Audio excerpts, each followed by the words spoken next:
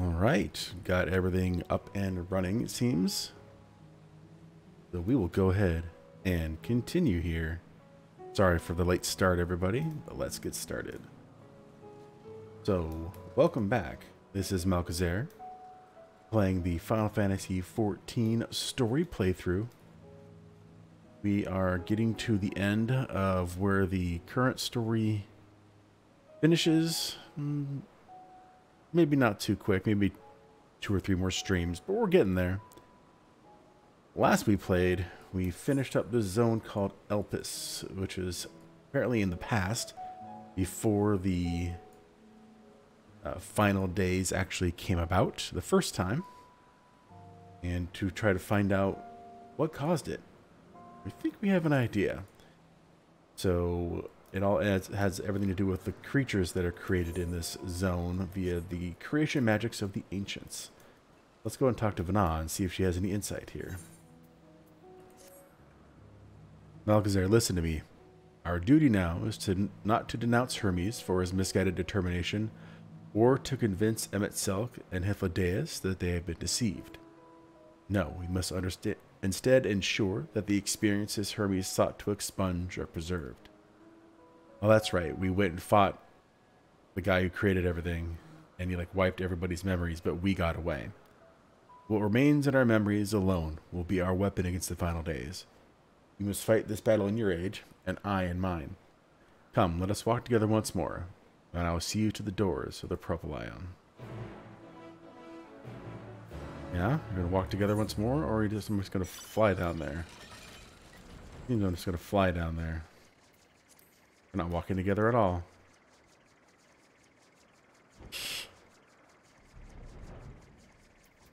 At least I have flying. I have 4 zones completed. Usually when you get flying, it means you don't really have to go back there for any other reason in that expansion. Sometimes you go back for other expansions, but not for this one. So that means that I'm going to be ending up going back to Labyrinthos, which is probably next. Go back there and finish up the other half of that, and then move on to whatever the last zone is.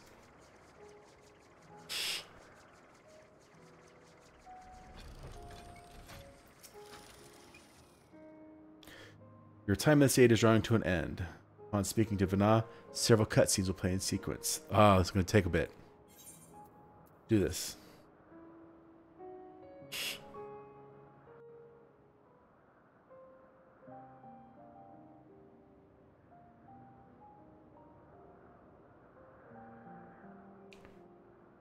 So, it is within.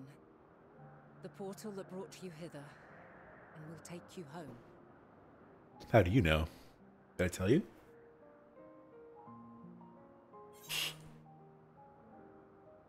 Perhaps I should stay and help.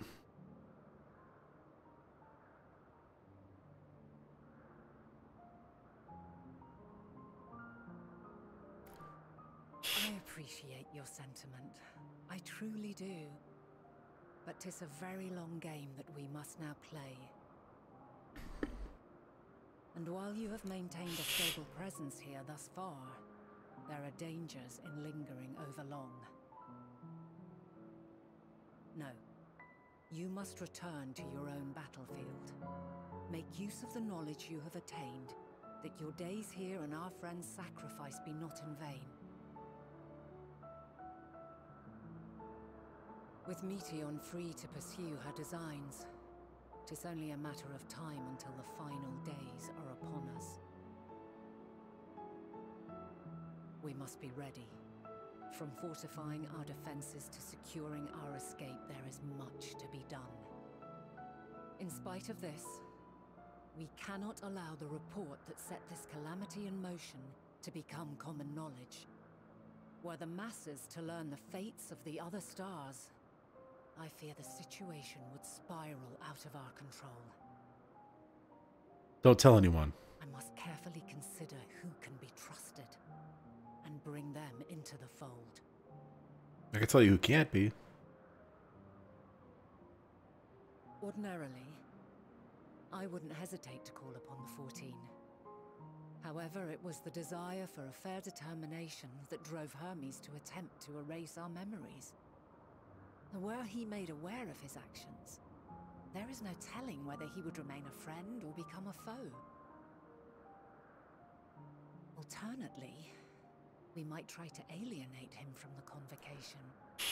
Yet in doing so, we would deprive ourselves of a brilliant mind who would be invaluable in the crises to come.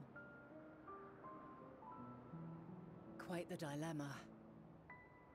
Which is why I must work independently of the convocation. Mm-hmm. And become Heidelin. Regardless of how we proceed, if we are to permanently avert the final days, we must be equal to Hermes' challenge. We must prove that mankind is worthy to exist. And this hinges, I think, on how we confront the all-consuming despair that accompanies a senseless and seemingly inevitable end. Bewildered and divided, we would perish like the peoples of those celestial ruins. We could not hope to survive the final days, much less take the battle to Meteon at her nest. We must find a way to defeat despair, to unite and prepare as many as possible for the struggle ahead. Yeah, I'm gonna nod. Heavy will weigh the burden of guiding this legion of souls. Yet I have faith in mankind's potential. As long as he believes in himself, there is naught he cannot achieve. So I will not give up on him. On us. You may find your world to be very different. Or perhaps the erasure of our friends' memories has sown the seeds of a conjunction between us. We cannot know until the moment is at hand. So shall I strive to do my best, taking naught for granted as I walk my path.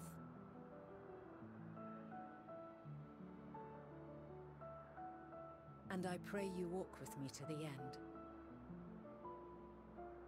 As you move forward, so too will I, as will all, resolved to fight for the morrow. And when mankind has found the strength to stand against despair, we shall silence the song of oblivion. She who sings it will learn our journey is far from over. This I promise.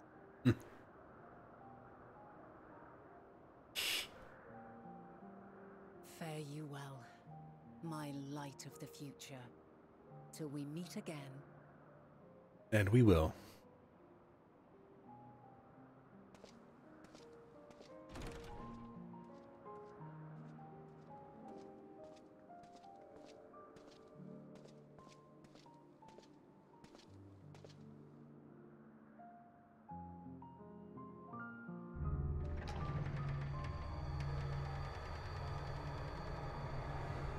And here we go, back to our own time.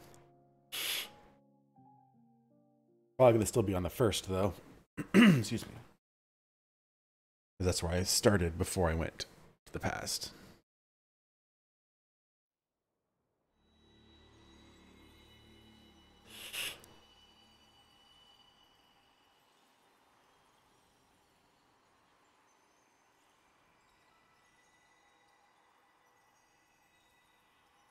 Shiny. From this day forth, I shall strive to bring honor to the seat of Fantasy. Ooh, so showing kind of what happens in the meantime, a little bit.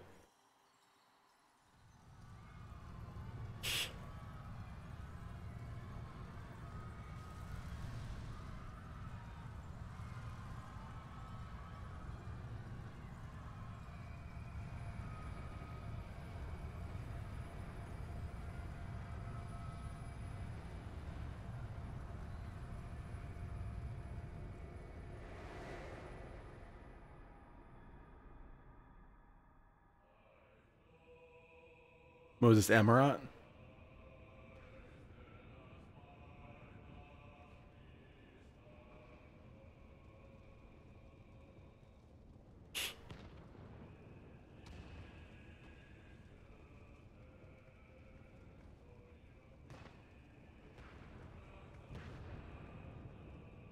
Even now, I remember standing there, locked in a moment where the sky is aflame.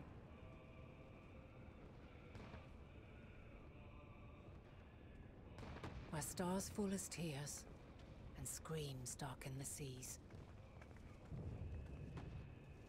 Where resignation rots the trees.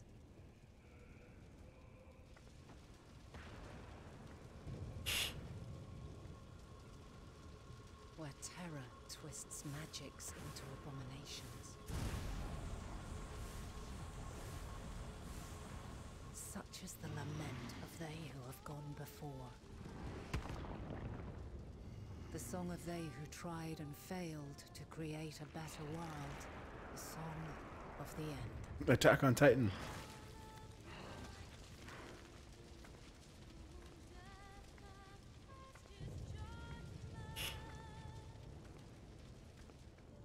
That which hides at the edge of the universe is no longer Hope's creation.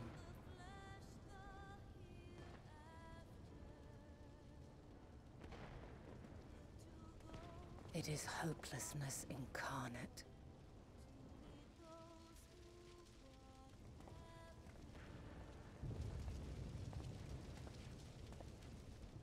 That day, mankind saw half of its number sacrificed to bring forth Zodiark.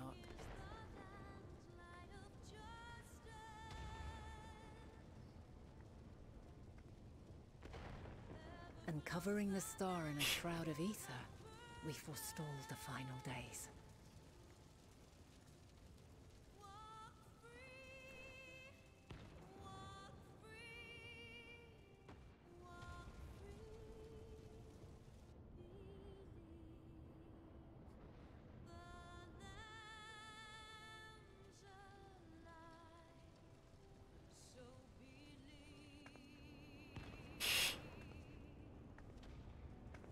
Yet the cries echoed still. We wept for innocence lost, wailed for death inevitable.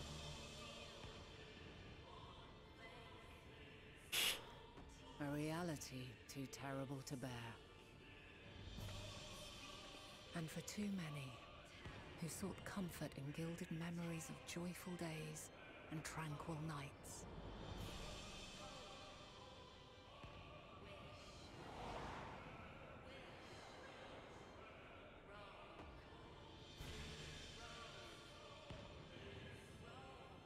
This is all wrong. Why must we suffer so? It needn't be like this. No. There must be a way to restore things to the way they were. To reclaim the perfect paradise we once had. No, my friends. Suffering exists, and we cannot pretend otherwise.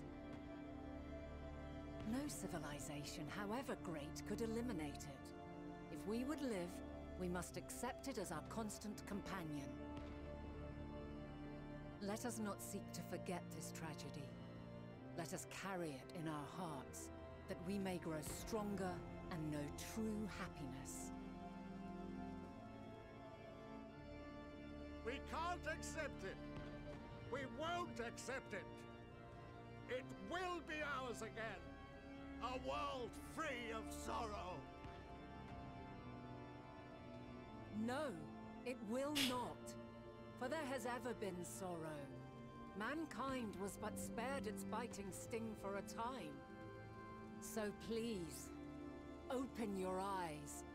To try and reclaim those lives we lost by sacrificing yet more isn't wisdom.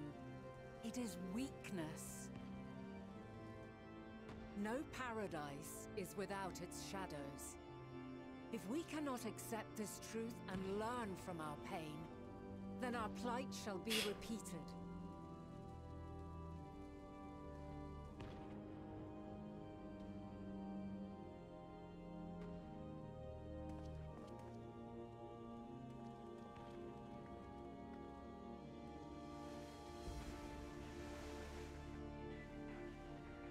Oh, they're doing it. The mighty Zodiark! God, born of our boundless faith! bid you, hear our prayer. Accept this offering of lives, and deliver unto us the lives we once had. Deliver unto us the days of old, the days when the star was a font of love, and we knew naught but bliss.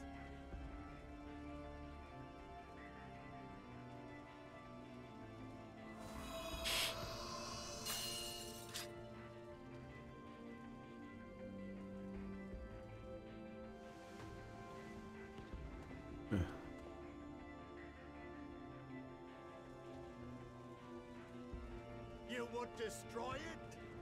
Our beautiful world?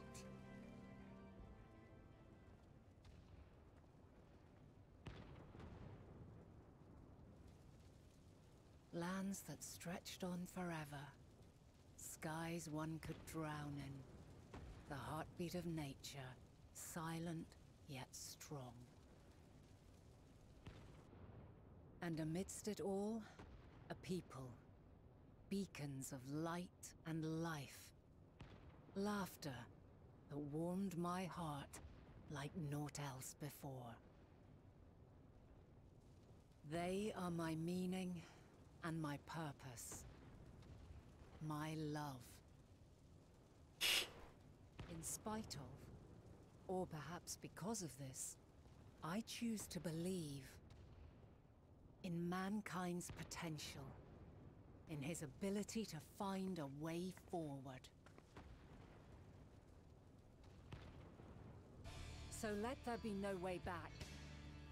From that temptation, I sunder us. No more shall man have wings to bear him to paradise. Henceforth, he shall walk.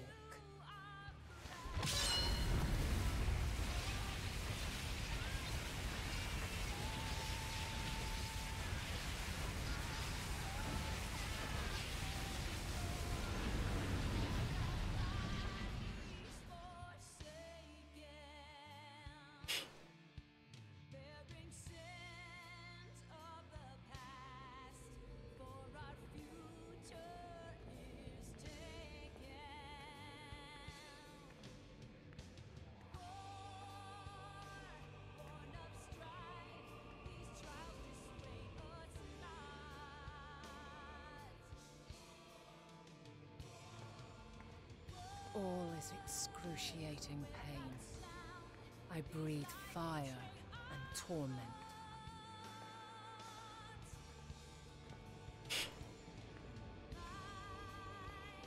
I birth a world of suffering to mire and plague.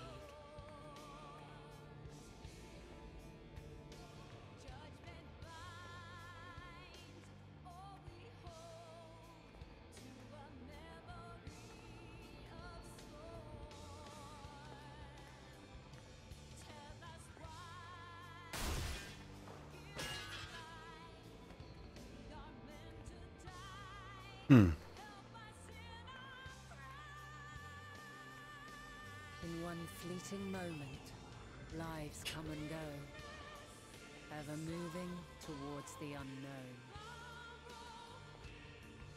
And in that fleeting moment, they cry for the answer to the question. Why, given life, are they meant to suffer? To die.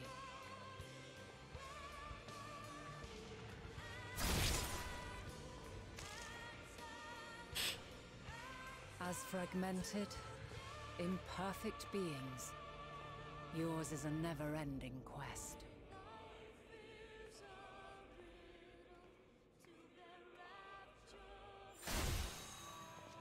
A quest to find your purpose. Knowing your end is assured.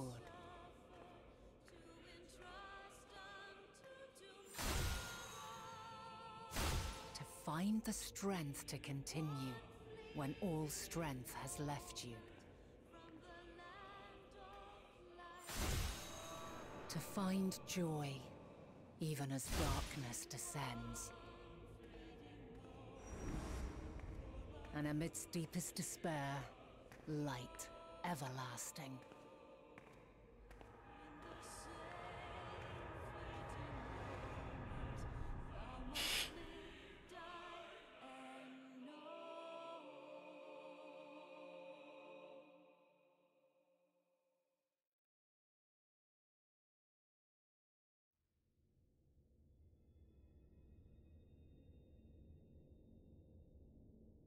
A conjunction has begun to form, an intertwining of your time and mine.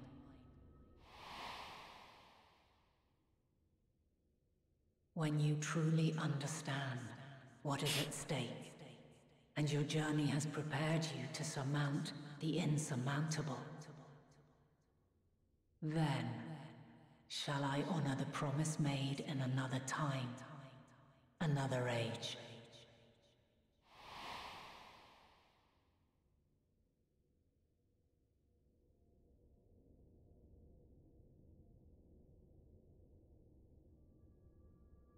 All right, now it's time for you to honor that promise, because now I know.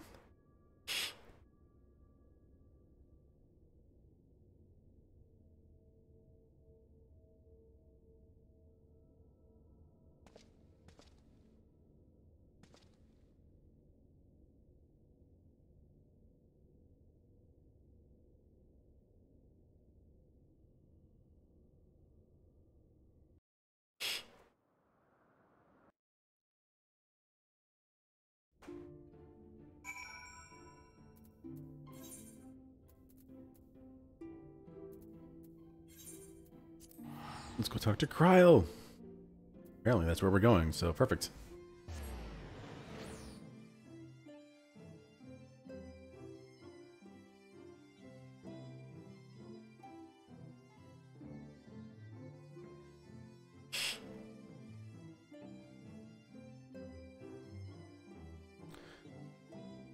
So now that I have this information, now I know what's causing the final days. Wonder what we can do to stop it from happening here.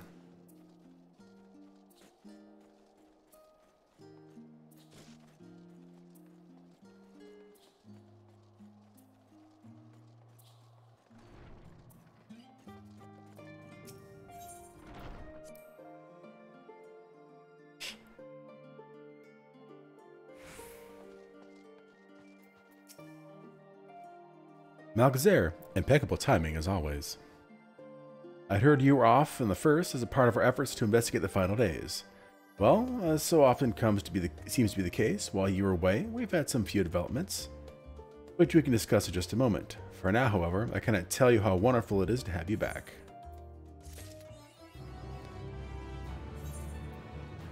Bum bum bum bum bum bum bum bum.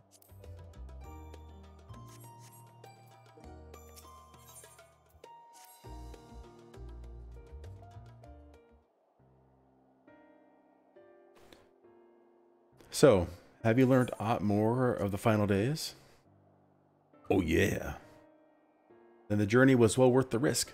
No doubt your newfound knowledge will be a great boon to us all. Unfortunately, during your time in the first, events here have taken a turn for the worse. The Scions are running themselves ragged, trying to contain the spread of blasphemies, but it's a losing battle. To try and ascertain the where and why of it, Alizé and Alphino have been traveling all over. Of all the regions they visited, Locus Aminus is one of the worst affected. Banker Destinian and Graha took a detachment of allied soldiers there to offer aid and succor to those in need. But the province is vast. They only managed to visit a handful of coastal villages. It was an accomplishment worth celebrating, but a drop in the bucket at best. In the meantime, Y'shtola and Master Matoya have been making a concerted effort to establish contact with Hydaelyn in the Ethereal Sea, but to no avail. As for Tataru and I, we've been keeping a close eye on the Forum. From what we gather, they've been constructing a vessel to ferry people to the moon. An ambitious project that has likely been years, if not decades, in the making. However, since we've seen no sign of it thus far, I suspect it's still incomplete. You also recall the proposal issued by Master Fortuno to the people of Radzat Han. Following their discussion, Vritra declared his support for the plan and urged those who wished to evacuate to accept the forum's invitation. So far, so good, but that's where things get a little strange. Apparently, the forum caught wind of the lunar teleporter in the Tower of Babel and decided to use it to deliver people to the moon instead of their mysterious ship. Therefore, to secure a safe passage for the Hanish refugees to the tower, Alphino, Alze, Astinian, and Graha traveled to Garlemald not long ago. Trouble is, the capital was hardly the safest place to begin with, and now the final days have come to Garlemald. Shortly after our friends arrived, they were sent to rendezvous with Master Fortuno. Then panic broke out, and our communications were severed. From what fragments we were able to make out before the link shell went completely silent, we can only assume the phenomenon has spread to the capital. The others need you, Malkazer. Please, you must help them. Do you not even want to know about the final days? And what's causing it? Having you there will make all the difference, I'm sure of it. Camp Broken Glass was the first port of call, so you'd best start there. Hopefully, Lucia will know where they are. There's no telling what you'll be walking into, so you'd best take every possible precaution. Tell her about the final days, or something.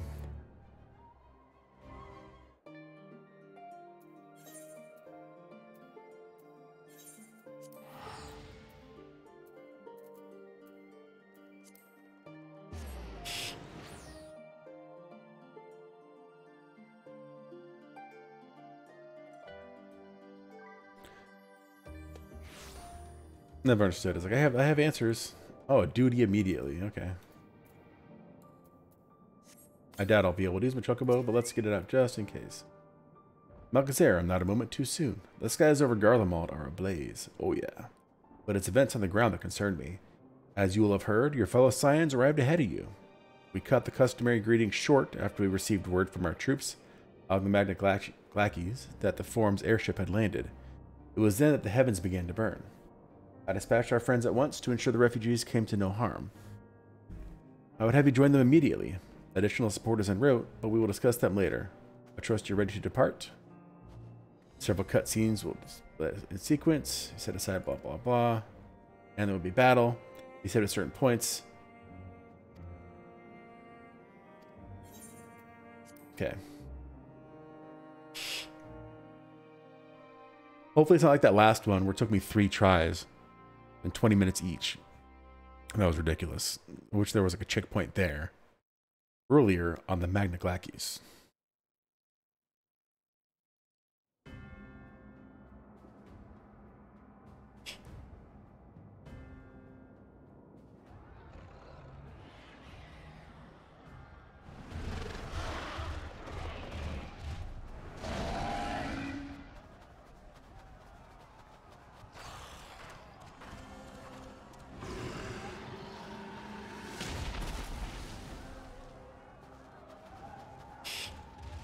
No. No. No. We were promised an escape. Not the same. No, we fled.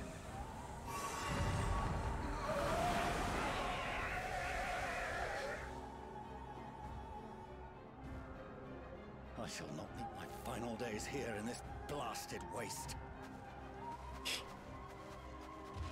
Calm yourselves. Your panic is our greatest enemy. Calm yourselves, you're being chased by monsters. Come, we must build a line of defense.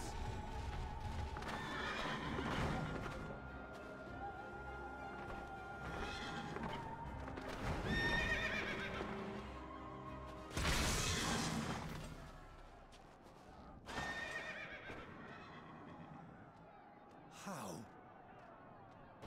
Leave the fighting to us, Father. You must lead the people to safety.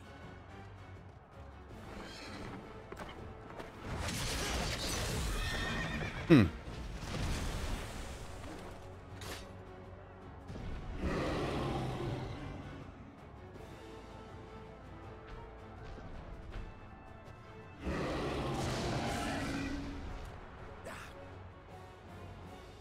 can handle this pad. You shall tend to the refugees. Let us be about it. All right, which one do I get to play? As you wish, my little lord.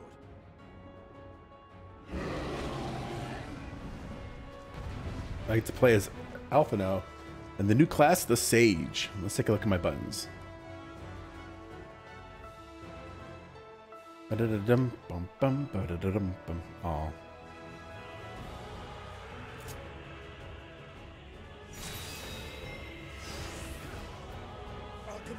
Heal, heal, heal. Damage. Help is at hand.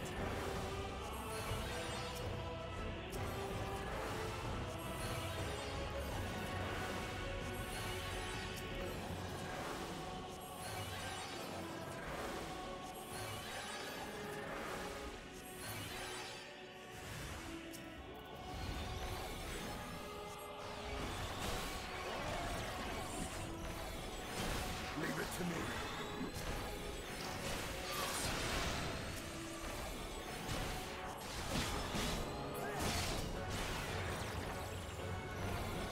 Oh, that's a dot, and this is damage. Okay, and this is an AoE.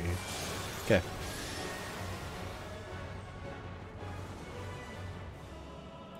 Heal myself.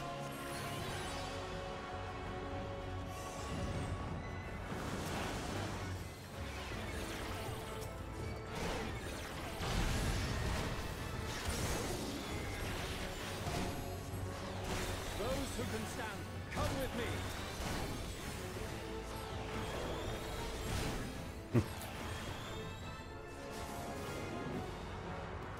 Everyone's turning. All is lost.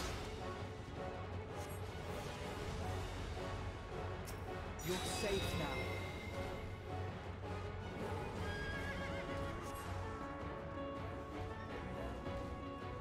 Easy now. Deep breaths.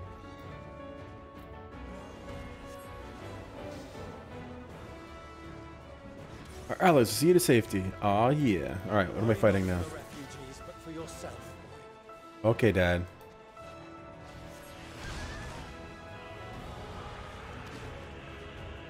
Big guy. Out of the way, Stinian.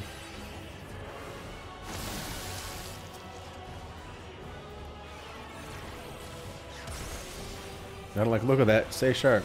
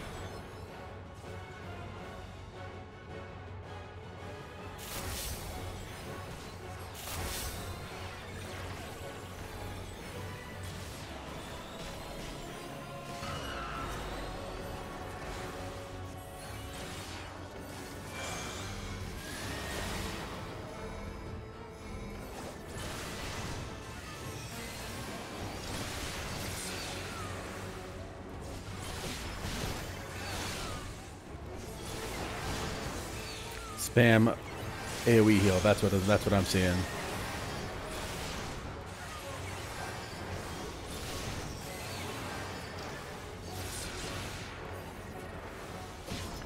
You're starting to get the hang of those things. Thanks, Dad.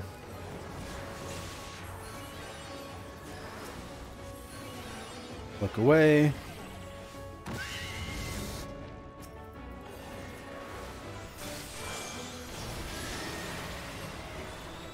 Gideon already has a shield.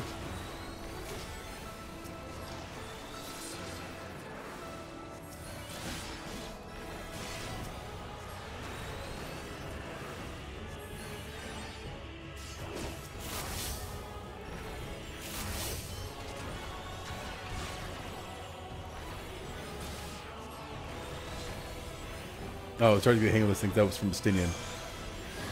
I'll still leave it as the thanks, Dad, though.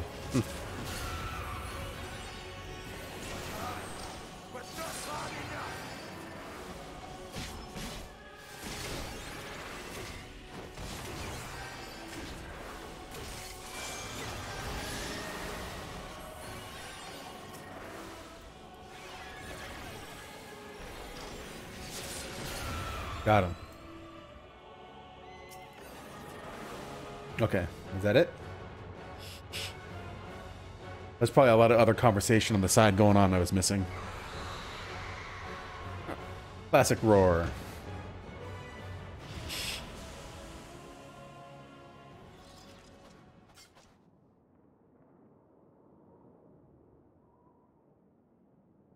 Help! Someone, please! What? Whoa.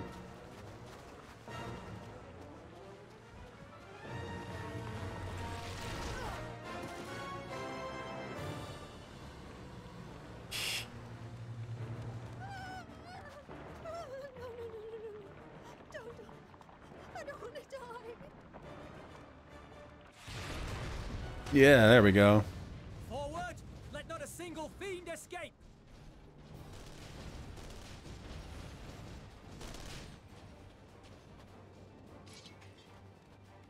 Wait, that's... Euless and the army. So, you've recovered then? Nope. In time enough to be of aid. For once.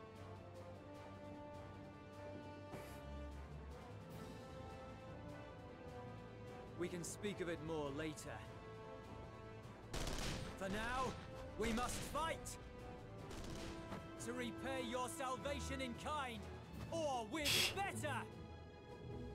For Garlemald has her pride! Alright, who am I playing now?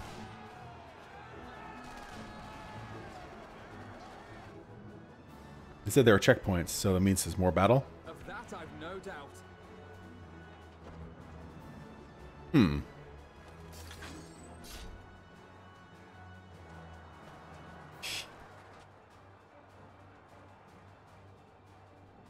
gods, of all possible saviors, the Imperial Army.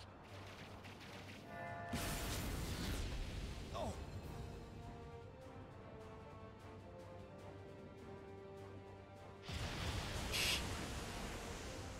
I had hoped to take all of them down at once. Think a withdrawal might be in order? Oh, sod that. You know who would never abandon these people to their fate. Voldemort. To be devoured by their former friends. That'd be beyond cruel. These beasts must fall here and now. Well then, I'd say it's high time we threw caution to the winds.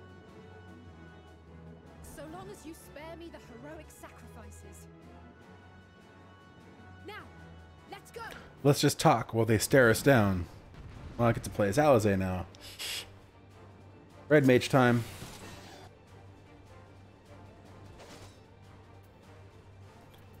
One, two, three, four.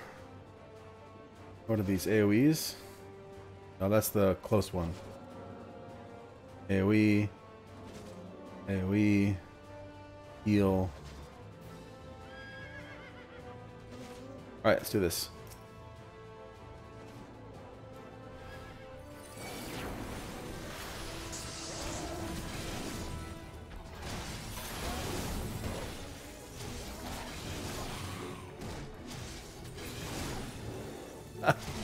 Let's wreck everything, why not?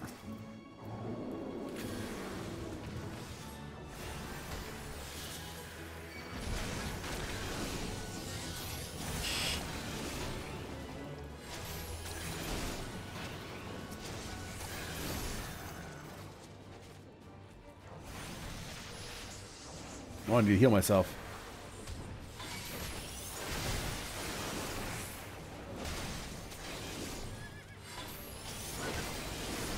We've lost too many, Graha. Too many already. Graha with me. There isn't a way to break the chain of these transformations. Is there no way? Oh, he's asking a question, sorry.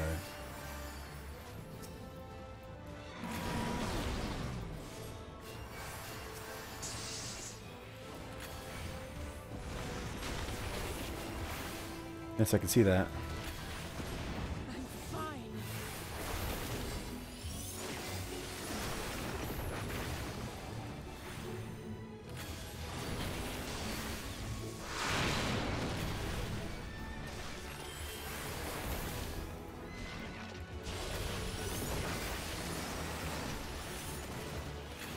Heal myself up.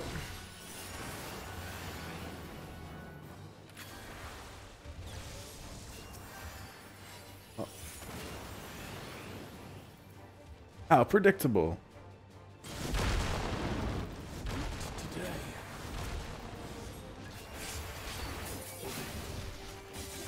I'll do some AoE, or not some AoE, some melee here. That's good times.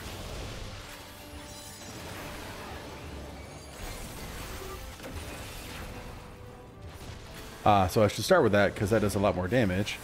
And it has...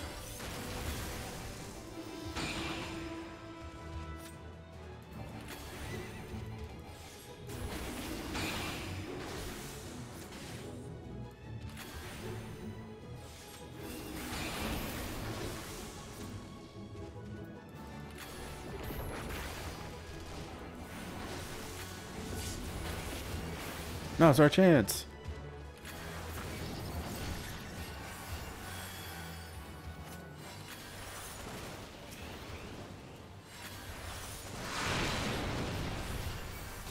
I'm not done yet.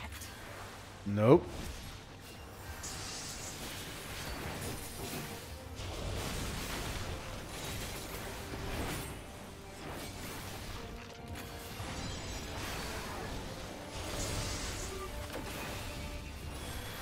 All right, heal up.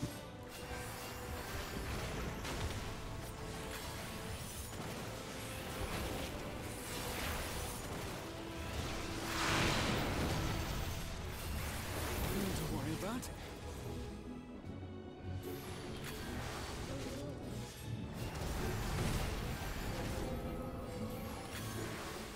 The air crackles with energy. Find cover.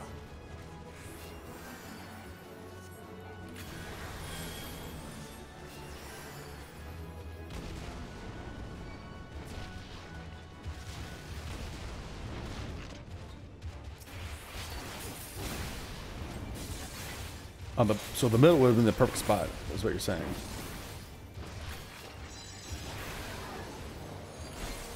As they say, turnabout's fair play. Limit gauge. Where's my... Oh, limit break. Kaboom!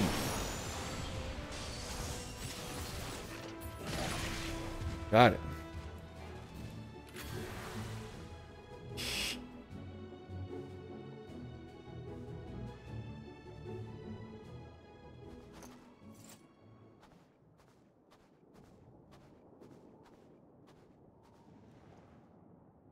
There's not the barest trace of ether. Maybe there really is no way to bring them back.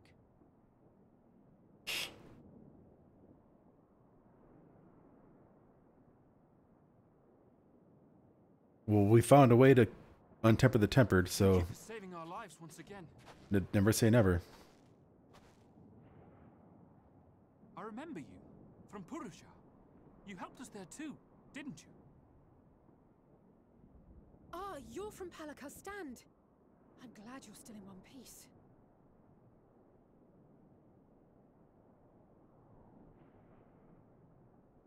Or you will be, once I see to that injury of yours.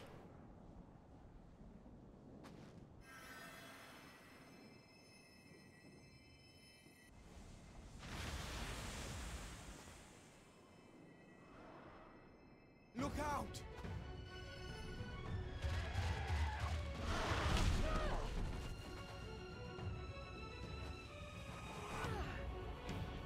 Ow.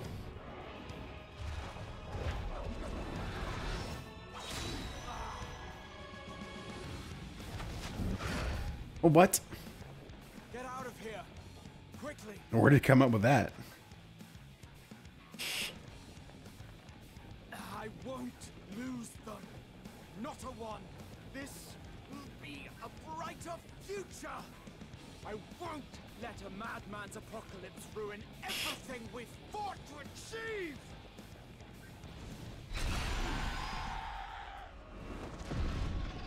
I was wondering, did he just kill it? Oh, it seems so. Get it together, Alize. You're embarrassing yourself.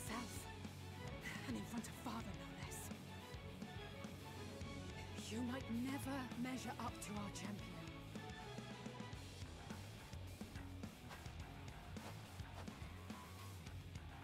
But we ask too much of him as it is. You mustn't let Eorzea's hero fight alone. Am I just like sauntering in?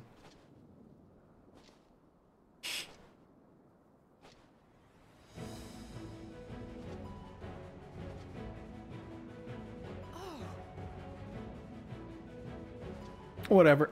What's up, guys? I am here.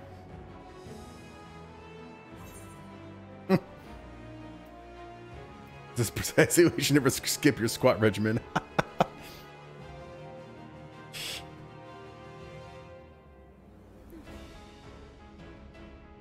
I can look after myself, you know.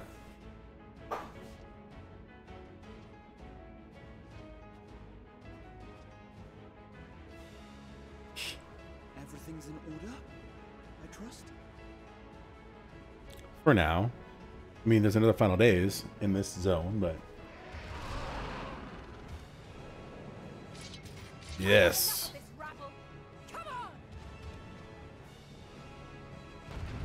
We're gonna have 2 tanks. I got this.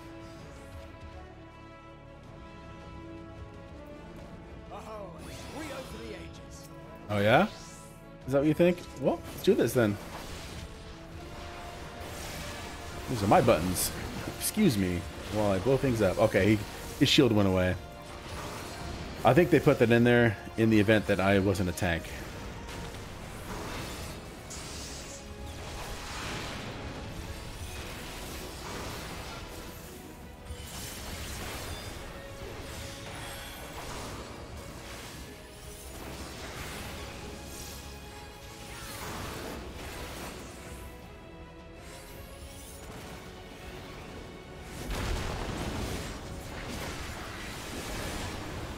Why is she doing that AoE? Just one dude. Here, look at me. He's almost dead already.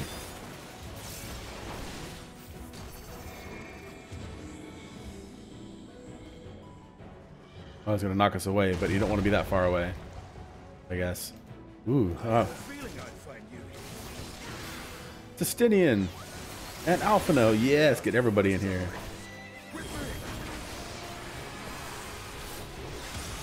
Wave of loathing, okay.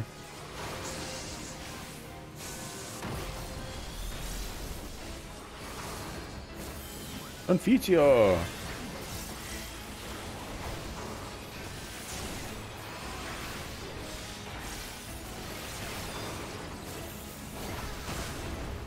I still haven't looked at my level 90 abilities yet.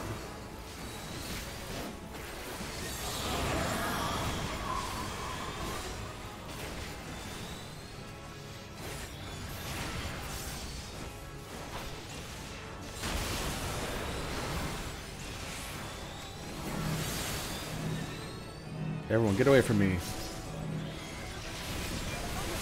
Oof. Alphino just got destroyed.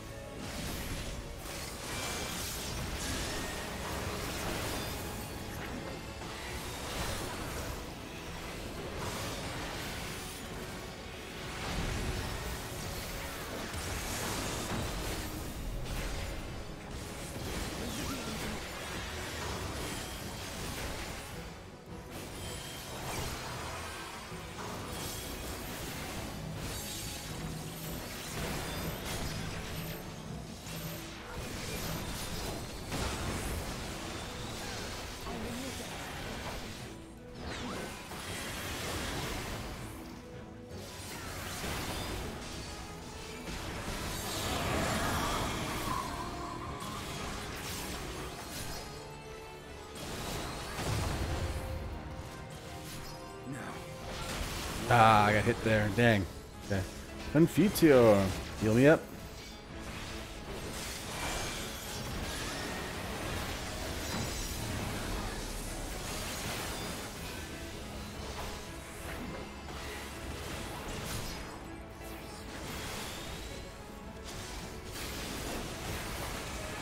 They're almost dead. Perfect.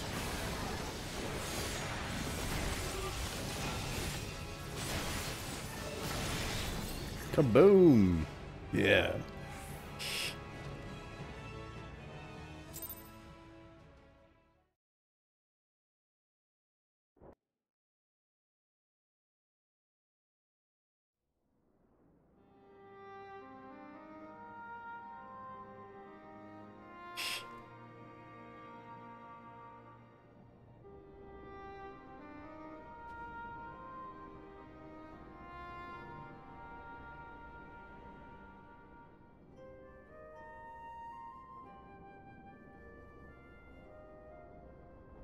You must board without delay. The ship will depart ere long. Your offer to host us in Charlian is most appreciated. But will the final days not soon fall upon it as well?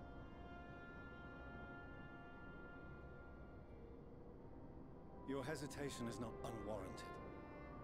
The satrap entrusted me with your lives, yet I have failed your comrades.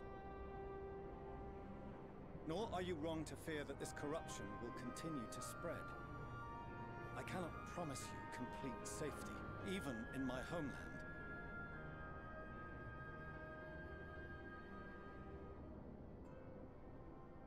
What I can promise is that I will do all in my power to protect you.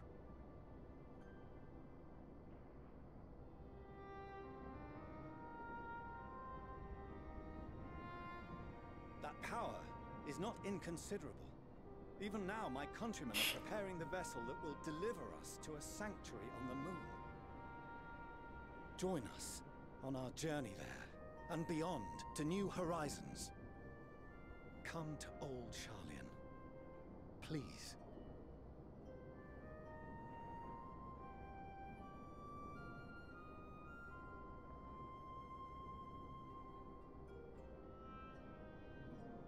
We would be fools to refuse such a generous offer made in earnest.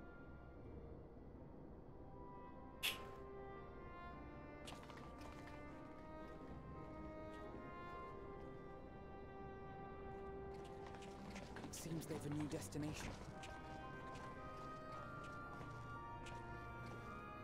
The people of Radzat-Han have known too much suffering. The march to Garlemald will only bring them more, short though it may be. I quite agree. Fortunately, they have you to look after them. Yes. Well. Are we Leviers again? Behind you! Just there!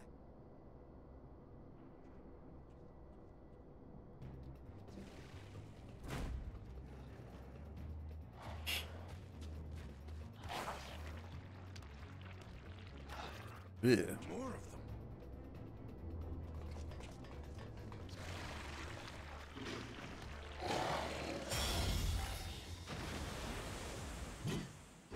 them.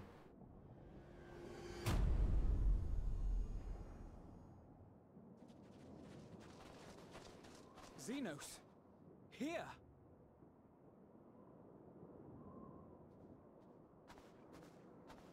You'll be all right. Hurry to the airship.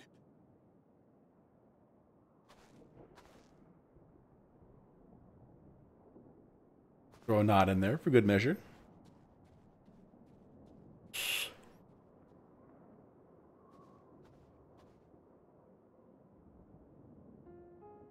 Why have you come? A heretofore unseen beast. 'Twas ripe for the slaying. Poor sport, alas. Unfit to temper my blade. Oh, for the love of... You cannot still be on about a rematch. That is and has ever been my sole concern. He wants to fight me.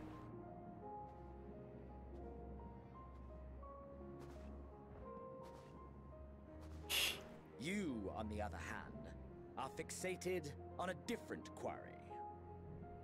Your passion pales before mine, yet neither hate nor despair seems sufficient to recapture your misdirected bloodlust.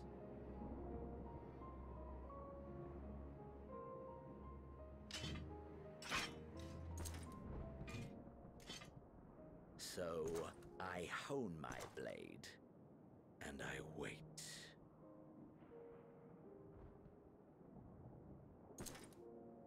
That's it. That's all you care about.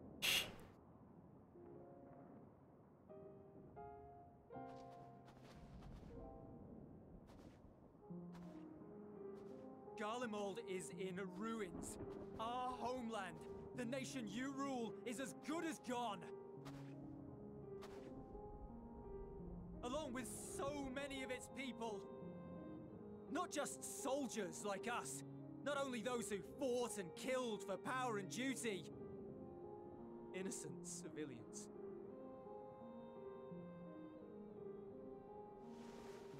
Murdered by their own flesh and blood. Lost and confused as they breathed their last. While we who survived with our lives and minds intact were left to freeze to death. The Eorzeans tell me all this was your doing! You slaughtered your countrymen! You did! For what? For nothing, in the end. So much wasted effort. You bastard! You tell him. For your own sake, Euless, you must control your anger. It will serve no one should it consume you and see you transformed.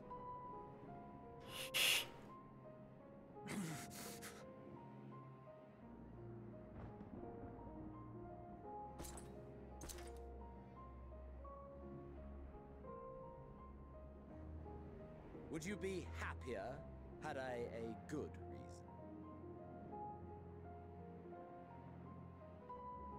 What? You asked me my reason. If my motives met with your approval, would you no longer resent the outcome? If so, then perhaps a beast's skin would suit you better. Duty, honor, morality. All constructs of convenience put to proof. Not wrong. Surely the war taught you how easily power becomes the tool of the self-righteous.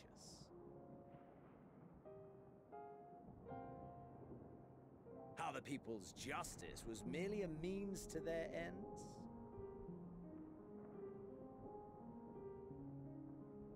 Yet you would ask me why. Ask any creature of this star and those above for answers, and they will tell you what suits their fancy. And they would be right to do so. What meaning there is to be found in the petty vicissitudes of your existence must be gleaned by you, and you alone. That's true too.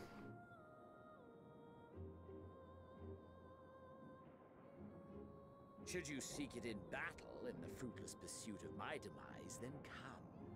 Assume your rightful place as a notch on my blade. Whisper, whisper.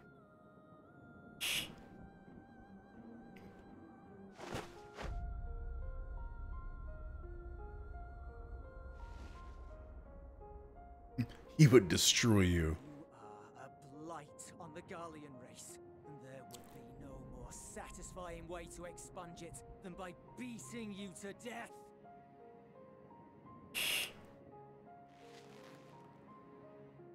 But I will not be party to another tragedy. I refuse to lose anyone else because of you. You may not have a choice. So go.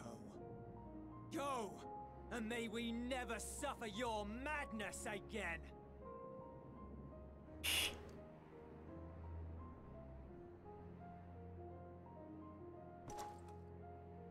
All right, later.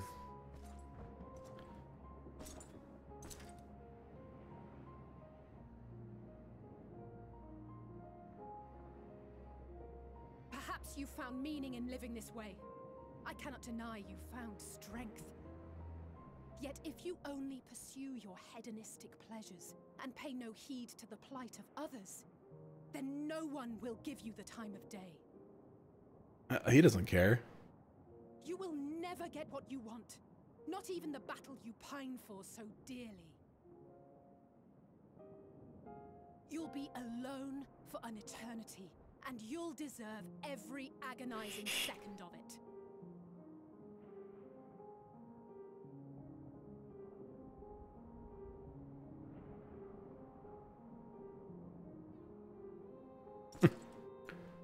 Classic Xenos. I'm just gonna walk away. I'm not gonna waste my time on you guys.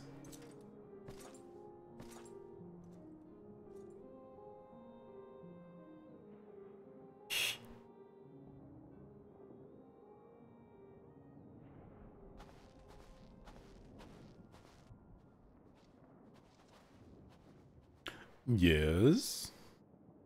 We're ready to depart. The refugee ships will be leaving shortly, but I've asked mine to remain for the time being. There's room enough for you to join me on it, if you wish.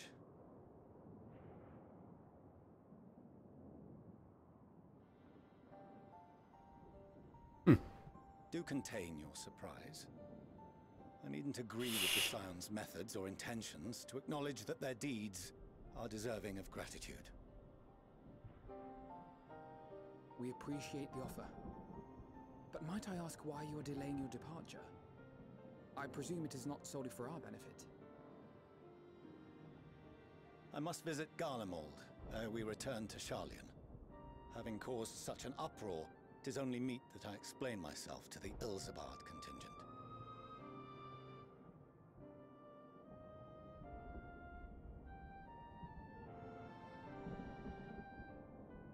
Yeah, more nods. Allow us to accompany you then. We should be glad to facilitate, given our familiarity with all concerned. If you would like to join as well, Eulus, we can speak of recent events on the way.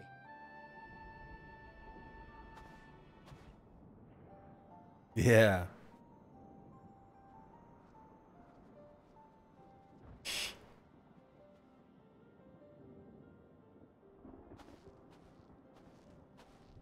He'll be after your seat on the forum next.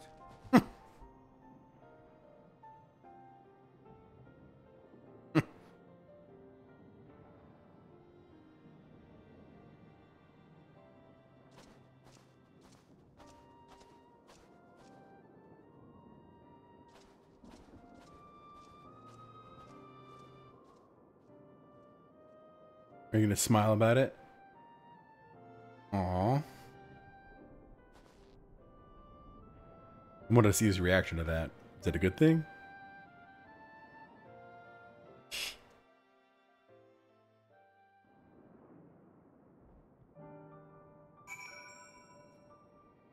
I'm standing next to the person I need to talk to.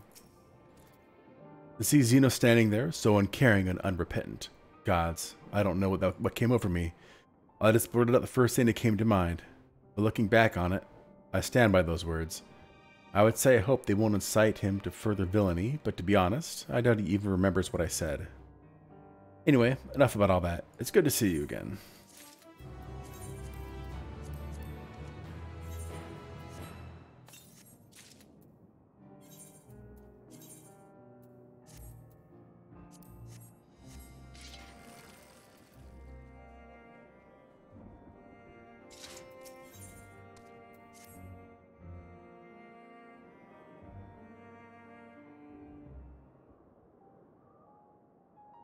No major injuries then. Good. More voice acting, yeah. I briefed the recovered soldiers and sent them on their way as quickly as I could, but nevertheless feared they would not make it in time.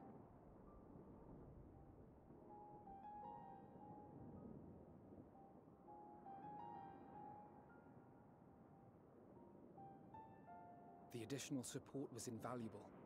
Your men saved more than a few lives.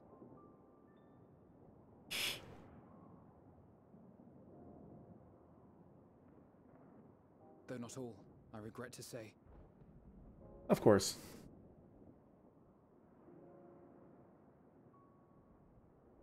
I take it that I'm addressing Lucia Junius. I'm the Forum's envoy, Fortuneau Leveilleur. And you are owed an explanation for these most dire developments. Explain, explain. Explain, explain, explain.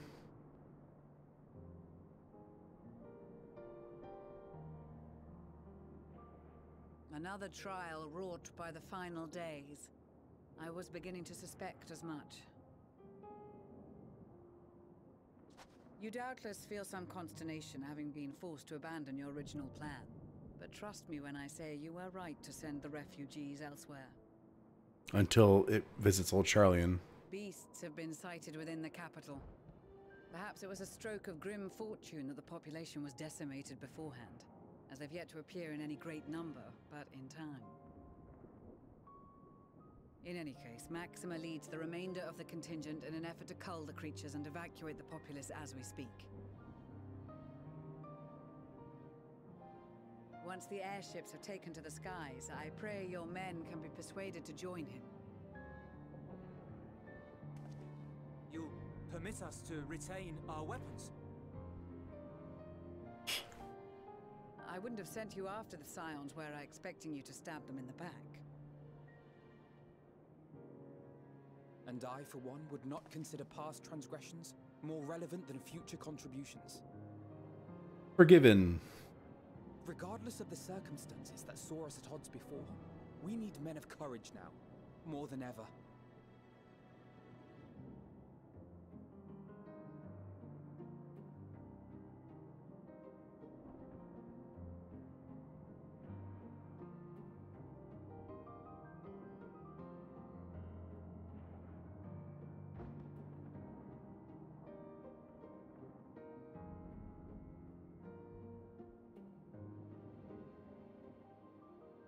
We swore to defend Garlemald, and so we shall.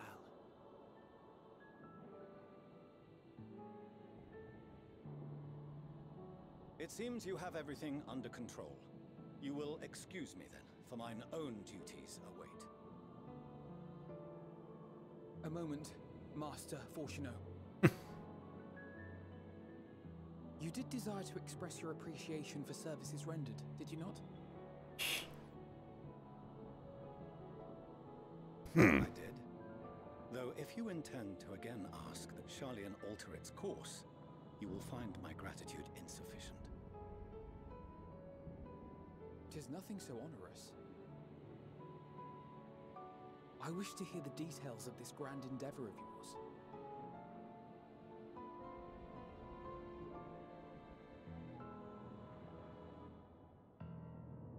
Do you swear to listen and to learn, and not to embark upon some scheme to impede us?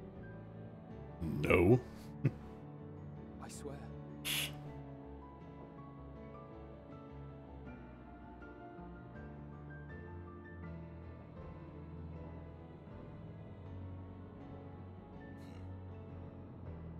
Any other, I would doubt. But you, I trust to keep your word. For not once have you broken it. Whisper, whisper, whisper. Come on, guys. Figure it out. Very well. I will request that the Forum make you privy to our plans. You may await our summons at the Baldessian Annex, assuming the decision is in your favor. Does that suffice?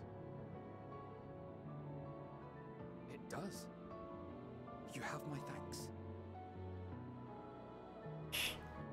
Excellent. You can regale us with tales of your most recent sojourn to the First while we wait.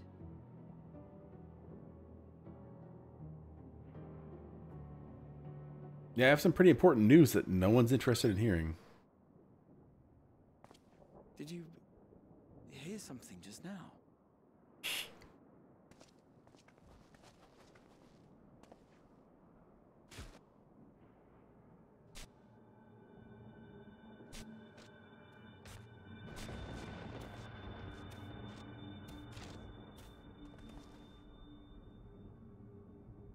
Heidelin's gonna speak.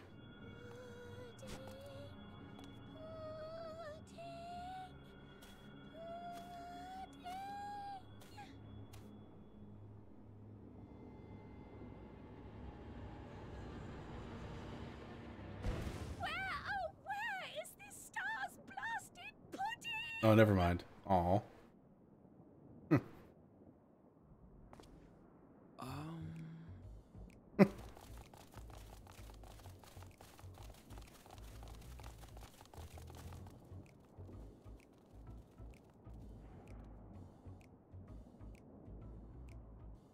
Dawn may banish even the darkest night, and to this bitter clime bring warmth and comfort.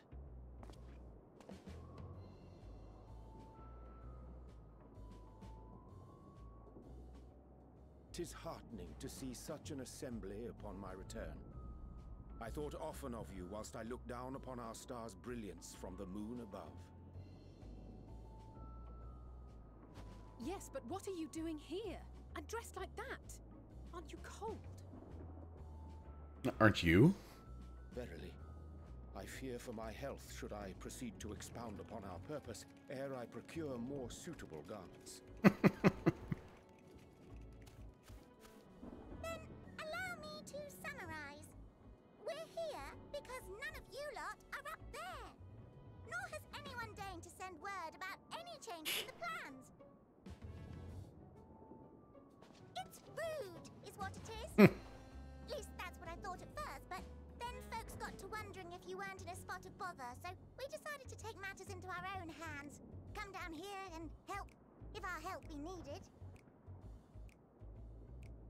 So she says, but it's also something of a convenient excuse to visit Aetheris.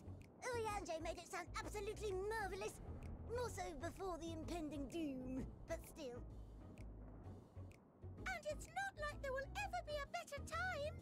What with the aforementioned doom? Marvelous, they say, yet not an ounce of pudding to be found. I must suffer Urianger's inferior works no more. Hey! Maybe consider the plight of present company before you go blathering on about pudding and doom? Ahem. As I was saying, should you require any assistance with whatever, we are at your disposal. We were born from Heidelin's love for the lives of this star, so naturally we would much prefer to see them continue. Twiddling our thumbs up on the moon is hardly conducive to that, though, is it? You just realized that after thousands of years? Not when you've all got such precious thoughts and feelings and hopes for the future deserving of more active preservation. Speaking to Urianger made us realize that while we've carried out our duties to the letter, we've failed to fulfill them in spirit. From there, it was just a hop, skip, and a jump towards resolving to do better. So please, show us how. Help us help you.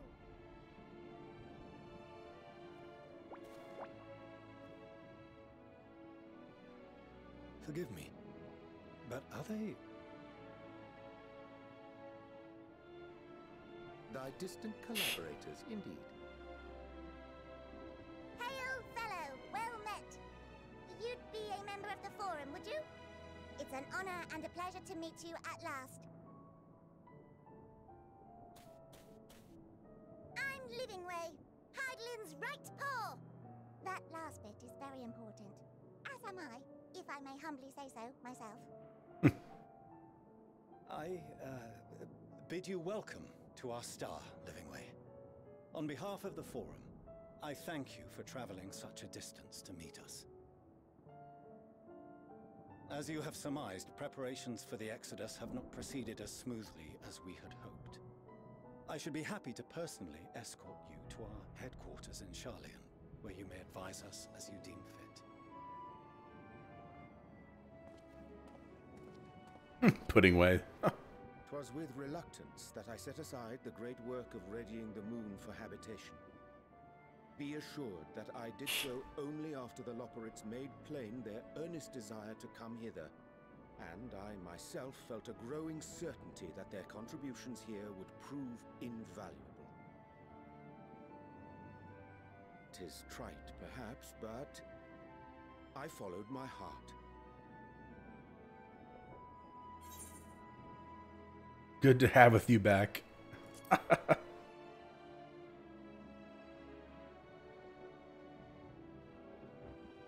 For a time, at least. Nevertheless, 'twas worth the journey to find present company well. Kaboom! Lightning strikes. Will thou attend us at the Forum and lend thine own wisdom? Yep, I'll be there. If that's all quite settled, can we start moving before Urianger catches his death? Even I'm freezing out here. Oh, I dare say you'll warm up quickly once you're aboard the airship. Sat shoulder to shoulder with our fur-covered friends.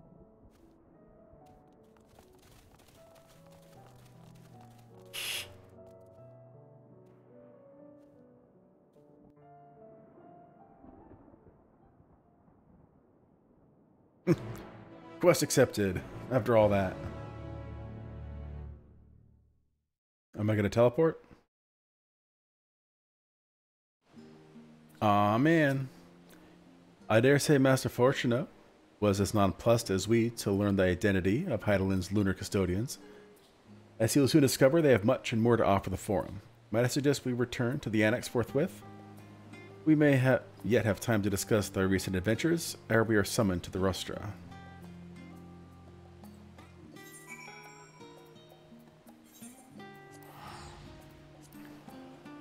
I'm just going to teleport. It's going to be a lot faster.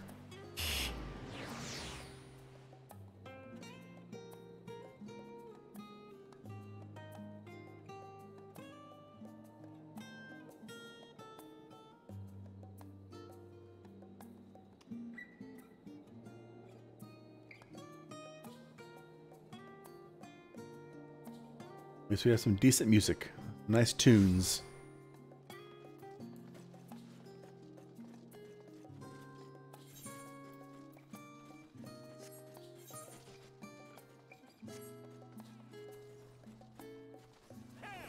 Yes, dance it up.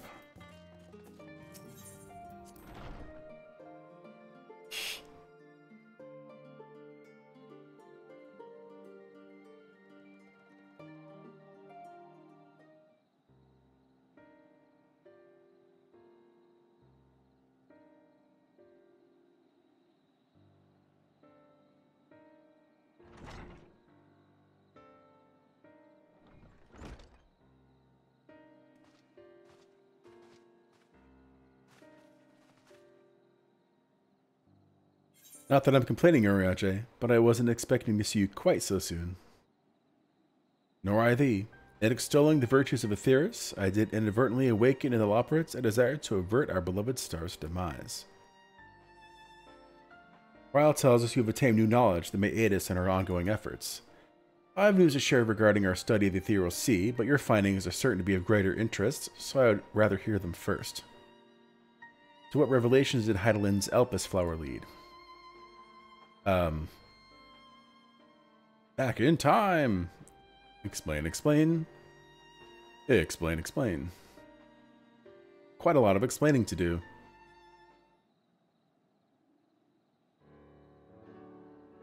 Alphino's already pondering. Then this dynamis is what drives the final days. If it and Akasha are one and the same, this all but proves Nadana's theory. Were an entity, through sheer force of emotion, to channel this vast dormant reservoir into a raging river, its power might surpass even that of ether. But if our star is so replete with ether, said entity would need to be outside its influence to effectively manipulate the dynamis of the great expanse. Mution. Or rather the sorrow and suffering of fallen civilizations that she has been hoarding for millennia. Untold anguish and fear and hatred, drawn from every corner of the universe, all for a single purpose, the destruction of Aetheris. Then our foe is no longer some unknowable calamity. We have but one aim, to defeat Medion. You make it sound so simple, but you're not wrong. Vanquish Medion and we deliver the world from the final days. But to even attempt it, there are two conditions. First, we must determine her location. Before Medion escaped, an enchantment was placed upon her by Vana, the woman who would become Hydaelyn. The implications of temporal magics are not entirely understood, and so we cannot assume that our Hydaelyn and the Vana you met at Elpis are one and the same. Nevertheless, due to her intrinsic qualities as an all-powerful being, I'd wager that Hydaelyn possesses the knowledge we seek. Whether she would share that knowledge with us, however, remains to be seen. After all, she intends for us to flee Aetheris, not to stay. Do you suppose she has abandoned her pursuit of Medion? The Vana I know would never give up. That's my impression too. Otherwise, she wouldn't have used me as a conduit for her will, or provided clues such as the Elpis flower. I believe she has been waiting for mankind's answer to Hermes' question. So, what's the second condition? We must find a means to reach Medion. Find her and then get there, yep.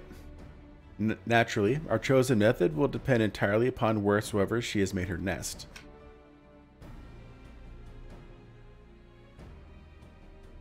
Then communing with Hydaelyn must by necessity come first. Did you and Master Matoya have any luck with your investigation into the Ethereal Sea? Sadly not. Though we enlisted the help of Arnvald and other Echo-blessed allies, we couldn't detect so much as a whisper from Hydaelyn, even from within the Antitower. Master Matoya is of the opinion that in the years since abandoning it, the Forum has found some other method of receiving instructions from Hydaelyn. If so, it would most likely be some form of apparatus for observing the Ethereal Sea, built closer to home.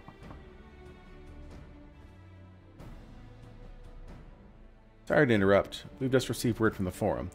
Your presence is required in the Rostra, where they intend to discuss the Great Exodus. Then Father was able to persuade them. They're finally taking us seriously. Let's hear what they have to say. You gonna teleport me? Bum bum bum bum bum. Bum bum bum. Bum bum bum bum.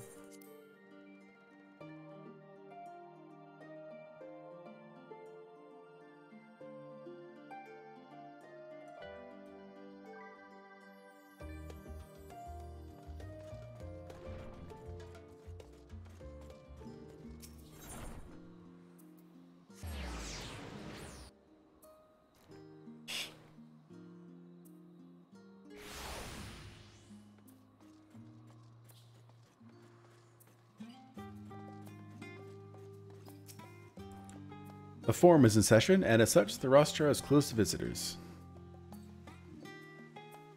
A sign of the 7th dawn. Very well, you may wait in the corridor. Of course, entry will only be permitted on the condition you leave your armaments at the door. Lest you forget, this sacred institution holds rational discourse in the highest. The implements of war are expressly forbidden.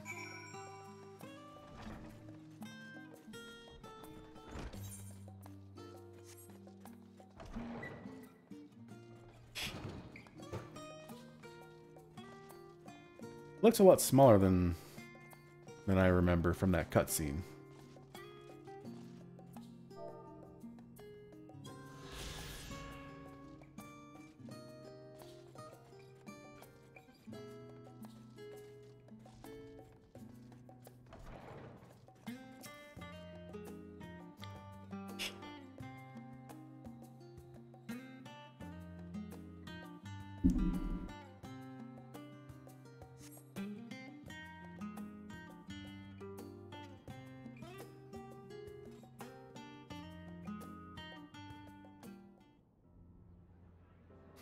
Everyone appeared.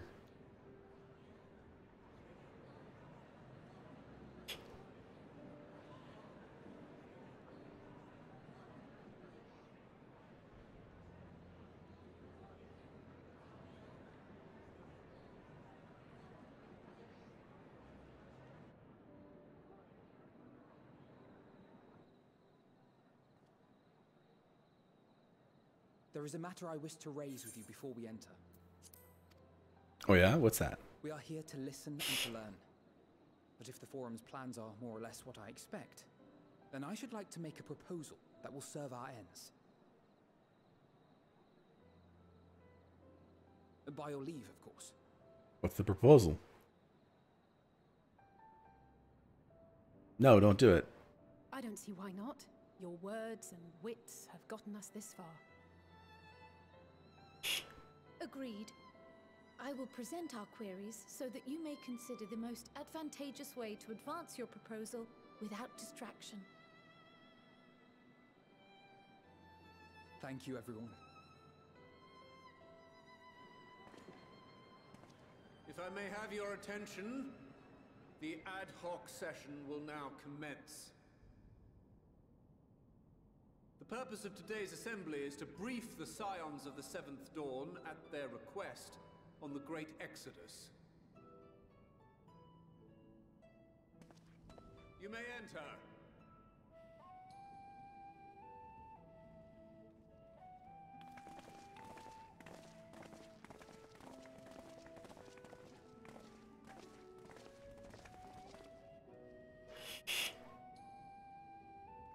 He looks mad.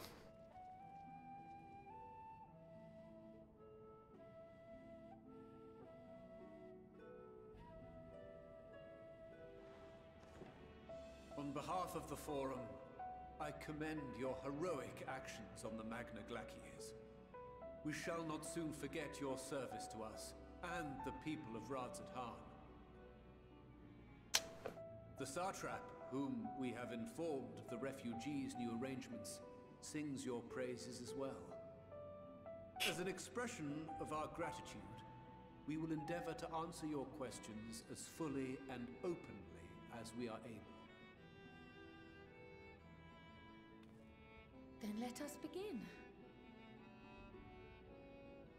First, it is the Forum's objective to ferry the life and knowledge of this star to the moon. Am I correct? You are. It is for this purpose that Sharlayan has labored these many long years. We have collected biological samples and scientific records from across the star. When the time comes, they will be moved from their places in Labyrinthos and Numenon and conveyed to safety. Once that critical task has been accomplished, we will begin transporting the Sharlayan citizenry, which has been categorized into groups. The earliest arrivals are to ensure hospitable environs for those who come after. Following our people, we will send those of other nations in turn, beginning with our allies. Radzat-Han was foremost among these, but since the final days have already come to Thavnair, we saw fit to include the refugees with earlier groupings. An ambitious plan. You have accounted for the safety of all nations and tribes, then? As many as we can. Not everybody. And how, pray tell, do you decide who to leave behind? To journey beyond the sky is an unprecedented and immeasurably difficult endeavor. Introducing sources of inevitable conflict would condemn all to certain death. We're not going to take our enemies. Questions as to the validity of that approach aside, are your plans proceeding apace? We're under the impression that your primary means of celestial transportation is incomplete.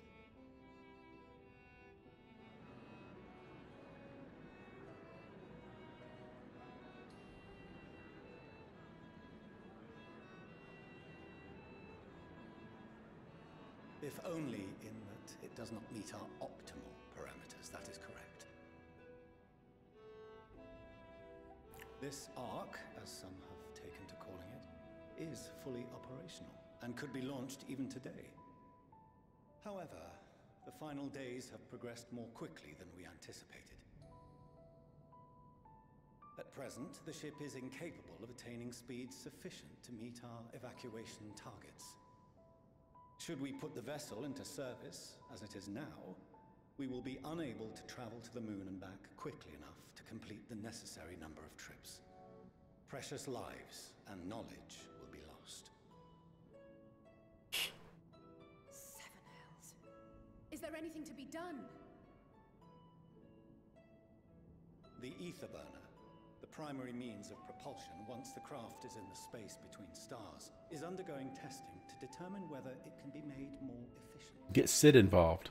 Though cargo is being loaded for the initial phase of the Exodus, we are prepared to continue our experimentation up to the day before launch, should it prove necessary.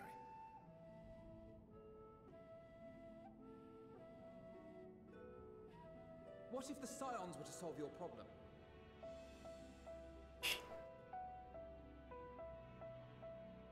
We shall help devise a means to improve the ether burner's efficiency, on 2 conditions. If we succeed, you must allow us to meet with Hydaelyn.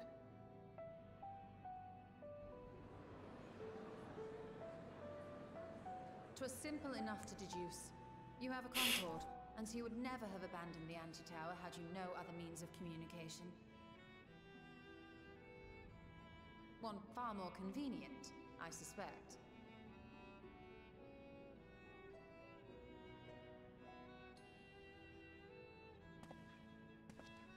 The second condition, also to be met upon our success, is that we be permitted to propose another use for your Ark.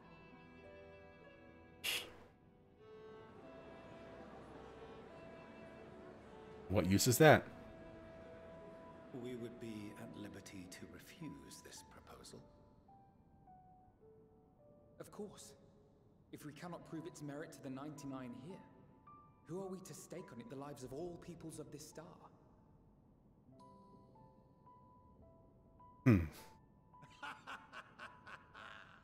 Delightful as always, Master Alfino.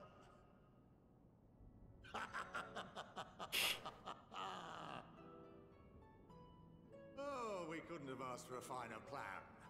Allow us to solve this complex engineering problem of which we were entirely unaware until moments ago. What could possibly go wrong? The satire writes itself.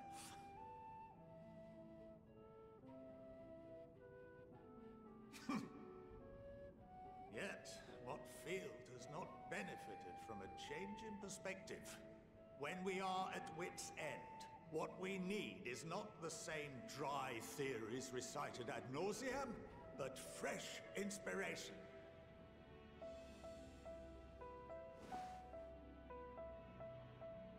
I, for one, have faith in my erstwhile students to provide it, and I find their terms to be perfectly acceptable. You don't even know what we want to use the Ark for. Order! Order! We have no time to waste on debate. I call a vote. All in favor of agreeing to the Scion's terms? Should be most everyone.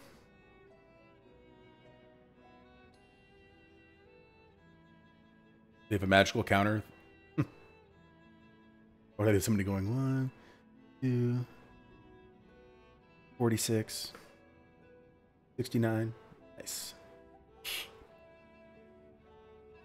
71 in favor, 28 against. The ayes have it.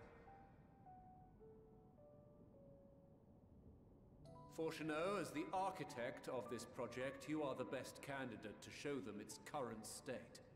And bear in mind that regardless of your personal misgivings, this is the will of the Forum.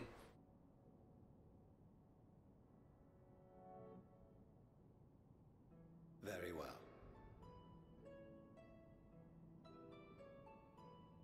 I call this session to a close. Return to your tasks with urgency. The final days wait for none.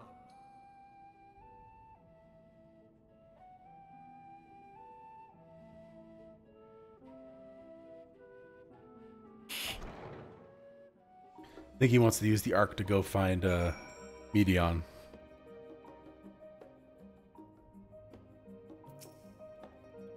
Sorry about not letting the rest of you into my plan. I was, admittedly, thinking on my feet for the most part. But since we require both the means of communing with Heidelin and reaching Medion, in the spur of the moment, I saw involving ourselves with the completion of the Ark as a way to work towards both objectives simultaneously. However, we must first keep our end of the bargain by solving the problem of the ether burner. I'd like to think of it as not a challenge beyond our combined expertise, or at least the expertise of our extended circle of associates. It might behoove us to learn how an ether burner actually works before we attempt to improve it, though.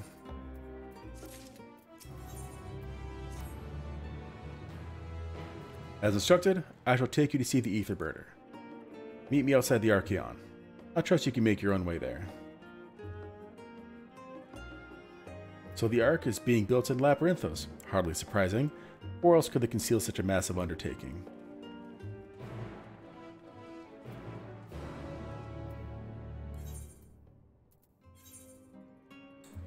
Keep clicking the wrong thing. There we go. Yep, so I'll go to Labyrinthos.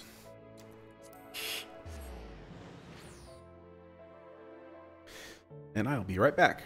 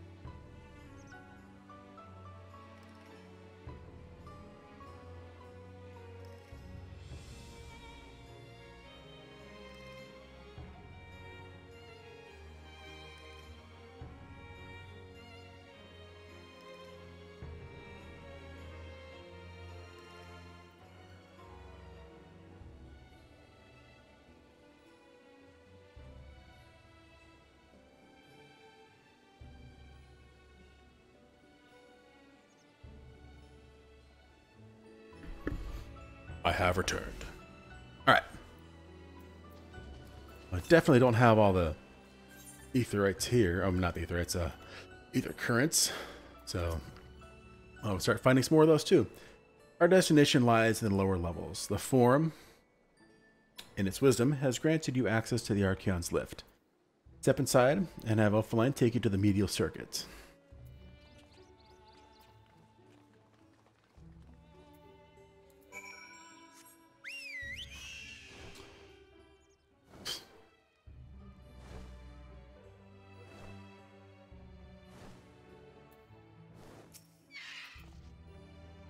Blah, blah, blah.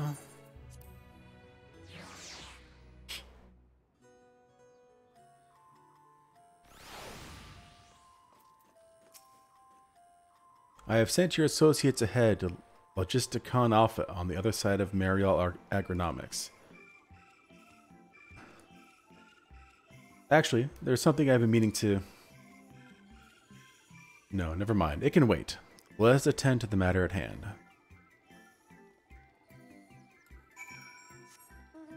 This music's kind of silly.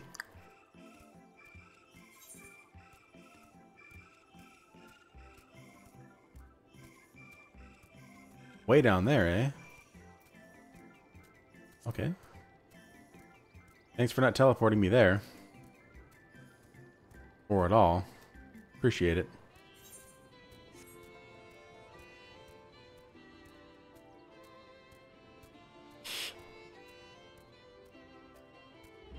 Wait. Didn't I get... Let me look at these things. Changes to Blade of Faith upon execution. Let me see if I can pull it off.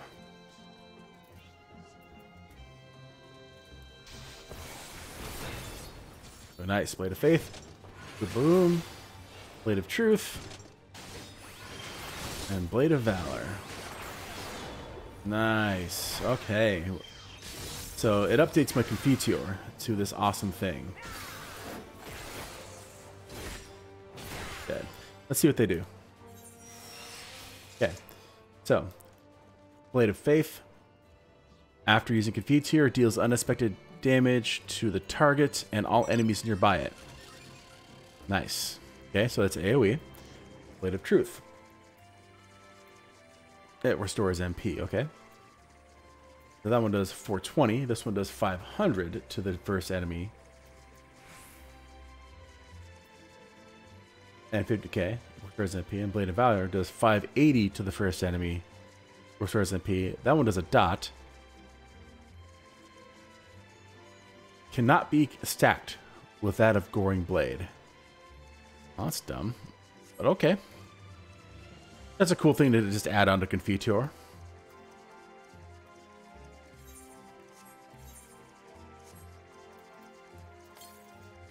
I have a lot missing, huh? Half. I don't have any other blue quests yet. But I also have like 2 Aetherites I haven't found yet, so there'll probably be plenty over there.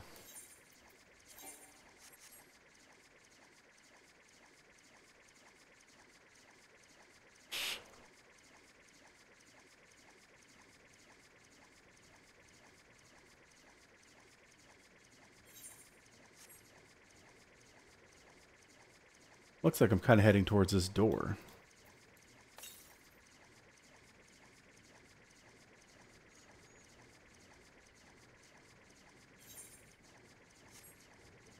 Looks like I'm heading inside.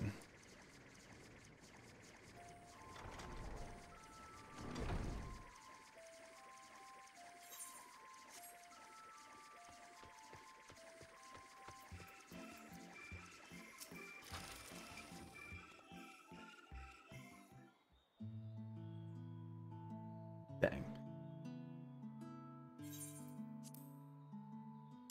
We are to wait here while our father arranges for us to use the next lift. Here, being Logisticon Alpha, where the atmospheric conditions in Labyrinthos are regulated. Water is drawn from underground and diverses vapor, stimulating the formation of artificial clouds and rain. By manipulating the temperature and air circulation, they are able to create the ideal environment for the growth and preservation of the biological samples kept here. Hold on, how do you know so much about it? Why, Father brought me here as a child. What, and left me behind? Well, actually, you're the one who left me behind when you went off somewhere with Grandfather. The night before, I've been asking Father how clouds are made, so he decided to show me. It was fascinating. I peppered him with questions the entire time. 'Tis all too easy to take for granted the many interweaving aspects of the natural world, to grow inured to the wondrous. But having gained an understanding of the complex mechanisms employed by the Loperites in recreating a similar environment, I have come to view such processes in a new light. The subterranean guardians of Labyrinthos, the lunar prison forged to contain the ancient Zodiac, the habitations built for all mankind neath the moon's surface, each unique yet undeniably similar. 'Tis no mere coincidence.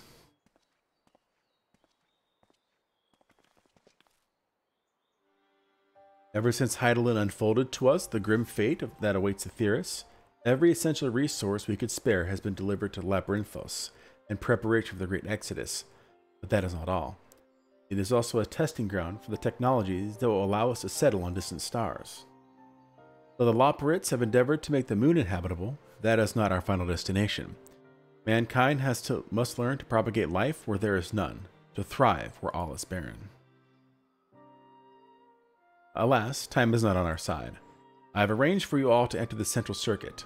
It is there that most of our preparations for the Great Exodus are carried out, the construction of the Ark among them. Though our plans have been made public, access remains highly restricted.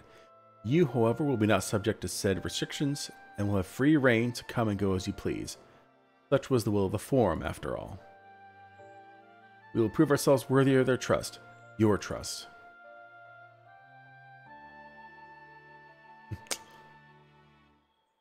Then let us proceed.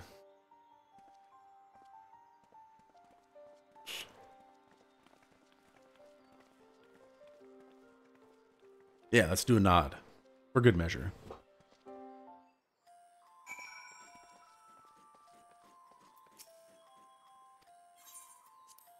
Skip that.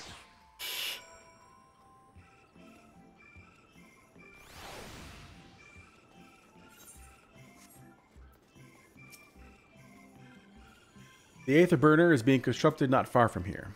Overseeing the work is Kolkol Dankel, after whom the forge is named. Once the necessary introductions have been made, I shall leave you with him to discuss the particulars. This way.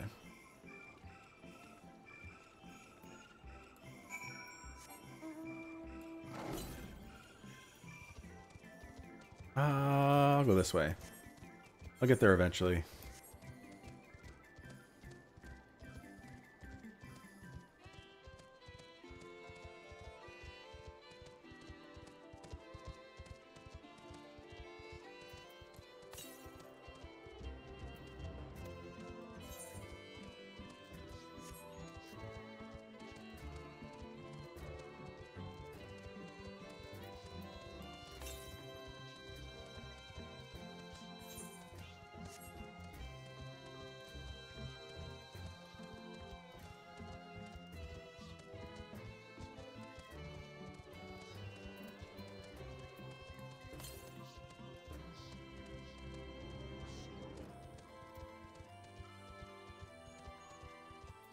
Kolkol Dankel.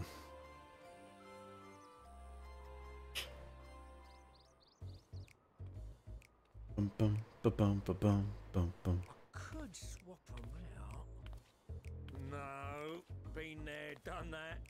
Damn near lost my eyebrows. Think, Coco, think! We be well on our way to paradise. Visionaries patting themselves on the backs for their grand accomplishments if you'd only think! Yes, that does sound rather lovely. Yeah! I mean, Master Force, you know, what a pleasant surprise. We're not blasting off already, are we? The schedule remains unchanged, for better or worse.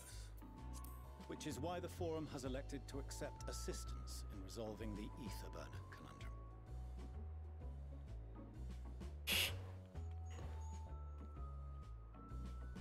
Huh. Not seen you lot down here before. There are Archons among their number, but engineering is not their expertise. Nevertheless, the Forum concedes the slim possibility that they may have insights to offer. If not, you are at liberty to return them to the surface, by whatever means you see fit. I assure you that won't be necessary. Now, about your troubles with the Ether Burner. Aye, aye, I'll walk you through it. Suppose I could do with a change of pace. As the name ought to tell you, the Ether Burner burns ether, ambient or otherwise, and transforms it into motive force. Think of it like a giant bomb that never stops exploding. Even out in that black void where the ether's right sparse, it's strong enough to move our arc. And it probably won't kill you like an actual bomb.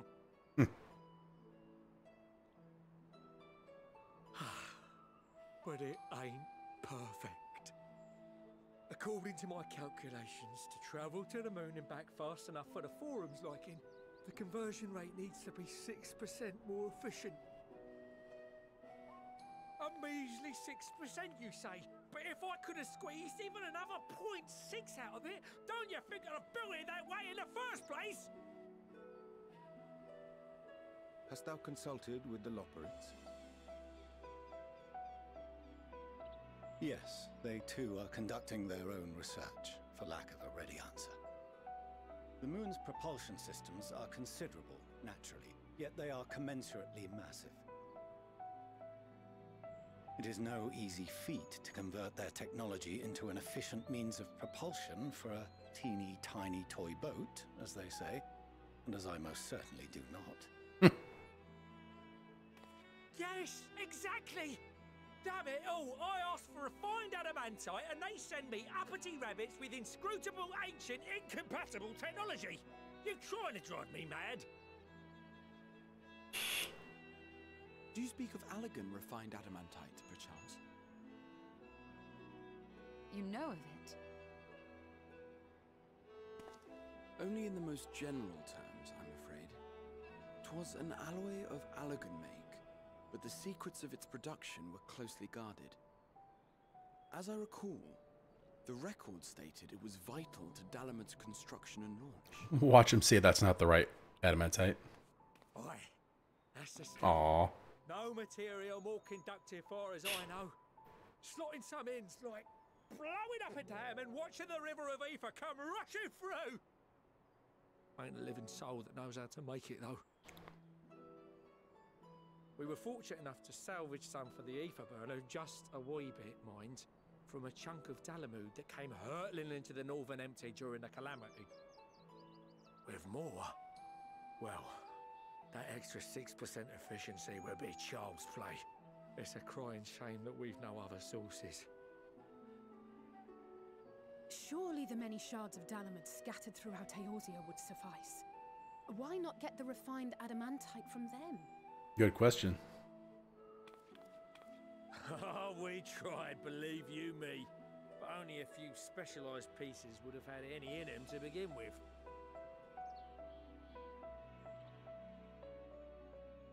Drive calls from Ragnarok class internment hulks. Those are the prize bits we really need. According to the Gleaners, getting to them means delving deep into the shards. And the defences are still very operational and very eager to blow them up.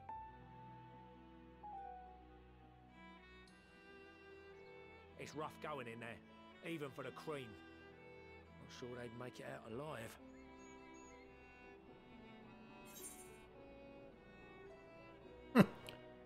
Want me to go fetch the Watsits?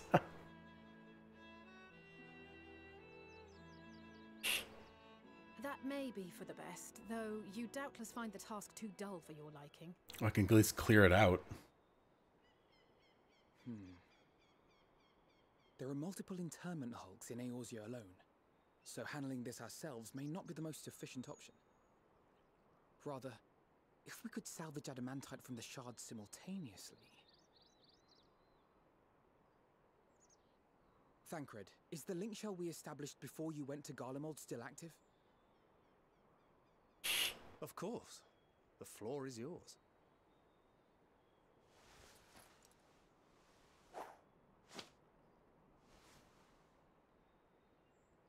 What's all this? Gathering firewood, so to speak. We alone can accomplish little, but joined by others, we may yet build a bonfire to carry us heavensward. This is Alphino. The Scions have need of you. Explain, explain, explain, explain, explain. Understood. I will contact the Lord Commander and dispatch our finest at once. My sisters are somewhat preoccupied with the final days, so I will lead the 12-foot expedition myself. Are you aware of any other sources of refined adamantite?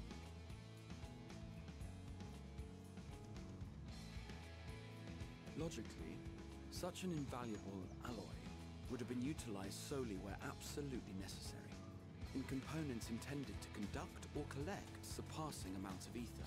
As a slaw, maybe? Any extant instrumentation or devices would have likely found their way into the hands of etherologists or enthusiasts.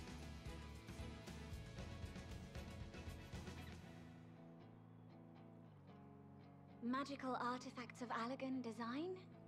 The Eastern Alliance will send word to one and all. Are there other ways we may offer aid? No shards of the Lesser Moon scar our soil, but our stake in this cause is no less for it.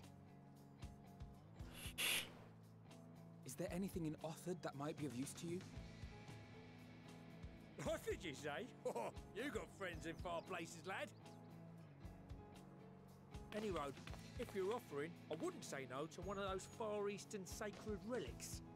Some of them can hold enough ether to summon a whole damn primal.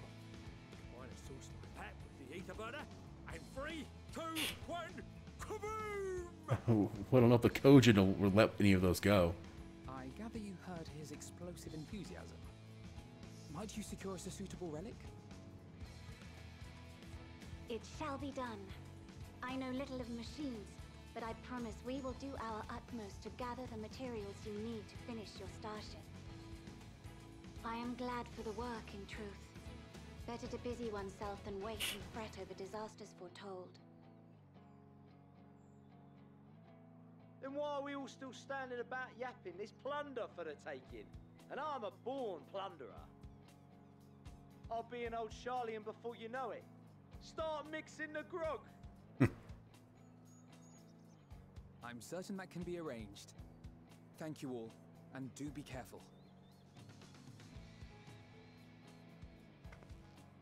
Just like that. Aye, just like that. Our refined adamantite is on its way. So I don't need to do anything? Let us consider our next steps, shall we? There's yet much to be done. Get Sid.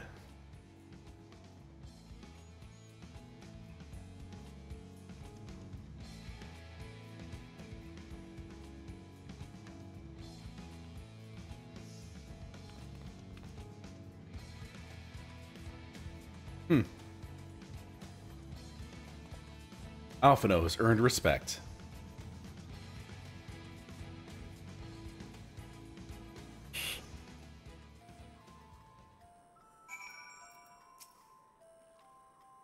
It seems like these... Sorry. Excuse me. It's times like these we are reminded how famous or infamous Alphino has become. Who would have thought he could achieve so much with a single Link Pro conversation? As we're expecting rather a lot of visitors in the near future, I'd best return to the surface and inform relevant parties. I also have to contact my own that might be worth a try. Contact of my own that might be worth a try. Oh, and who might that be? That's for me to know and you to find out. And on that note, I leave matters here in your capable hands. Best of luck.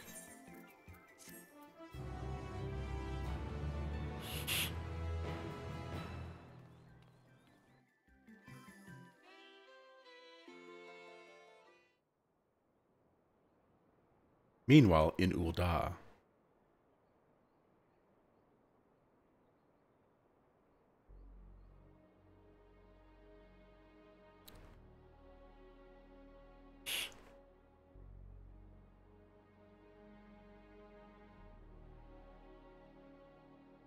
Our course of action is clear. We must harvest refined adamantite from the shards of Dalamud and procure arcane relics of Allagan make. Summon the best and brightest of our immortal flames, and form an expeditionary party at once. Call upon the Sultan Sworn and Brass Blades for support as you must. Papashan, send word to the guilds. We will require the expertise of master artisans if we are to have any hope of identifying and recovering these elusive materials. Viergeist, we have need of your stone torches. They are to assist the immortal flames in scouring the ruins and to help secure the surrounding areas. I trust I can count on your support. This music's pretty cool. As commander of the Stone Torches, my son Zimberg will personally see it done.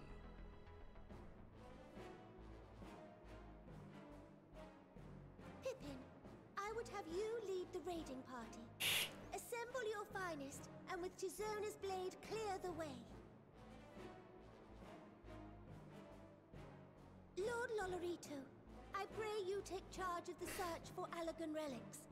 Surely you know of some being traded on open or clandestine markets, or sleeping in collectors' vaults. Of course, I ask not that you do this out of the kindness of your heart. By all means, profit on the transactions. I wish you the joy of it.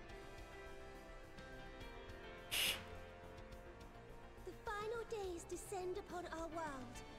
If circumstances are truly as dire as they say, Uldar's best efforts may be for naught. And yet, when we Eorzeans rose from the ashes to rebuild our broken realm, did we not learn one simple truth?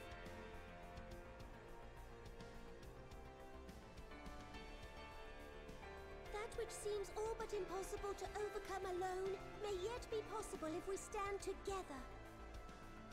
It was the Scions who united us then, and it is the Scions who call upon us now. Uldar will answer that call. We will summon our courage and join the fight for our world's future.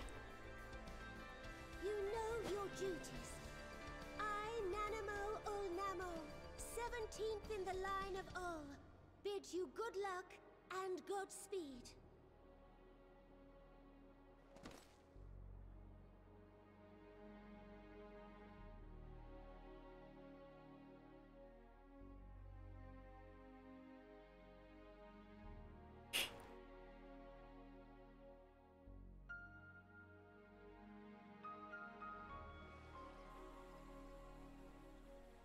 And meanwhile, in the Black Shroud, are we going to go over all of them?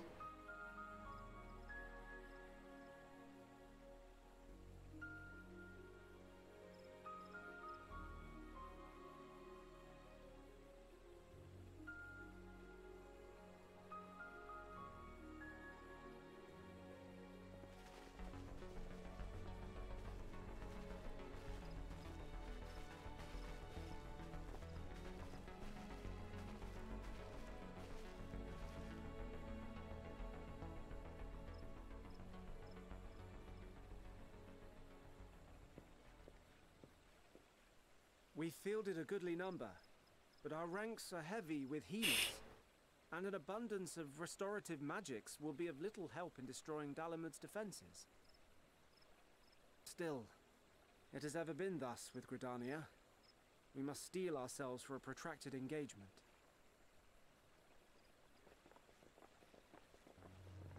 Here we are. In that case, might I suggest taking us along?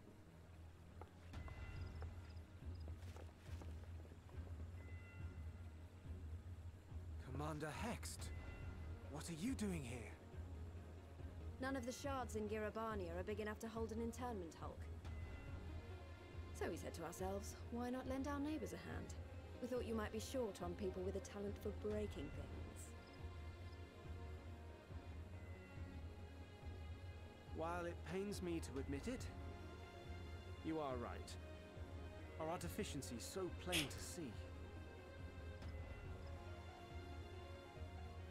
It might have been a lifetime ago, but I was once one of the Scions assigned to the Shroud. I know this forest well. I know your people. And I know we will be stronger if we fight this fight together.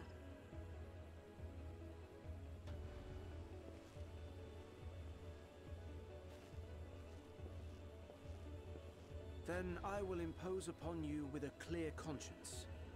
Come. Let us speak of how to integrate our forces.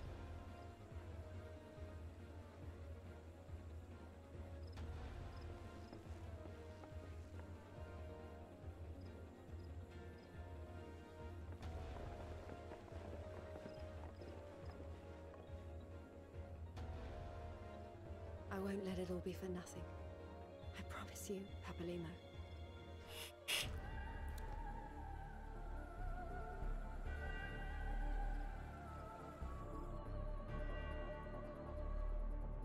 We're going to go to Ishgard now? Or no, Lucia's in Garlemald. Oh, yep, meanwhile in Kurthus.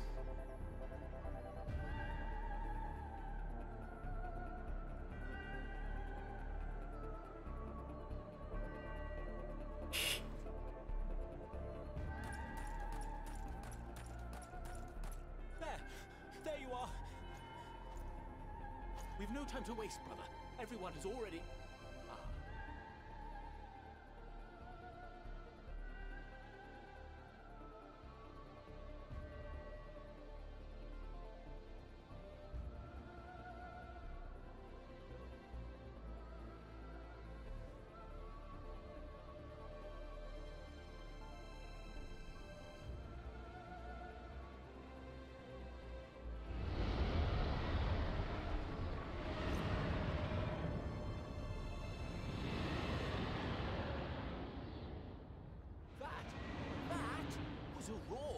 A dragon's roar.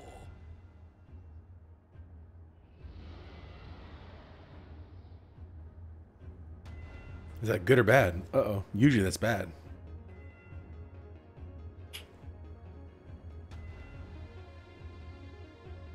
Meanwhile, on the Ruby Sea. Oh,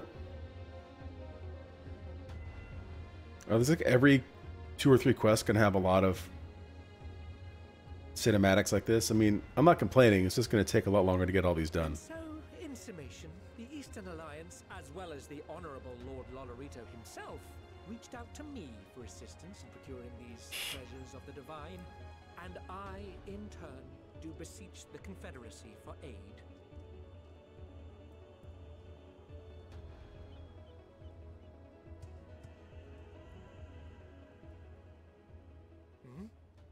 Is that? Hancock? What a surprise this is. And a fortuitous one at that. I have a favor to ask, you see.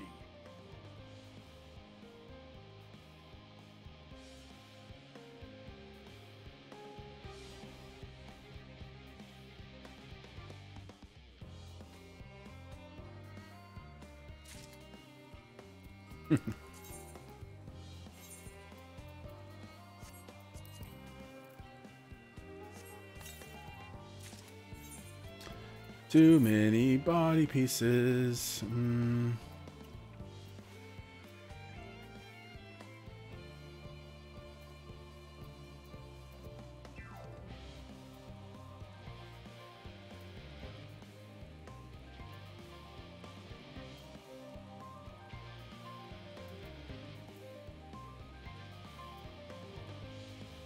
Oh yeah, let's get rid of that one.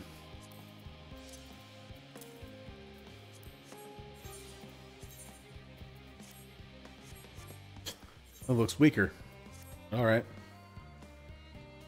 Though our friends are searching for refined adamantites and sacred relics, we will only know if they meet requirements once they have arrived. In the meantime, is there aught else we can maybe do to be of service? Ah, you've already done more than enough. If I had to say, though, I could use someone who knows a thing or two about elegant technology. You there, the lad with the red eyes and matching hair. You seem to know more than the average scholar. Hey, Graha. Ah, if only Master Kalko knew how right he was. While he and Graha have established a rapport, why don't we help with the preparation for the Great Exodus? Indeed, this would mean going above and beyond the terms of our arrangement, but I propose this not to curry favor. As confident as I am that we will succeed, we must be ready for every eventuality. This would also be an opportunity to familiarize ourselves with the logistics of traversing the Great Expanse, and if nothing else, it beats twiddling our thumbs while we wait for the adamantites.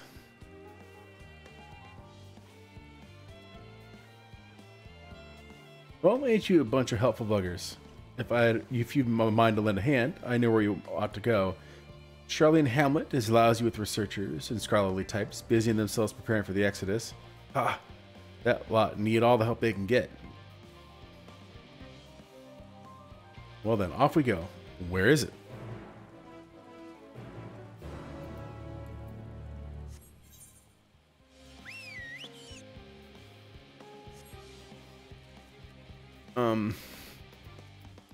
Wasn't there a, yeah, let's grab this real quick. And then we'll head back up there. Come on. Any more blue quests? Nope.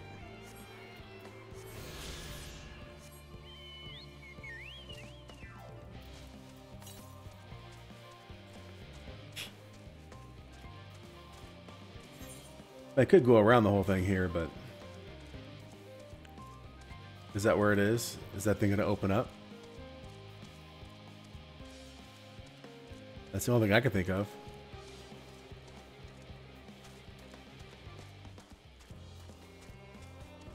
It's funny they only have these magical walls like this far in. They don't have them anywhere else. Just on the central circuit.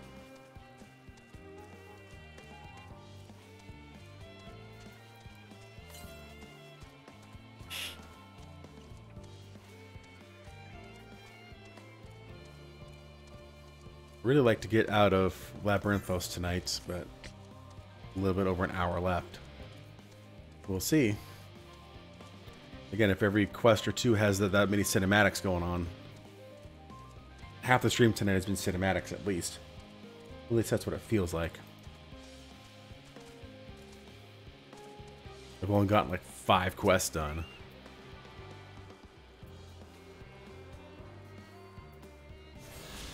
And I still have to do the role quests, too.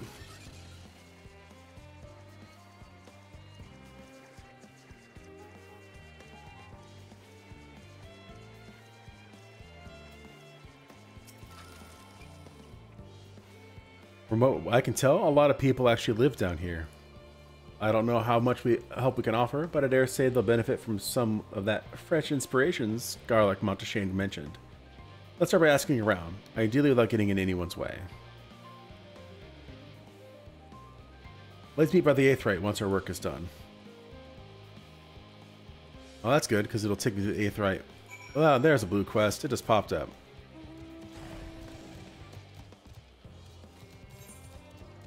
So let's talk to people. Person named Steady Currents. Helping with the Ark? Even with all the power Master Cockles managed to squeeze out of the Aether Burner, it's still not enough, apparently. And now I hear the final days have arrived. Horrible creatures running rampant all over. If only we'd begun the Exodus sooner. People are dying, and there'll be no end to it if we don't fulfill our duties. But we will. We've spent years preparing for this moment. Believe in the plan, and all will be well.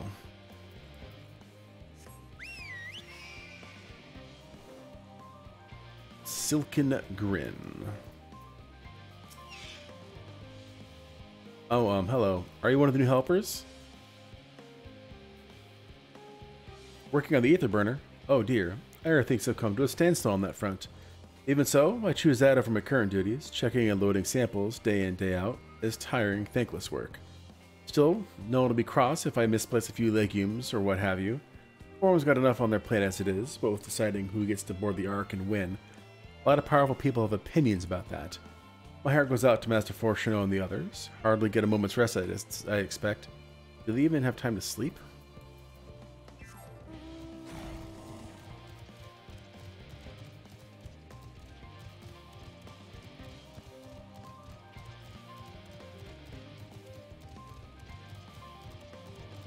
Alright, so I need to find one more person. There they are.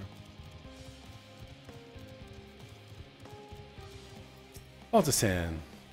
Offering to help? That's very kind, but I should be able to organize the rest of the documents by myself. It's mostly a list of the things we'll need once we arrive on the moon, and then whichever star we choose as our new home. My duties largely concern the maintenance of living conditions, so I'll be a lot busier after we depart. I hear that our lunar collaborators have come down to assist in our efforts. I'm looking forward to finally meeting them in person, after having communicated with them in such a limited capacity thus far. To be perfectly honest, I'm not even the slightest idea what they look like. I hope they're not enormous looming giants. Why, I'd much prefer something small and fluffy, like that beheaded rabbit that ran by. Oh, so you saw one already.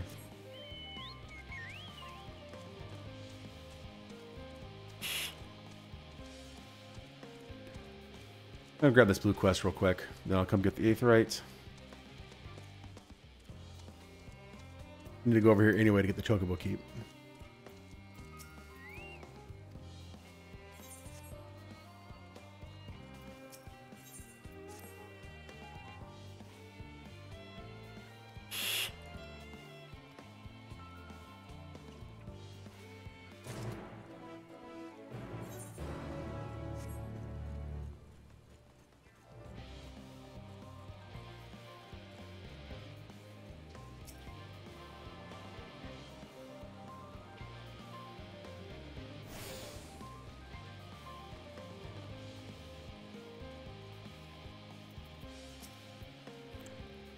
Fancy meeting you here, Malkazair. Our friends in the forum brought us here to see their teeny tiny boat, which was quite impressive considering they didn't use any creation magics. What we're really interested in is Aetheris itself, though we now find ourselves in a sort of funny underground miniaturized version of it. We were hoping the forum would give us a guided tour, but it appears they're rather preoccupied. Honestly, all that time to prepare, and they're still not ready. I suppose we'll just have to show ourselves around, or at least that's what we were planning to do until we chanced upon Urianger and your good self. Since you're both dawdling about, engaging in idle chit-chat, perhaps you could show us a few points of interest. Won't that be fun? I guess. A tour of Labyrinthos? An unexpected yet prudent suggestion. Given the similarities betwixt this artificial environment and Bestway's burrow, it would be in our best interest to have the Loporrits acquaint themselves with those conditions deemed optimal by the Charlian collaborators. I fear, however, that continued reliance upon my limited knowledge would risk narrowing rather than broadening their perspectives. Mayhap thou art better suited to lead this venture. What a marvelous idea. We begin with that great big Watsit over there? Yes, the Watsit. I shall leave its explanation to Malkazair. Chuckle. Great big Watsit.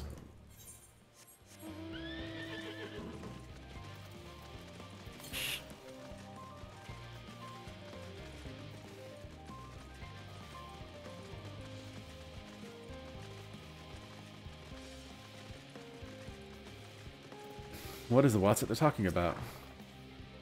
Goodness me, to build something so large without creation magics is positively stupendous. Perhaps you could direct our attention to its most important features? Search the apparatus for points of interest, blah blah blah. Oh, they're looking at the cloud creators, I guess. It's a little hard to see from here, but is that a golden pipe connected to the top of those tanks? And I can see through the window another pipe at the bottom. This must be purifying water drawn up from below.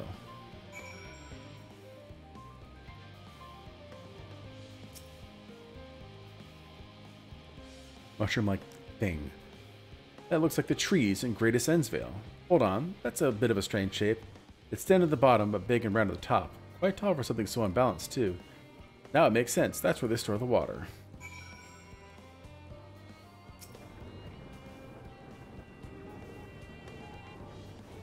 Is that water I hear from inside the great big tube? It must be because of those cogs and gigantic wheel at the top. Well, I see that's how they draw up the water. There's probably some sort of spiral-shaped mechanism inside, too.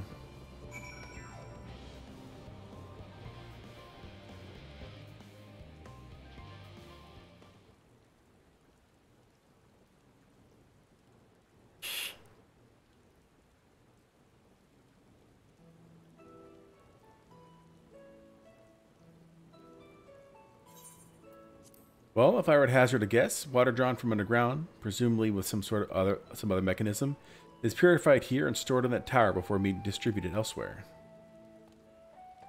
I'm right, aren't I? I knew it. A design brilliant in its simplicity. I dare say it'd only take a moment to install in even the harshest of environments. For us Loporrits, that is. Indeed, securing a reliable source of water is of the utmost importance for any fledgling settlement. We have read, however, that peoples of Aethera sometimes make their homes in arid deserts and such. How are they able to survive? Many settlements are built near an oasis. So wherever you choose to live, you're never far from water. Oh dear, I worry we won't be able to procure the necessary amount. We could provide enough water to keep them from drying out completely, but it would appear they rely on it far more than we'd anticipated. A few adjustments may be in order, once you've calculated the average rate of consumption per individual. It may also be worth learning more about how exactly they obtain their water in the first place. Master Alphino spoke of the machinery responsible for that feat during our journey through Logisticon Alpha, did he not? Mayhap the Loporrits will share this appreciation for the engineering marvel. Oh yes, that sounds absolutely splendid. We must journey beyond the sanctuary of Charlian Hamlet. I shall lead the way. You mean we'll have to brave the untamed wilderness? A valid concern indeed.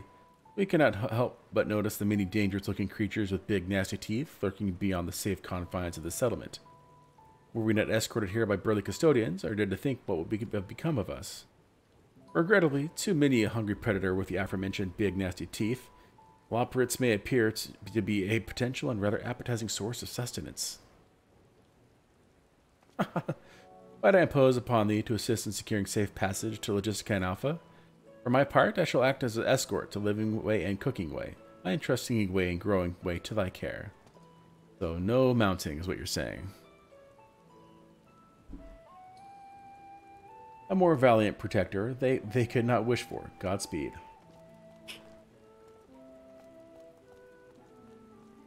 Or we could all go together. If it's all the same to you, I'd rather not be eaten by some horrid beastie. Come along, growing way. To the water extraction, what's it? Are we going together, or am I just going to meet you there? Nice. It leads me right next to near the blue quest.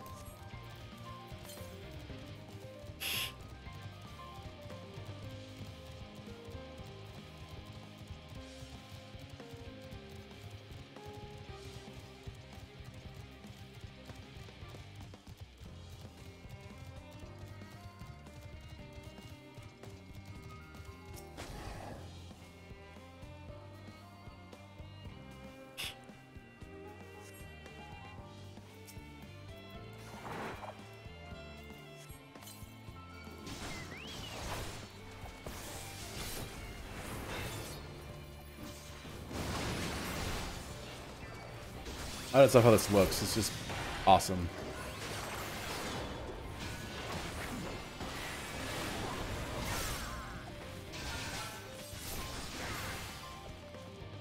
So if we do a Goring Blade, it takes over the other one. This one does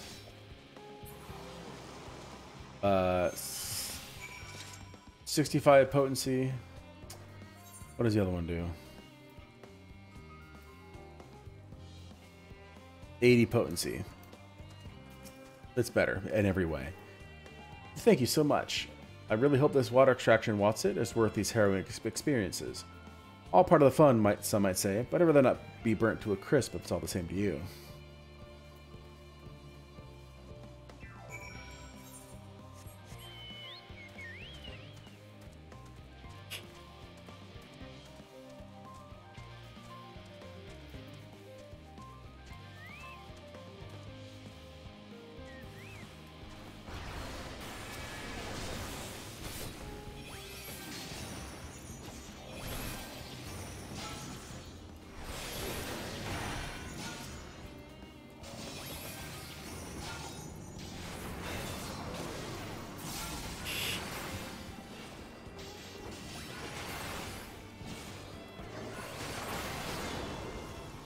Gorgeous.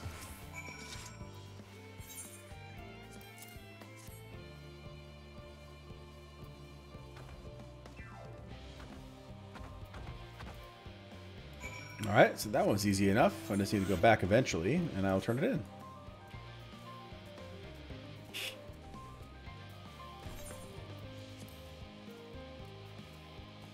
So much experience needed.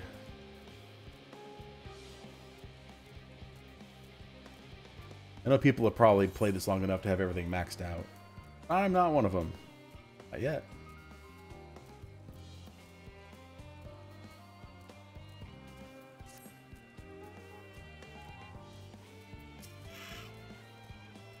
My friends, I bid you welcome to Logistica and Alpha. Our destination doth lie at the lift's top. Pray follow me.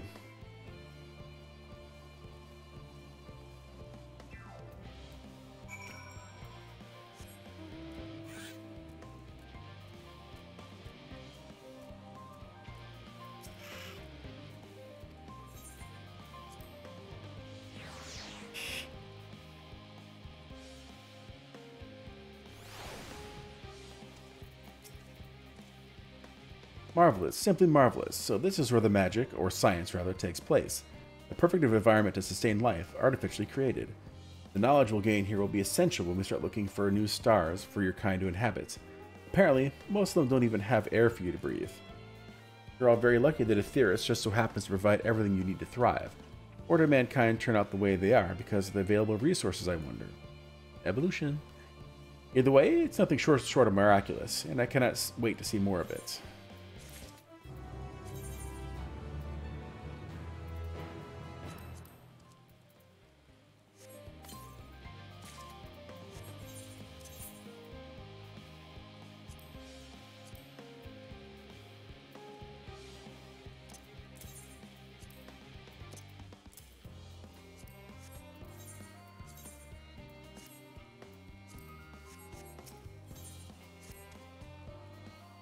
This is all very wonderful, I'm sure, but I was really hoping to learn more about your nourishment provision facilities. In other words, where's the food? I believe both the knowledge and consumables you seek may be found at Mariel Agronomics. As I imagine Singingway and the others intend to study every conceivable facet of this apparatus, wouldst thou be so kind as to escort our visiting culinarian? Yes, that sounds much more interesting. Hopefully I'll be able to see firsthand some of the delicacies Oriange was telling me about. Even his incredibly vivid, if a bit too verbose descriptions cannot compare to sampling them myself. Not to mention Aetheris will soon be no more, so I must learn all I can while there is still time. Let us brook no further delay.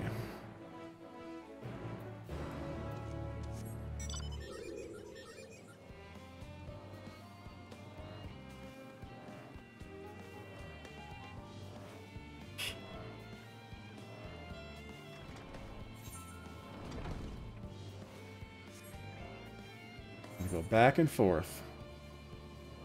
Back and forth. Come on.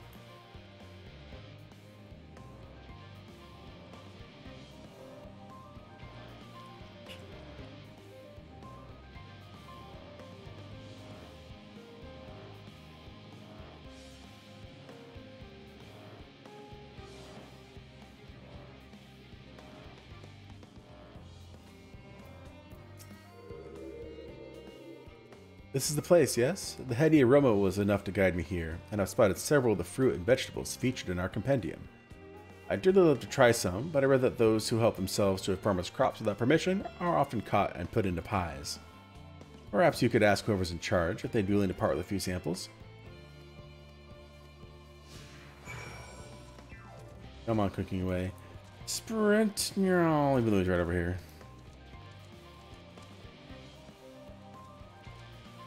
Look at him go. What a fine mess this is. Ah, it's you, the one who climbed down the mine shaft. I'd show you around if I could, but I'm rushed off my feet preparing for the exodus. And I'm not the only one. We've all got to find ways to do what we do down here up there. First on the moon, then on whichever star the form decides will become our new home. It's all so sudden, so unreal. Don't you want to go to the moon? Well, it's better than waiting for the final days to claim us, but no matter how carefully it's all planned, we'll never be able to take every variety of flora and fauna with us. Even the ones we can take may not survive in the new environment. So many species doomed to extinction. Sorry, that's not what you came to talk about, is it? Nothing quite so dire, I assure you. I merely wish to sample a little of your produce, if we may. By all means, help yourselves. Much appreciated, my good fellow. So, where to begin?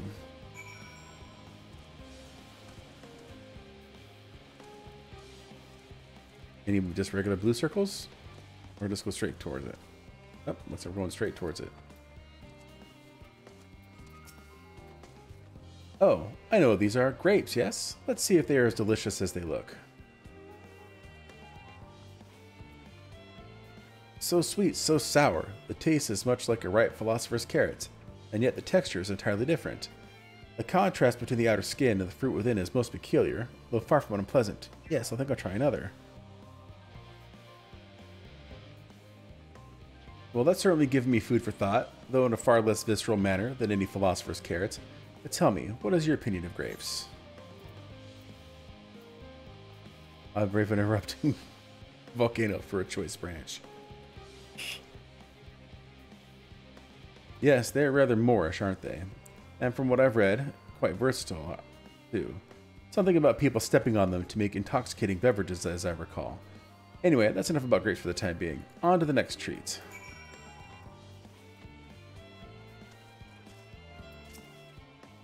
Orange by name, orange by nature. What came first, the fruit or the color? Who cares? Let's eat. Yes, that's equal parts sweet and sour as with the grapes, but yet nothing alike. I may have to consult Uriange about expanding my vocabulary. I simply cannot find the words to describe it. Perhaps what I'm looking for is bitter. This is all very complicated, you know. So many flavors, so many choices. And each individual with their own personal preferences. Now I see why you all turned your noses up at the idea of eating nothing but carrots. Marvelous though they still are to my estimation. Let no one say I said otherwise. But speaking of carrots, I've yet to sample any of the vegetables. Let's see what's on the field over there.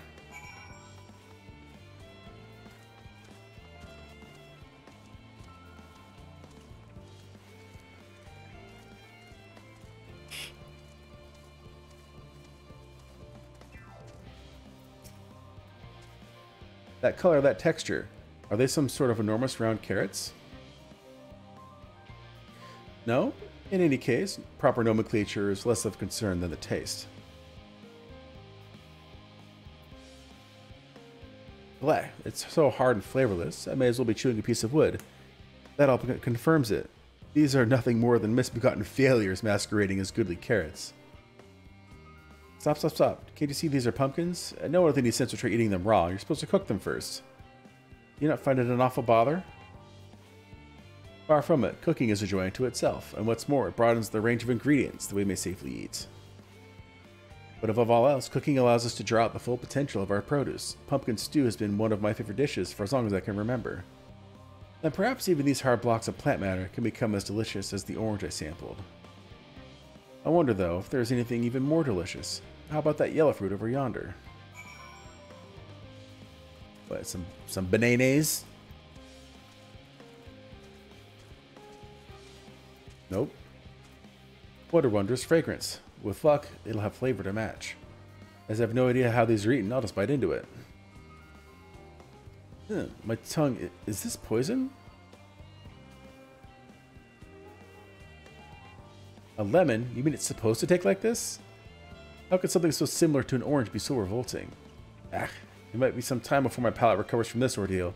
As such, I best call an end to this round of sampling. Let's say our farewells and return to the others. Finished, have you? I trust you found something to your liking. I'm rather enamored of the grapes and oranges, less so the pumpkin, though I learned that the hard way they're not to be eaten raw. And then there's this lemon, the deceiver. I still feel so violated. Aha, first time was it? I'd hate for you to leave with a bad taste in your mouth, in more ways than one, so I'll give you this little lemon muffin I baked. If this doesn't change your opinion, nothing will. More lemon. Have I not suffered enough? Nevertheless, it would be remiss of me to spurn this opportunity to... Oof, a bit of sick came up there. Learn more of your inscrutable ways. Very well, lemon muffin, do your worst.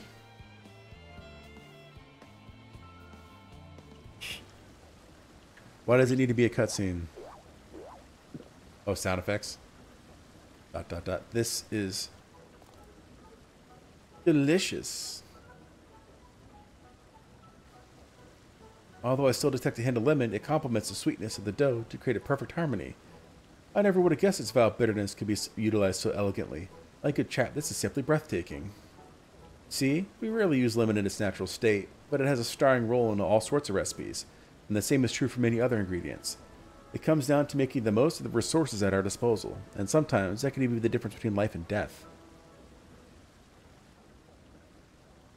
I know we won't be able to take every species with us. No doubt the Forum agonized over what was worth preserving, and what will be consigned to history. Hard choices, but make them we must if we're to survive. Strength of will. Such strength of will. Now I know what Heidelin sees in your kind.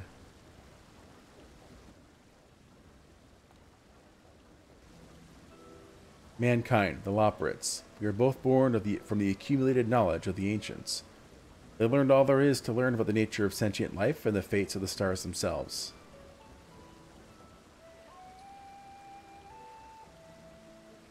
Once a civilization has fulfilled the basic requirements for survival, it will inevitably seek to eliminate all forms of negativity and achieve perfection. And therein lies its folly and its downfall. For perfection is an unattainable ideal. It is the paradox of the immaculate carrot. Yet civilizations since time immemorial have deemed the pursuit of perfection as progress. They pay no heed to the costs incurred in their futile quest, and all too often become the architects of their own demise, their dreams forever unfulfilled. What then is the alternative? The answer lies in knowing that our existence can never be perfect. To be content with what we have and make the most of it. When life gives you lemons, make lemon muffins. Pardon my Eorzean, but what in the seven hells are you on about? And who are you anyway? Cooking away at your service. I'm here to help prepare for the trip to the moon. And once you get there, you'll be able to try my carrots. I've been growing all different kinds. But don't worry, there'll be room for your crops too. We'll work together to preserve as many Aetheris species as possible, if you're up to the challenge. Yes, of course. I look forward to it. Well, this has all been highly productive. Probably. Let's go and see if Urianger and the others have run out of machinery to inspect, shall we? Or I have to go back to that Alpha place. Can I just teleport?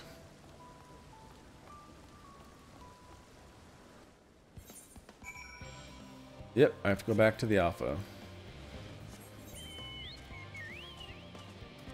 Logisticon Alpha.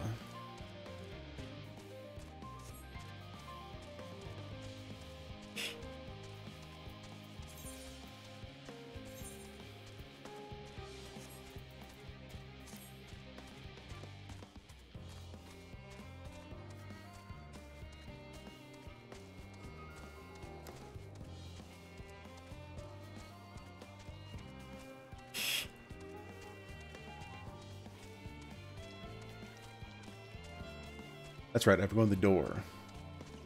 Stupid.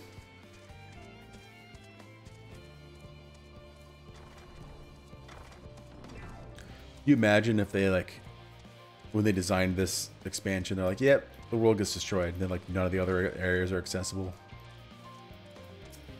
So it's an obviously foregone conclusion, but it would still be pretty interesting. That was most enlightening, especially the part with the lemon muffin. Actually, I was wondering, do you know of any other places famed for their cuisine?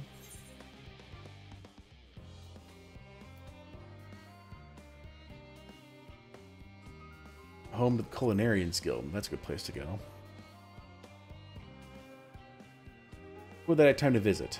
The more I learn about Theris, the more I wish we could spare it from the final days. Alas, Heidelin's orders are to flee, not to resist. If only there was some other way.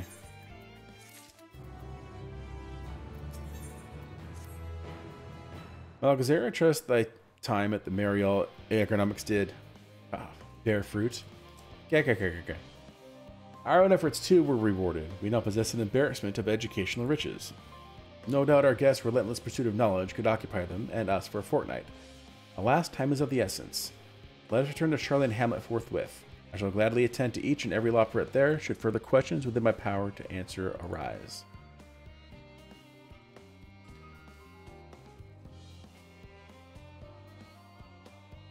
Aww. Huh.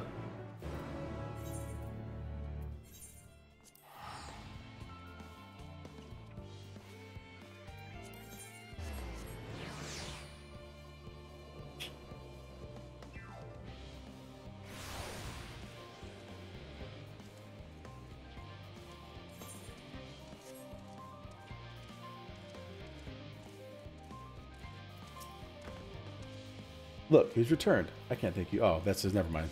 Blah blah blah.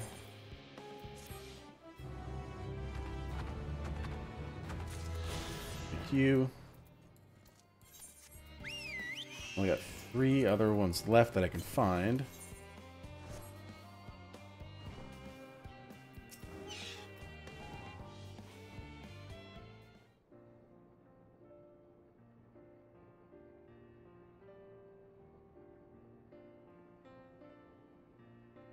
Sigh. What? Yes, Malgazera, that was indeed me verbalizing a sigh to express my emotional state. You want to know why? Because it's how the reconstructed environmental data for Theris at Logisticon Alpha, that's why.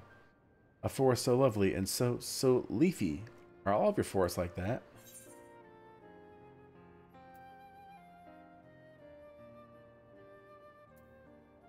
Well, you should see the forest of the first. One was purple.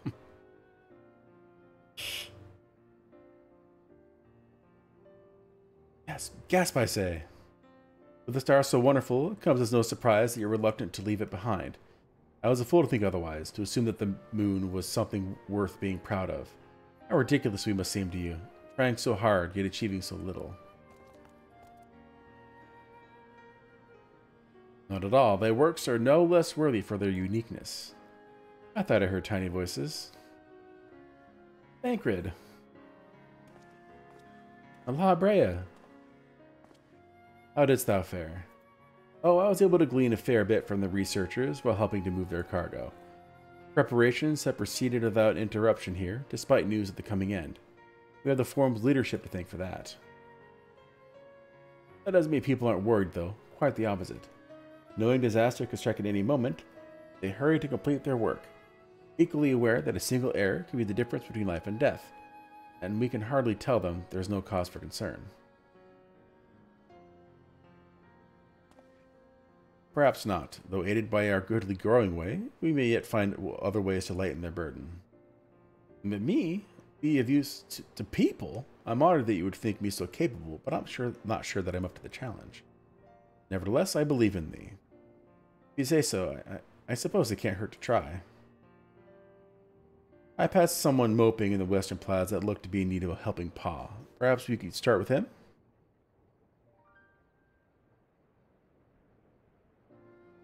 This is a good place as any. Come. So this is all just busy work while we wait for all that metal to show up.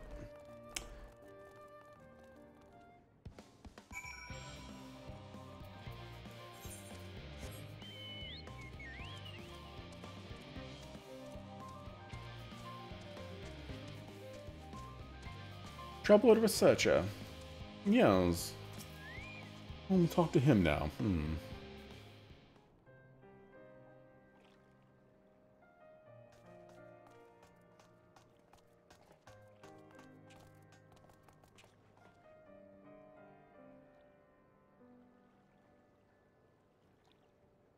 Oh, can I help you?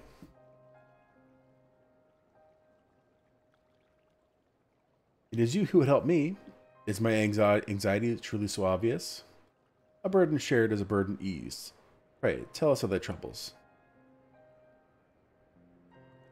Those little fellows do look like good listeners. I'm an engineer, you see, and what they say of the ship, that it's the sum of decades of trial and ingenuity, that it's built with peerless elegant technology, is all true, but I know that none of that's a guarantee. We've never before launched a starfaring vessel, let alone flown it in the great expanse. All the tests we've run have been on the ground. Only operational personnel and cargo will be aboard the first voyage, but even so, if it fails us then, what can we do? And if it doesn't, it can fall apart on the next flight, or the one after that. We've done everything we can to prevent that from happening, but it hardly matters. We thought the Aetherburner's design was flawless too, and look how that turned out. Thou art familiar with these most daunting technologies, and thus thou hold the power to allay his fears. Oh, I'm not sure about that, but well... Maybe you could tell me if there are any aspects of the ship's design that you're especially worried about. Our ability to walk about and perform our tasks, for one. I've devised a means by which to employ gravity, a spatio-temporal spell, to regulate the environment, but what if it's not strong enough? What if everyone floats away and begins crashing into things as soon as we've left the star? Ah, gravitation. Maybe I can be of help after all. Up there is not so different from down here, you see. The same rules apply, but if you consider them as part of one great big cosmos, rather than separate places... Discuss. Look at him go. I suspect both parties shall find comfort in this conversation. Yet if Thancred's tale be true, still others would benefit from insights born of experience. Might I prevail upon the Loperates to attend them? An excellent idea, if I do say so myself. There is naught we'd like more than to ease the hearts of the fine people of the theorists, and learn more about them while we're at it. Full glad am I to hear it. Gather thy companions, and bring them hither. Balcazar, thou hast a gift for finding souls in need of succor. Pray seek thee out the distressed and the apprehensive, and inform them that help is at hand. I shall await them here, that I might introduce each to a suitable operate.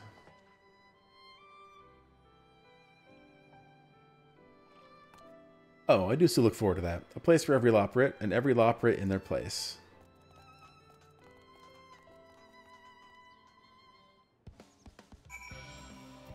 Seek out 8 troubled souls. Speaking of busy work, dang.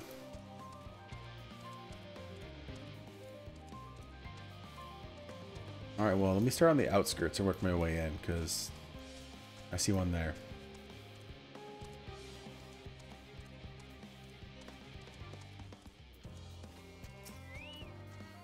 Just leave me to my misery. The forum can appoint someone else. I apologize. I simply don't know what to do. How am I supposed to pilot the Ark if I'm already falling apart under the pressure? You know a starship pilot that I might speak with, truly? Well then, there's no time to waste. They can help me prepare for this monumental task. At least they're quick conversations. Skeptical researcher. Have you heard anything about what's on the moon? I have no doubt that we can make it up there, but the searching for a new star part of the plan sounds awfully vague to me. I asked the forum, but they will only tell us that our collaborators have everything under control. Forgive me, but I don't feel particularly safe wandering through the sea of stars on gods know what, made by gods know who.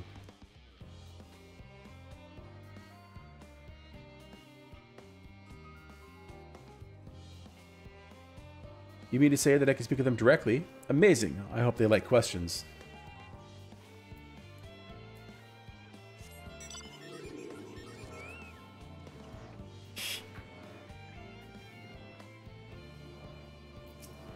Researcher. Oof. Worries. No, I believe I'm fine, thank you. I've been confiding in my colleagues, and it's helped a lot. Can't recommend it enough. Already has the support they need.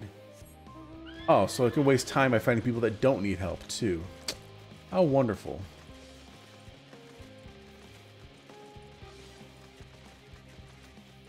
So I'm going to continue going on... Oh, no, might as well grab this occupied administrator. How might I help you? My, what a lovely idea. I too noticed people becoming rather tense, so I rushed out to pluck some fresh and fragrant tea leaves. Now I need only track down 100 or so cups. But don't you worry, I can manage. I'll be plenty to cheer everyone up as well. Doing better than you are, thanks. Waste of time. Anybody over here? Bum, bum, bum, bum, bum, bum.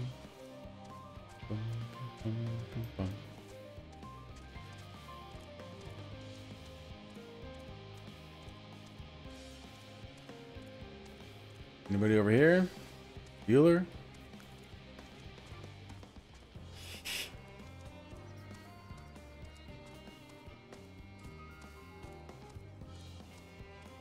Hey, read Etherologist. Blasted assistants, where have they gone off to at a time like this? Beg pardon, but I have not time for idle chit-chat. I need to reconfirm that ether levels are consistent throughout the vessel's machinery, and it seems I still have to do so single-handedly. I swear, when I find those assistants of mine. The operates are willing to help. Why didn't you say so? At least they won't moan when how they checked 24 times already and haven't slept in weeks. Lazy sods. Yay, 3.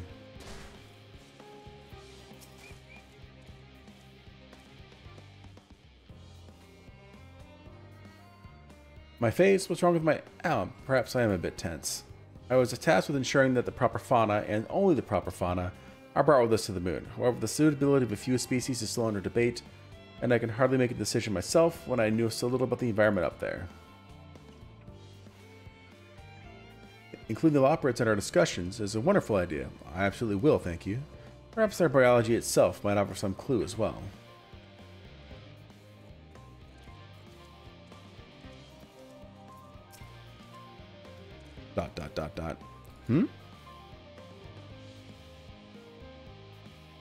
Consult our collaborators. I suppose they'll be more effective than sitting here brooding.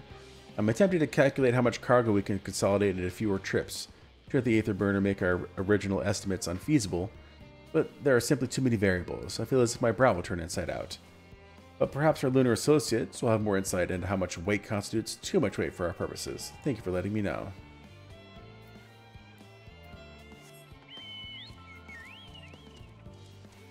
Irascible administrator. Yes you idiot. Have you seen an envelope lying about? This imbecile refuses to give me the alchemic I ordered without the bloody slip of parchment.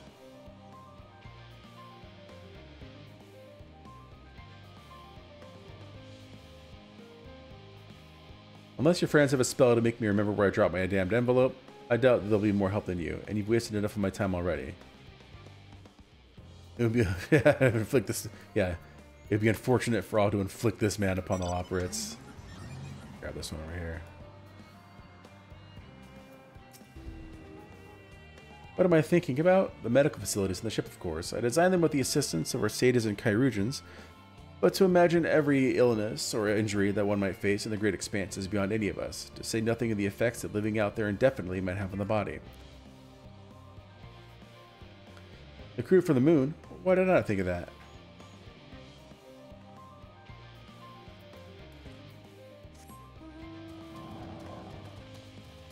One over there too. Aha! Ha-ha! The end of the world is nigh, yet the work goes no faster. Schedules are such temperamental things, feasible one moment, utter bollocks the next. And yet, I've never felt so alive. Only sleep can save her now.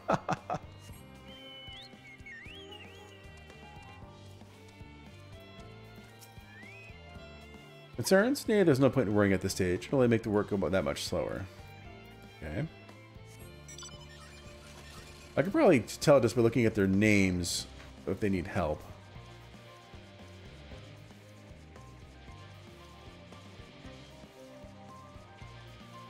Like this one, distracted researcher. Has to have some kind of negative connotation. 56 bunches of weeds in the ground, 56 bunches of weeds. Rip one out, add to the mound, 55 bunches of weeds in the...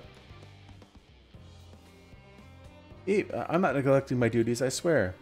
I was needed a little break, you see, then I found myself unable to relax at all, so I went on a walk, and then I noticed these weeds and... Pleasant conversation partners and oh so fuzzy? Goodness me, that does sound like a much better way to relax. I like how some of these are like entirely useless. Like, I just need to go relax. Okay. Go relax then. Okay, so I need one more.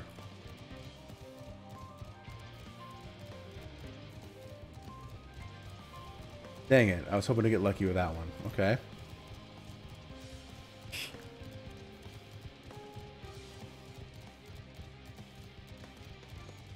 We got all the ones up here, so it's probably in town somewhere. Oh, there's one. Hyperventilating. That'll be a good one. By the gods, my chest is tight. Am I dying? Is this what dying feels like? Nope. Oh, do pardon me. I didn't see you there. There's no cause for concern, I assure you.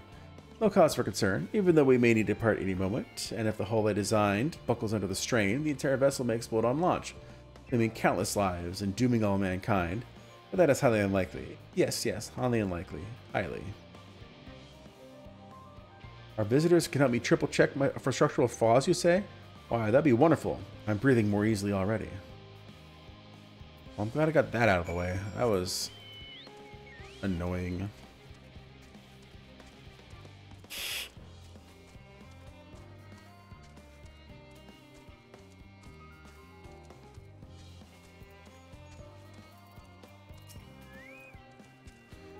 Behold, Malgazer.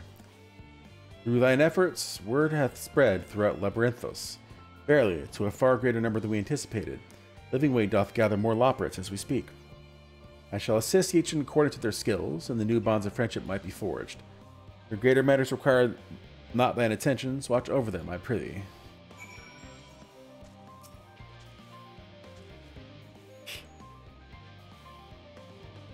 Cinematic. Yep, got it.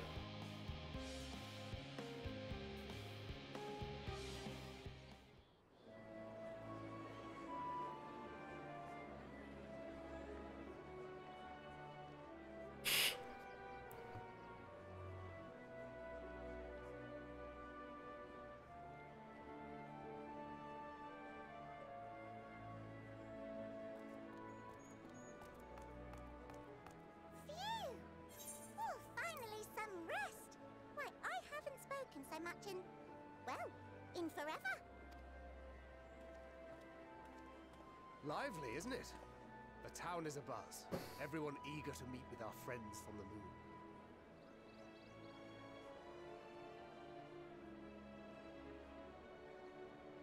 It would behoove you to consult with Sleeping Way. As our moon's pilot, his advice should be most pertinent. I'm impressed. Truth be told, I struggle to tell one from another. No offense intended, of course. None taken. After you and your friends left Mare Elementorum, we spent no small amount of time with your Urianger. Oh, the conversations we had. He told us all about Atheris. Answered our every question, no matter how trifling or trivial. Look! Every page filled to the margins with knowledge. When I first arrived, I was struck by how little I knew. It was daunting. But then I realized that, were it not for Urianger and his teachings, we'd still be stuck on the moon, gazing at your world and wondering what we've been missing.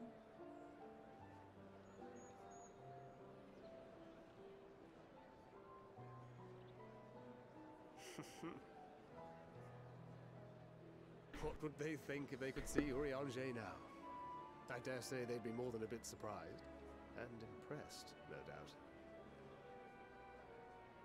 Master Louisoix, Minfilia, Papalimo, and... Moonbreeder.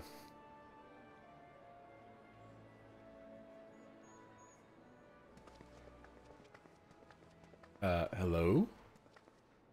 Oh there. Heard there was a visiting expert who we might bother with a few questions. I take it you'd be the one.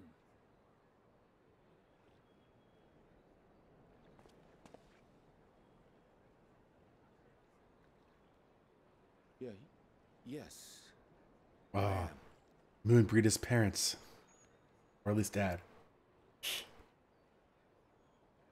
Wilson and Blovida, Sharlayan's foremost researchers in the field of teleportation magic, and Moonbreeder's parents.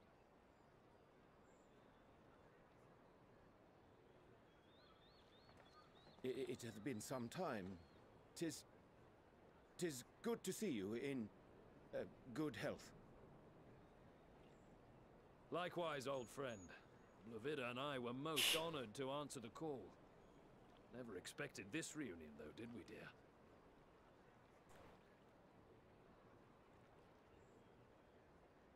Alfei, the nerve. Sending that letter, then running off to the gods know where.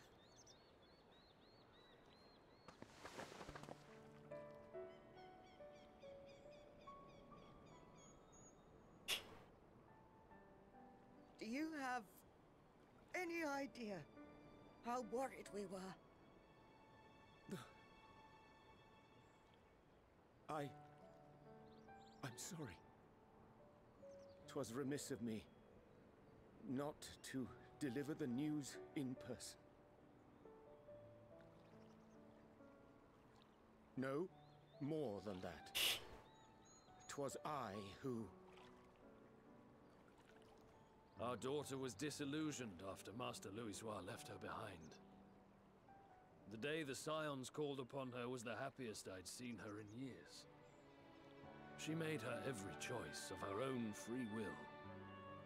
No one could have ever forced her to do otherwise. Don't blame yourself for her death. Celebrate her life. You know that's what she'd want.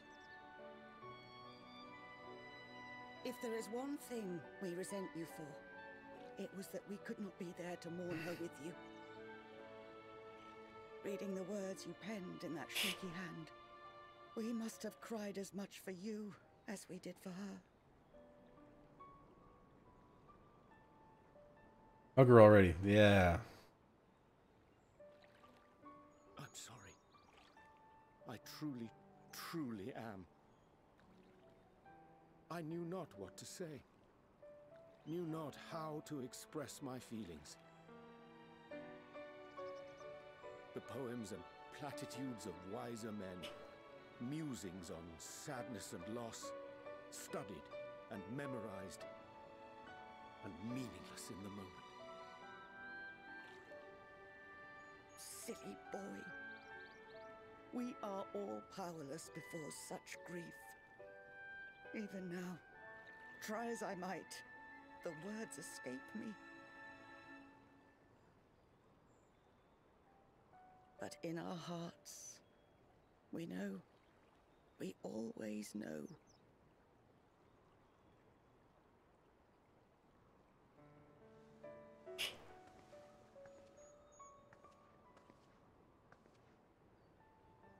I remember when you were young, how the lads teased you for choosing the company of books over others. Our moon didn't take kindly to that. Be nice to Urianger, she'd shout, and give them a walloping. No matter how many times we scolded her. So we offered a suggestion. Rather than starting fights, why don't you be the bridge between Urianger and the others? She had to mull it over for a while, arms crossed, brow furrowed in intense thought. But from that day on, she never let you be alone. She'd drag you outside to play, pepper you with endless questions, read the same books you read, all to try and understand you that much better. I'm sure it was annoying and exhausting at the time, but she only ever had the best of intentions. Look at everyone watching this moment. And look at you Nosy now, people. at the center of the crowd. The reason there even is a crowd, having brought these people together. That was me. You've no idea how proud we are. To see the boy our daughter trusted and believed in more than anyone, grow into the man she always knew he could be. I can see her in you too. Feel her. She walks with you wheresoever you go. So thank you, Urianger, for being who you are.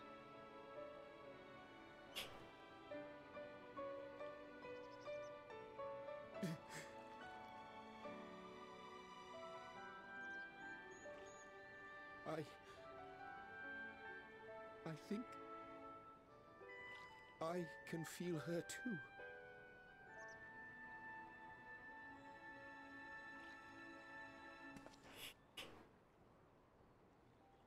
The truth of her life. Not sorrow, but hope and love. Smiles.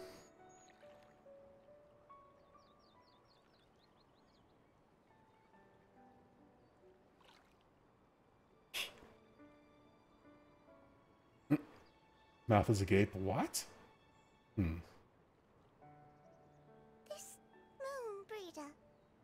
She was important to him, wasn't she? You could ask the man himself. Oh, no. But watching this exchange reminds me how much I've yet to learn about your world. And its people. Almost like you should have been there the entire time to... You can live here your entire life and hardly learn a thing. And that's why it's too soon for this to end.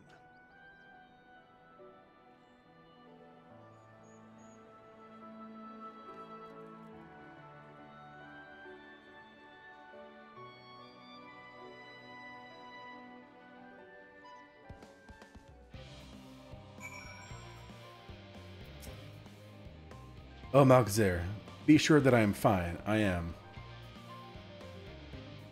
Well, glad to see them, too, after so long.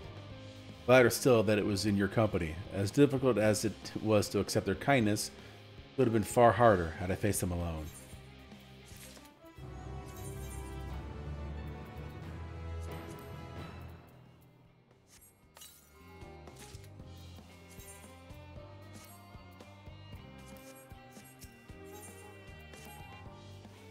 Ahem, thou hast my gratitude for lending courage to the Loperids. Not disposed to resting in their laurels, several of our guests have elected to accompany my countrymen to their stations. Some few may still come hither seeking counsel, so shall I remain to aid them as need be. If thou art needed elsewhere, do not let me detain thee.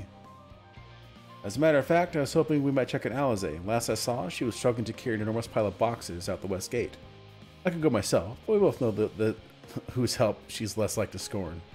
Not to mention that, much to my misfortune, I can think of several other things I ought to be doing. Until later. Blue Quest. I see you. 2 of them. Yeah, buddy. Thank you. Ba ba ba.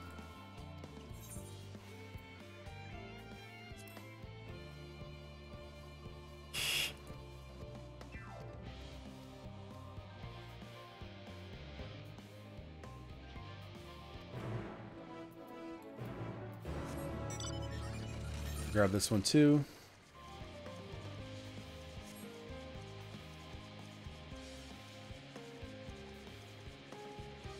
Actually, I started 30 minutes late, so I'll end 30 minutes late. But up there, of course it is.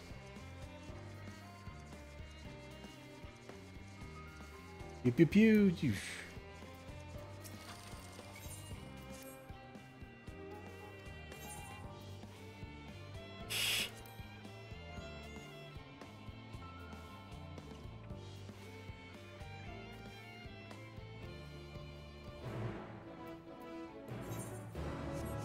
Oh, they both go the same direction. Sweet. Ow.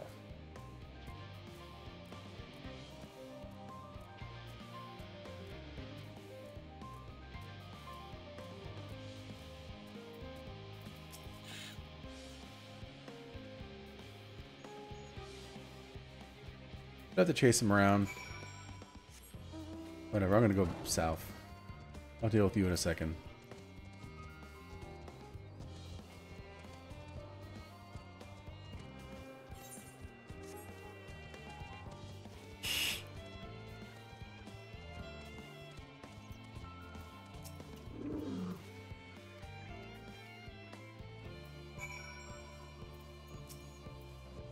Let's pray before it / pray.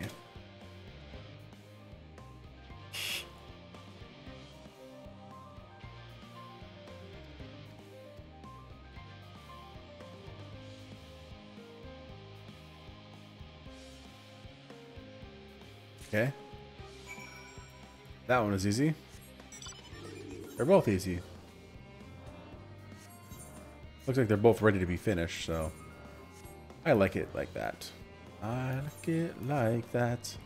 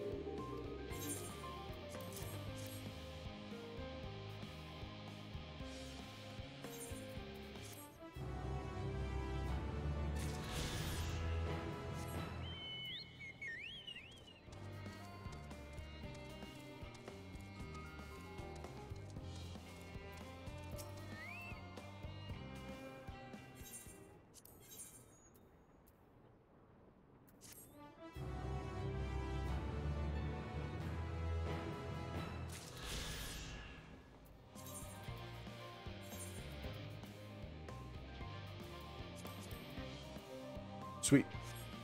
Got a necklace out of that. Alright, back to the story. All the way over there, which is fine, because I think that's the way to the next Aetheryte. I'll go out the north door, just in case. I need to say northwest, so...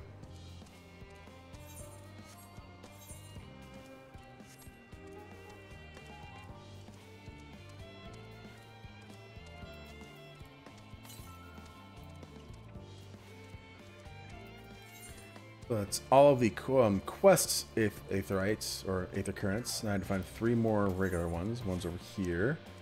Probably right around this area. Yep, right there.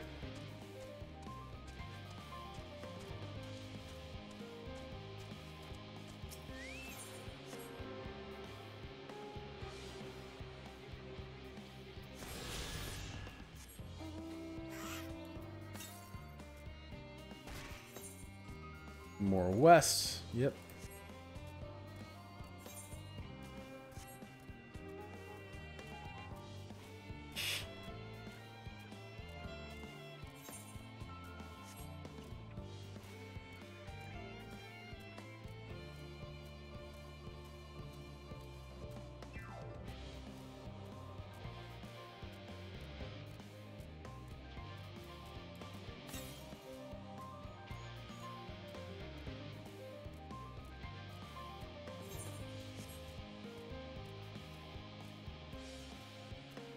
Hello, Alize. Balgazar, what are you doing out here? No, I don't mind if you help me with the boxes, but it's far from the most exciting tasks. Are you sure? Well, I appreciate the assistance.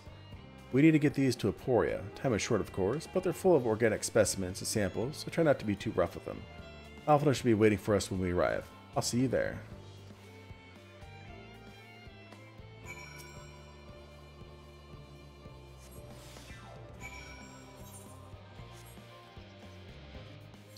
Aw, I should have gotten the Aether Current first.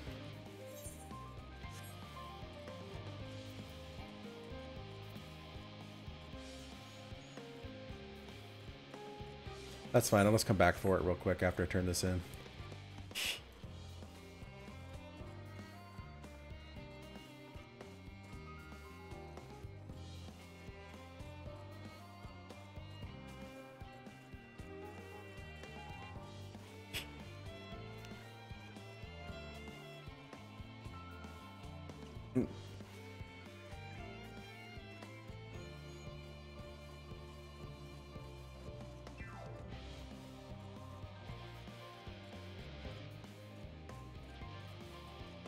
Oh, it's time because I'm becoming wearier, not because it's whatever. Oh, you're helping with the crates? Wonderful. You can put that there with the others.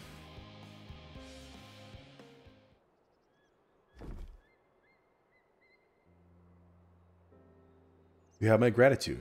How did you become involved in this? Ah, then I suppose I have Thinker to thank as well. If you're wondering why we're tasked with bringing these boxes to Aporia to begin with, so was I. It turns out that this is a base of operations of sorts. Those with final say as to what is included in the ship's manifest can be found here. Father included, I suspect.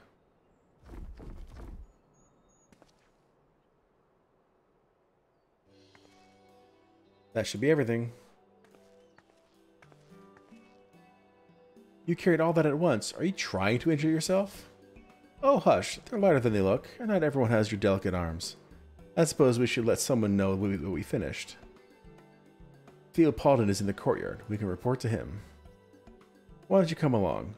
You should get credit for your assistance, at least. Considering where we are, we might even learn something interesting.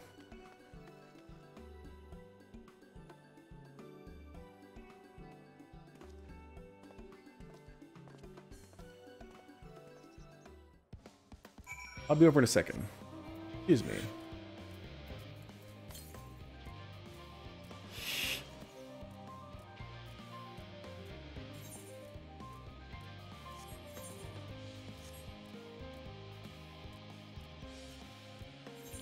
I've pretty much got this whole circuit to be explored.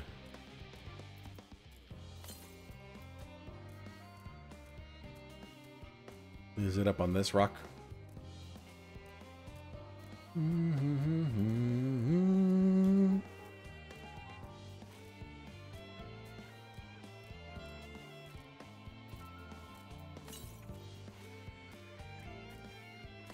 on.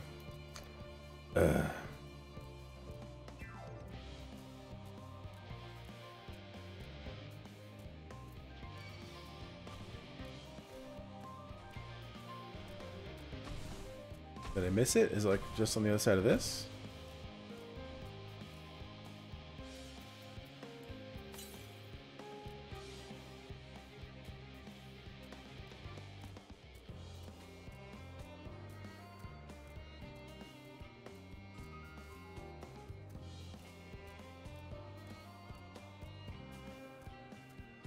Aha.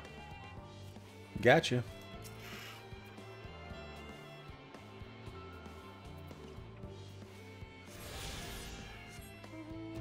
Okay, the last one is, yep, in this area, I think. I could have gotten the Aetherite first so I could just teleport back. Oh well.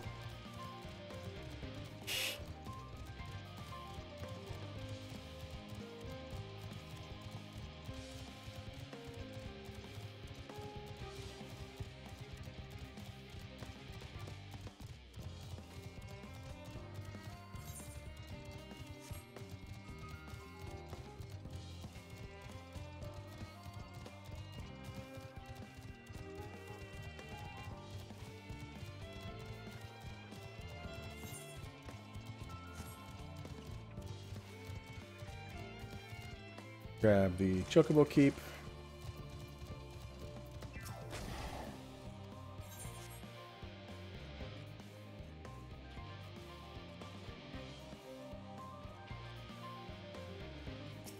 Yoink. Let's grab its Aetheryte. Glowy hands. Cool. Theopaldin. Gods, it never ends, does this? What can I do for you? We've brought samples from Charlie and Hamlet. Series 110. The crates by the entrance. Ah, thank you. I'd expected one of my colleagues, but we are dreadfully short-handed. Just a moment. You're Fortunals children, are you not? Alphino and Alizé at your service. You're well acquainted with father, I take it? Quite. We've been friends with your parents since our days at the studium. I remember when you were yay high, waddling hither and thither. Clearly, it's been quite some time since you've met. It's good to see you again, wielding your father's newliths, no less. You knew our parents when they were young? What were they like? Pray, spare no detail. I should like nothing more than to regale you. Alas, I am meant to be in charge here, and reams of paperwork want for submission. We can help with that. In exchange for this sort of stories, our parents would never willingly divulge, of course. Very well then. There happens to be 3 sets of documents in need of delivery, so how about you each take one?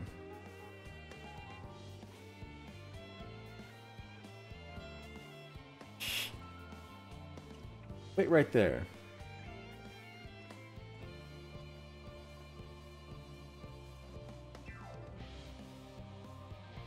You will find a forum representative waiting to collect these near the southernmost structure. I hope I haven't kept you waiting too long. Never mind Alphino and Alizé. I'm certain they'll be back soon enough.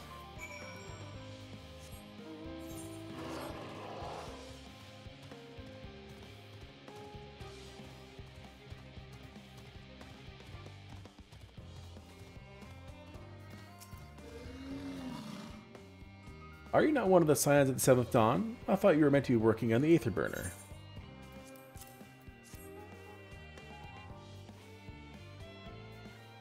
Theopaldin's paperwork. I was beginning to worry he had misplaced his quill.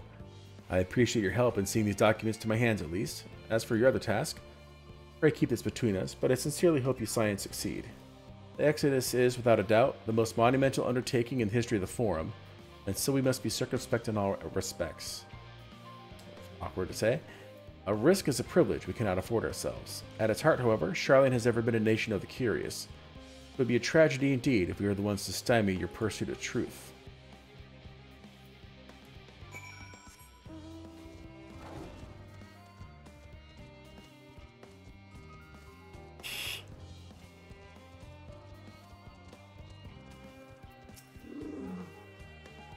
Quick and efficient. I dare say you have a talent for this work. The twins' papers only needed to be delivered to somewhere elsewhere in the facility, so they should be returning at any moments.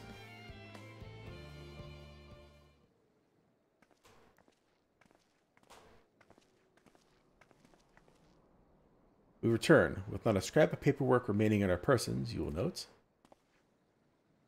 You both have my thanks, and my apologies for sending you on an errand far below your ambitions. Why, even as a babe, you struggled out of your swaddling clothes, and... That is quite enough of that, thank you. It was compromising stories of our parents we'd like to hear, to reiterate. Of course. I've known your father for so long, I must have something. Well, as you know, part of why the Levier name garners such respect in Charlian is your family's storied history.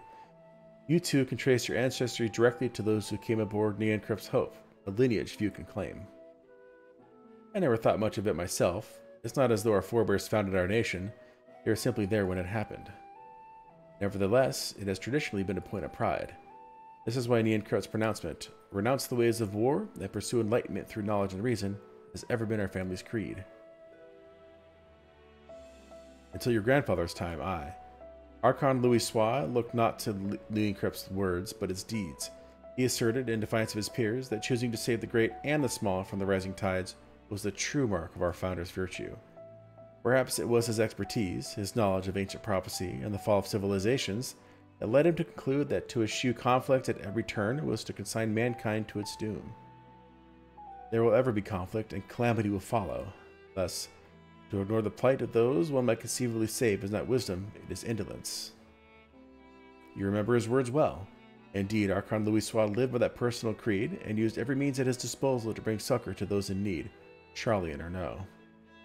No one loved and admired your grandfather more than his son. Yet Fortunato could not reconcile Louisoix's deeds with the philosophy of their forebears and his peers, a philosophy in which he believed so fervently, yet he made pariah of his father. Fortunato agonized over this contradiction for much of his life. Gods, Father. A son may carry his father's blood, but his choices are his own to bear. Is that not always thus? Gods know Fortunato is a cranky old goat, so I'm sure you butt heads often enough. Yet even so, you must know that you are constantly in his thoughts, every moment of every day, and that is not an exaggeration in the slightest. You should have seen him when you were born. Barely recognizable he was, with a kind of dumbfounded grin I'd not seen since he first took a fancy to your mother. He was practically skipping when he told me the news. Take my word for it. He loves you to an embarrassing degree. But he is also frustratingly single-minded. Once he has decided that a given action is for the best, he will stay the course no matter who or what opposes him. A profoundly annoying habit when you're on the other end of it, as I'm sure you will agree.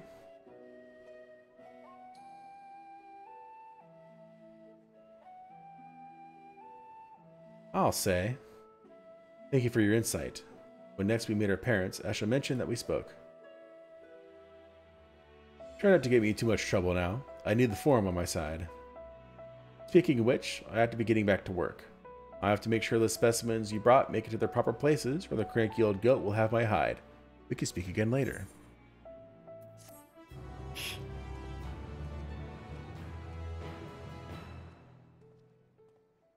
Hail, you three. Raha, surely Kolko hasn't driven you out of the forge already. For better or for worse, no. However, he has set me a task that requires more than a single pair of hands, and here you are. I can use at least one of you, but I won't object to more. Unfortunately, Alze and I have prior commitments, and we have delayed too long as it is. What about you, Malchazar? Can you spare the time? Yeah, buddy. Perfect. This shouldn't take long. Actually, real quick. Put on these gloves.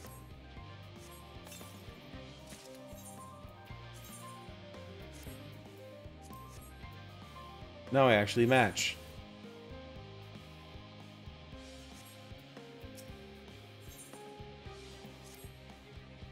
In the event that our, and I quote, promised heap of adamantite falls right out of the bloody sky and into my lap, Master Kolko wishes to be ready for put the proverbial hammer to the anvil at a moment's notice.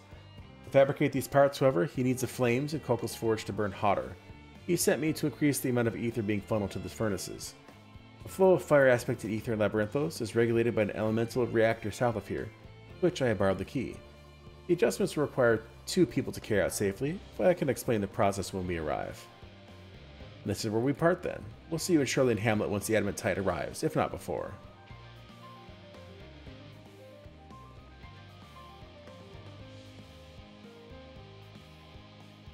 This way then.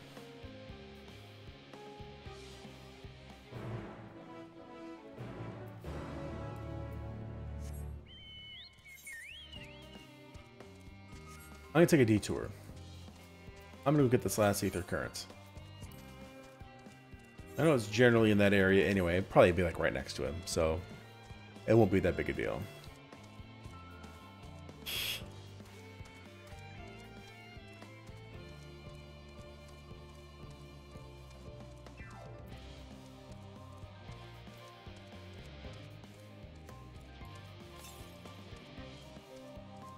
I'll be right there.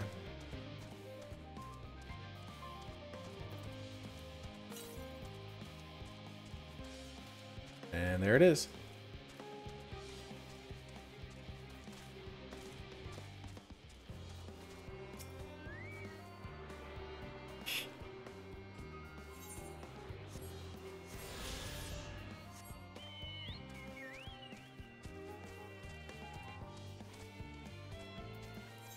Yeah, buddy.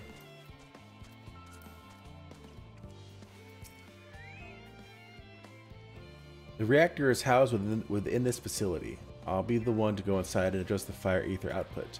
When I do, a rather large amount of water-aspected ether will issue from the vent at the top.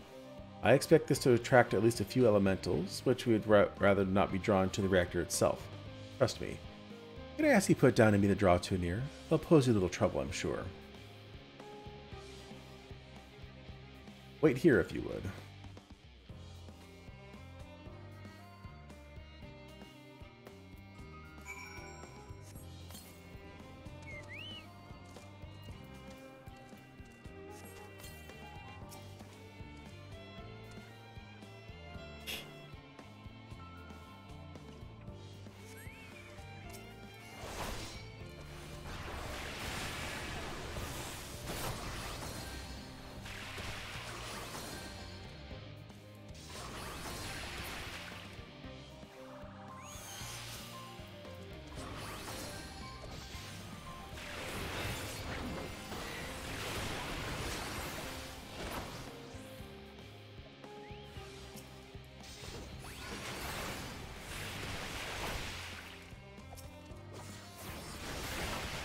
Oh, this one didn't get hit. I'll focus on you then.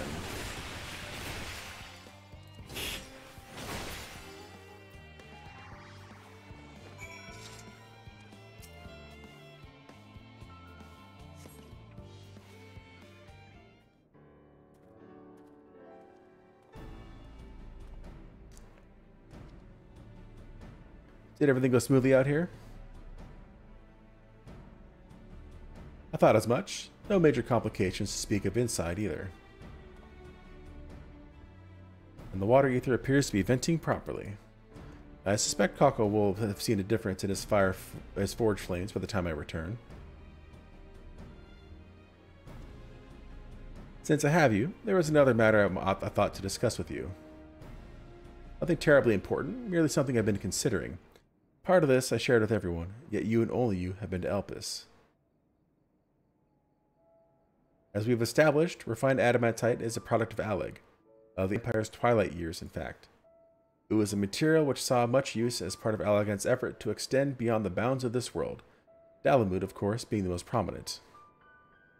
Of those who would push further, expand Alleg's empire to encompass the heavens and the stars above, perhaps the greatest was its infamous technologist, Aemon.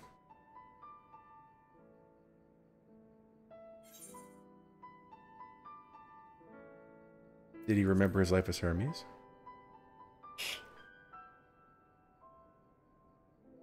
I believe he had his own reasons. There is no evidence to suggest that he retained his memories of his former life. He only joined the Asians once the Empire was all but dust, as you know. If not his memory, though, what drove him to pursue the idea with such fervor? This may seem far-fetched, but what if souls, like minds, have a personality, so to speak? A natural disposition towards which they are inclined. We know with relative certainty that it was the gross decadence and inexorable decline of Alleg that moved Aemon to resurrect his Emperor Xande. The Empire's people spoke lightly of death and destruction, experimenting on those they deemed beneath them to fill the emptiness in their hearts. In facilitating Xande's return, Aemon provided these languid souls with the means to free themselves from the mire of their own indolence. Or would have, had not Xande been convinced by his own death that life itself was meaningless. Aemon's desire for his countrymen to conquer the heavens could only be a means to the same end, to instill the people with new purpose. Like Hermes before him, Aemon was appalled by how those around him lived, but could never bring himself to believe that those lives were devoid of meaning, and both of them sought that meaning, that hope, in the distant stars. Such was my theory, anyway. Ultimately, it is the consequences of their actions which matter. Their motives are of no moment. And yet, to reach those stars on wings of adamantite, to travel to the ends of creation and beyond, a promise of hope everlasting, that much I do understand. But enough musing for now. Why don't we see how Kako is getting on?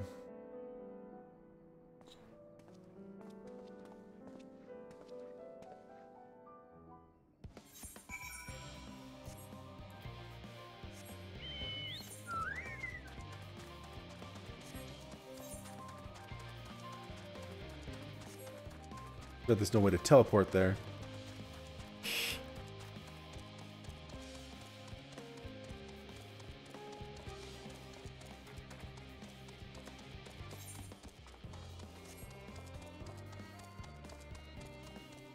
Logisticon Gamma. Which one's this one? Logisticon Beta? Yep.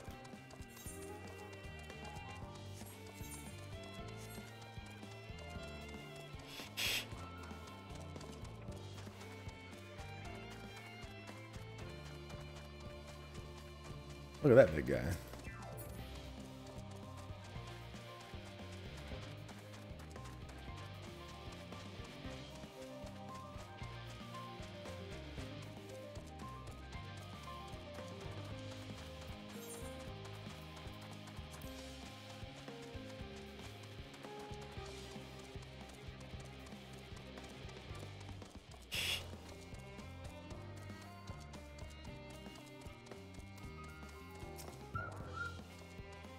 Ooh, I can feel those flames ablazing from here.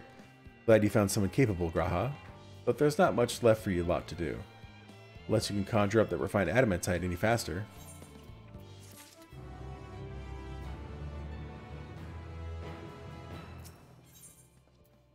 Ooh, let's do it. I do trust you to deliver on your promise, I do, only... I hate waiting. I want the adamantite, and I want it now. We share your impatience, I assure you. Is there truly nothing else we can assist with in the meantime? I wish. The sitting's about's unbearable. Pity the forum frowns and recreational explosions. Well, so long as they can't prove it was premeditated. Get you gone. I have mistakes to make. In that case, I suppose I should go and return the key to the reactor. I'll have one more look to make sure that nothing else has gone wrong, unintentionally or otherwise. I'm certain there are better uses for your time, however. I'll join you in the Charlene Hamlet anon.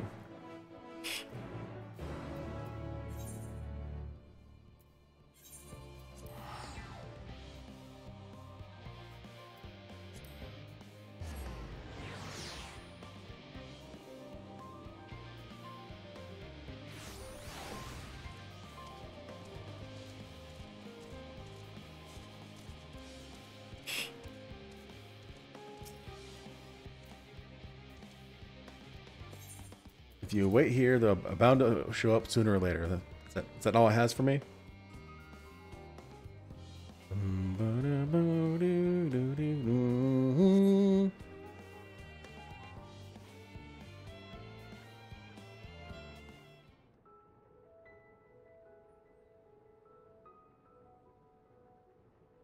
All set, I take it? Yeah, buddy. We finished what we could.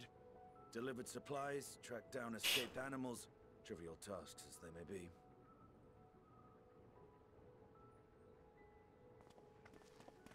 Me too. That's enough, don't you think?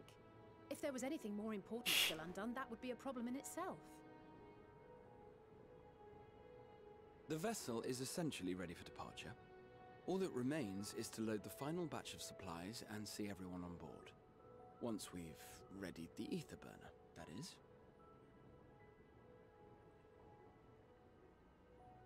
Ah, had a feeling we might find you all here. Our consultations with the Loperites, too, have run their course. Pleased I am to say that our researchers' concerns have, for the most part, been allayed, though some insist on making adjustments to the very end. For their part, Livingway and her peers have graciously offered to stay and keep the people company, lest any lingering queries go unanswered. All that remains is to wait for the refined adamantite. Alphino, are you there? It's me, Cryo. Your special delivery has arrived. Round up everyone and come to the harbor at once.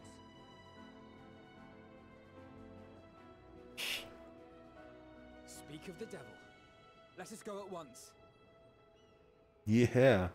What convenient timing. We finished our stuff, the Loperites are done, and everything arrived all at the same time.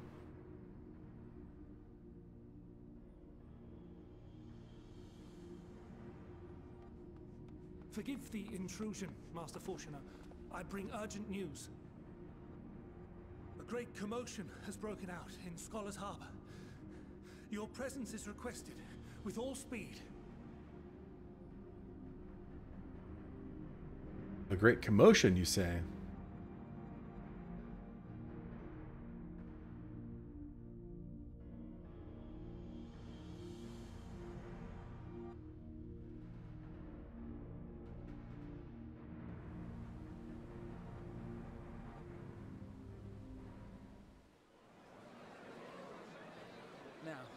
might this delivery be?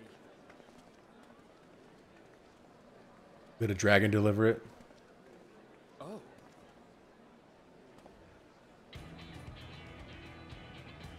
Dang.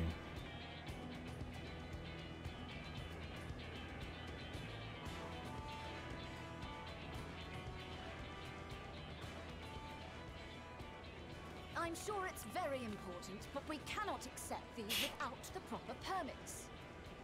By the 12! Surely, these can't all be. Dang.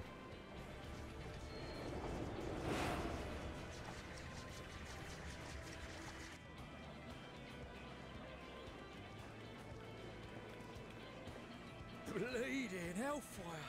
They're bringing them by sea and by air. All these folks in these crates.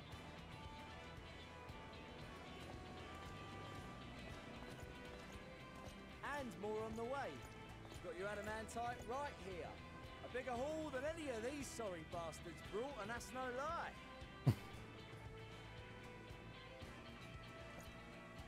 Yes, because you were charged with seeing the shipments from Gridania and Uldar here, along with your own. Give credit where credit is due. Sounds like the sorry region of a sore loser. An hypocrite to boot. Ain't no way a scrawny whelp like you took a dozen steps inside a Dalamud shard. I'll have you know I went all the way to the entrance. I played a vital role in keeping a lookout whilst our expeditionary forces secured the adamantite. He's so proud of that too. Left you outside so you wouldn't get anyone killed, did they? Well then, credit where credit's due, you did a right fine job sitting on your ass. Take that back. Make me. I will not stoop to your level.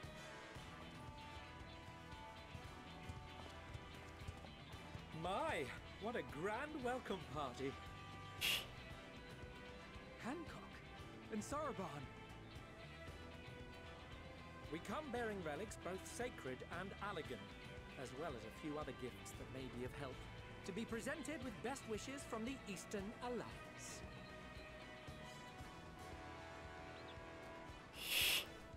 I myself have come with a sacred relic of the Kojin. Upon learning of your need, Bunchin bade me deliver it on behalf of the Blue with all haste. Fearing I could not swim here with the necessary speed, however, I thought to beg our Confederate allies for aid. To my delight, Hancock was already preparing for departure at the self-same port, and had space for additional cargo. We did, of course, need quite the impressive vessel to get it all here in time.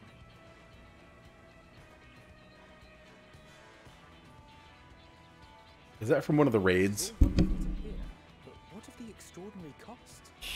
I shudder to think of the ransom we must pay for such a bounty. Fret not for your coin purse, young Alphino. Lord Lolorito looks ever towards the profits of the future, and thus the East Aldenar Trading Company went to some lengths to reduce the financial liability. And since the Scions funded the entire venture, not a gill need be rendered up in compensation. Everything is already yours. We funded the venture? When? That's Tataru. Don't let the name fool you. This coin keeper knows a thing or two about spending. But not you, Estinian. When it comes to capital investiture, a sprinkling of gil here and there will not do. You need enough savings to make waves when it really counts, which is why frugality is paramount. We also have the benefit of a generous patron. Generous being rather an understatement.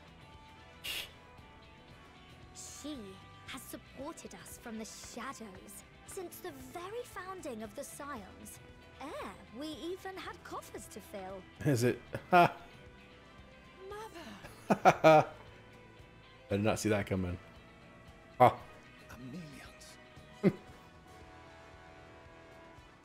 I remain, of course, an entirely neutral party. I simply thought our family's coffers were needlessly full. We can hardly take them with us on your teeny tiny toy boat, now can we? And 'twould be a shame to leave all that hard-earned wealth unspent.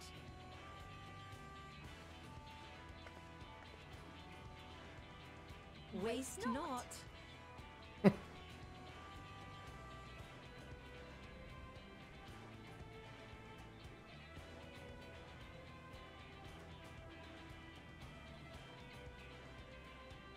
However did you manage so much in so short a time, then? We expected word to reach only a fraction of our allies.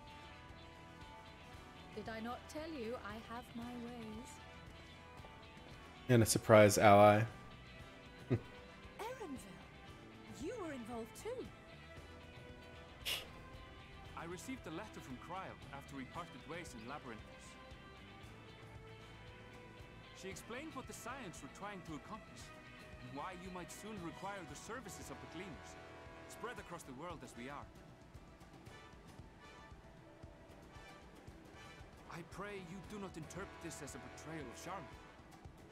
I accept that the Forum's aim in pushing us to our limits was to preserve what knowledge we have, and I bear you no ill will for it.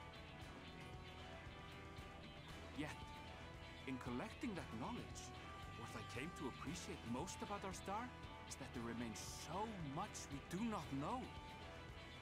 That is why I chose to help the Scions, to combat the obliteration of those countless undiscovered wonders. I held no illusions that they would be less demanding taskmasters, though, rest assured, if I had, I would have been sorely disappointed.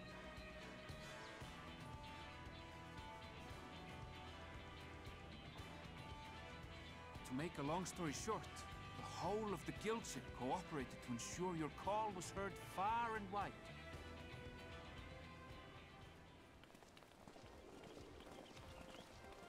There we go. Everybody's here. What's this about a ship that can fly to the moon? And why didn't you mention it sooner? The one time you don't beg my aid, your problem's a bloody ship that can fly to the moon. Sid, you brought the team. Of course. Garland Ironworks' finest. You need only point us towards my new favorite ship. As you like us not suspect, we've also brought adamantite for Mordona's Dalamud shard.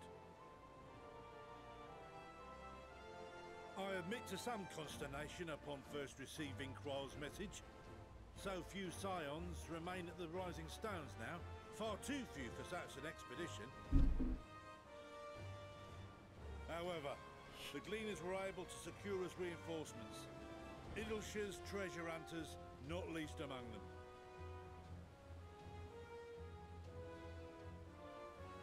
Fascinating as all this is, I fail to see how it explains your presence here. Does Razat Khan not have more pressing concerns?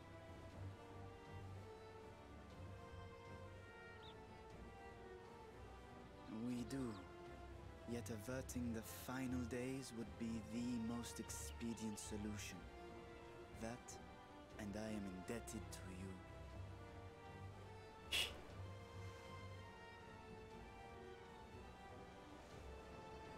Though they chose to take their leave of Thavnair, those you saved in Galimund remain my people. My gratitude is beyond words. 'Tis appropriate that I aid you in kind. If in the doing we bring salvation to others of this star, so much the better. You will recall that I spoke of my father, Midgard Summer, and his journey across the great expanse. As he traveled betwixt the stars, his resplendent scales drank of the ether in those nigh empty surrounds, and imparted to him the strength to persevere. Thinking they might further your cause, I called out to to my kin for consent. Ashdaya's answer was silence, as ever. Tiamat and Chrisvelgre, however, responded favorably to the suggestion. My sire, too, gave his assent. Thus have I brought you his own worm scales. Fit them to your purpose, and seek a worthier fate for us all.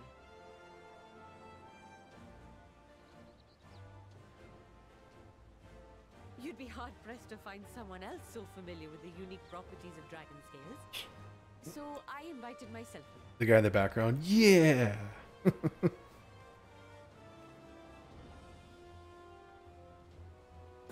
at me, this is so unbelievable. I've gone right back round to believing it again.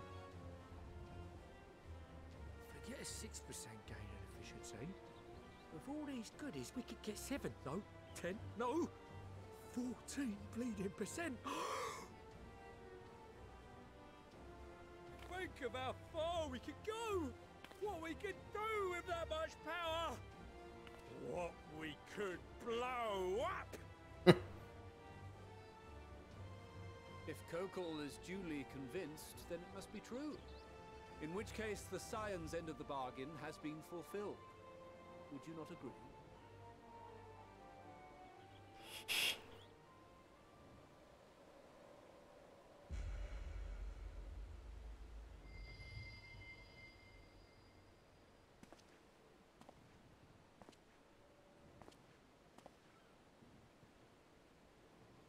Yes, Father?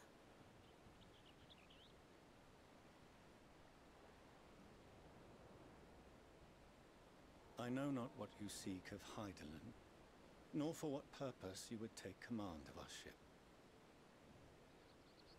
Yet this much is certain. To do so will be to dictate the fate of this star and the lives upon it. The lives of each and every creature, in their magnitude and their fragility.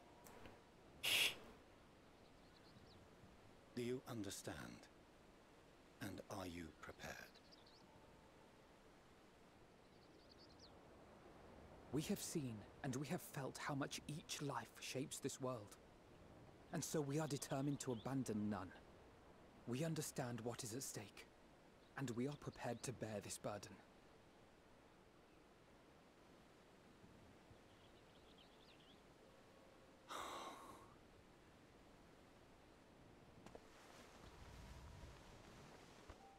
Then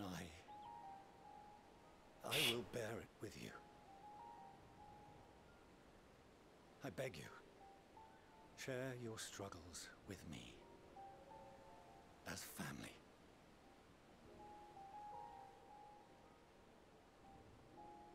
Yeah, exactly. It's like, I'm gonna be a good dad now.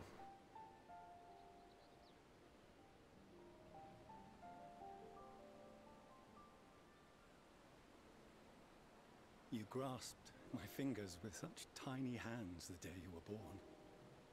I thought my heart might burst.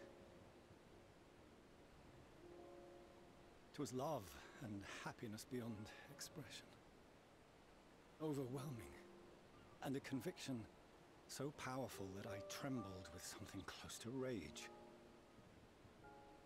Rage? I had heard the final days foretold. I swore to myself then and there that I would not let them steal your futures. Hmm. The great exodus would succeed, must succeed. No sacrifice or sin was worse than the alternative. If anything gave me pause, 'twas mine own father. The Archon Louisois openly decried Charlian's policies, a perspective which I regarded with increasing disdain as I grew older. Yet even as part of me thought him a fool, perhaps I also hoped that he, of all people, would devise a brilliant means to save my children. A naive hope, but stubborn enough that I could never bring myself to keep you apart.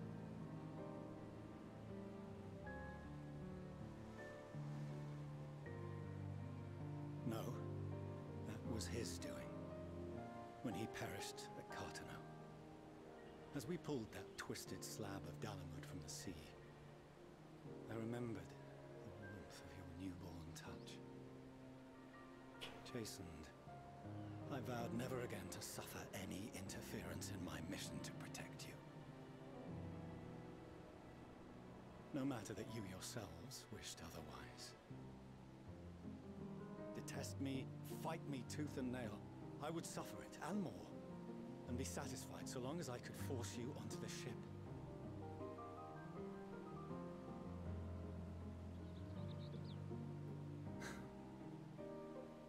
I was wrong.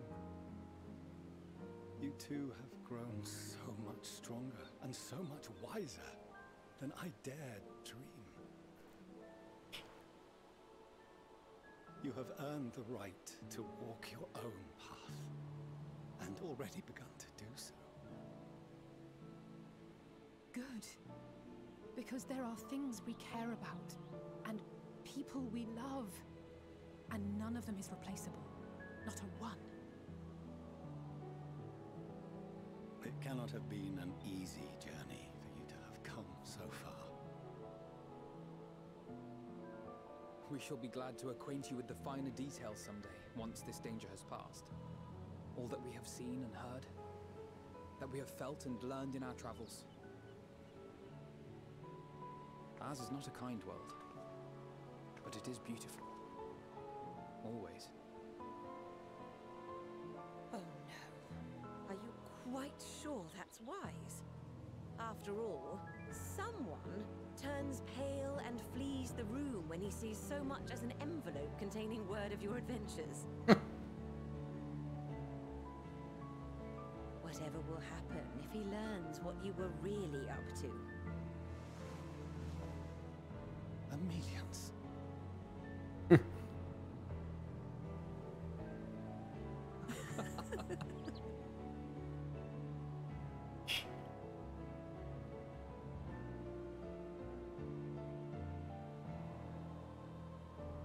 Though I have wronged my children most gravely, I owe you an apology as well.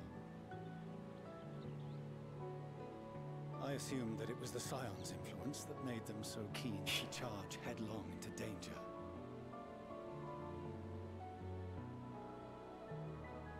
Yours, in particular. I see now that said influence instead brought them together with the many fine people gathered here today. In which case, I hope you continue to guide them.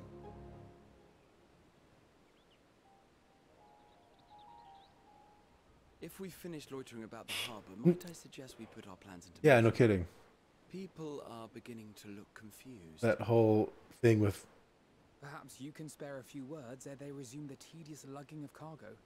You have no small number of friends and admirers here after all. What should I say?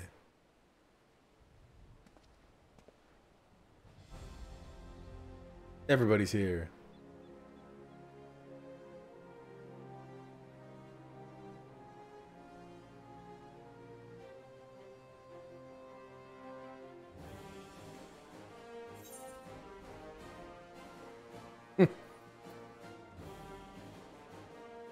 Our moment of triumph was close at hand.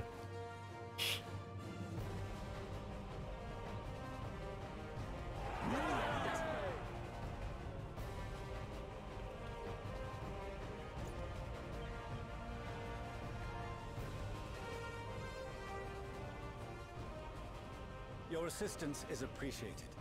Now, in an orderly fashion, if you please. No, don't be orderly. Have fun.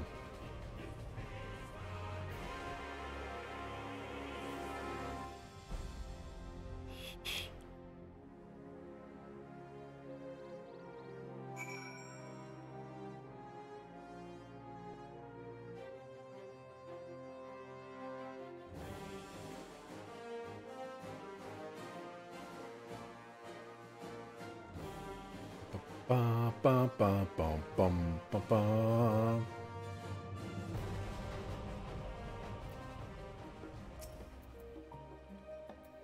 We finally managed to clear the harbor, which means the rest is in the engineer's capable hands.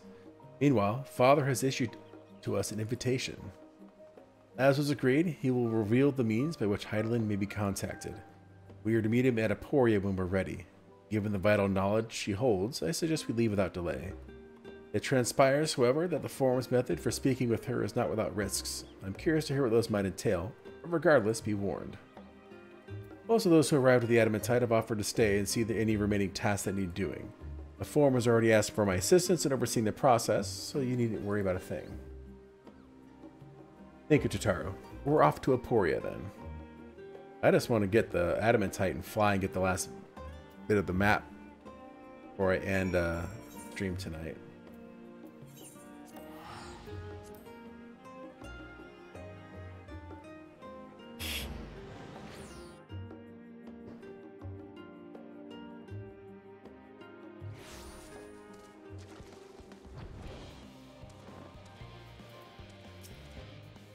Balcazar, I've already shown the others inside.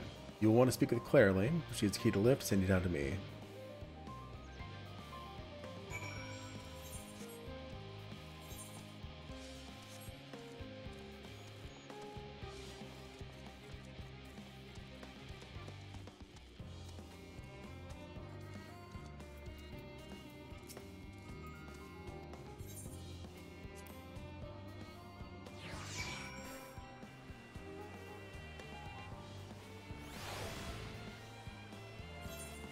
Real quick. Got that bit of the map. Alright. From here, we proceed to the heart of Labyrinthos and its most closely guarded secret, Thamazane. It marks the beginning and end of our efforts, whence we delve to seek audience with the star, and whence we will embark on our journey to the heavens. This way, if you please.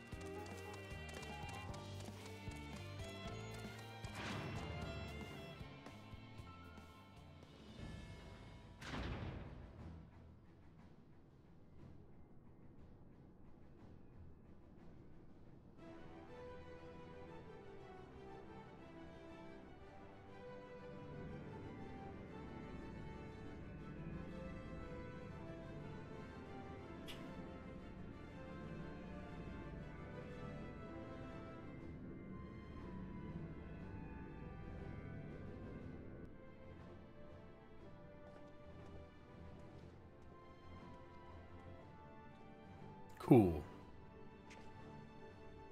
Bid you welcome to Thamazane. Direct your attention toward its center to behold the arc over which we have long labored.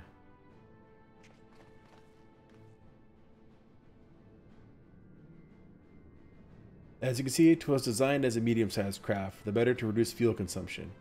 Miniaturizing magics have been applied to its interior to ensure that the thrust-to-weight ratio does not place too great a limitation on its freight capacity. The Aether burner, as you know, has been removed for further modification, but we shall reattach it soon enough. I have received word that Kakal and several of your allies are working on it with intense fervor. They are sure to see it done. It was by their expertise that many a prior disaster was averted. If anything, I fear they will not afford us much time to speak with the Heidelin ere they finish.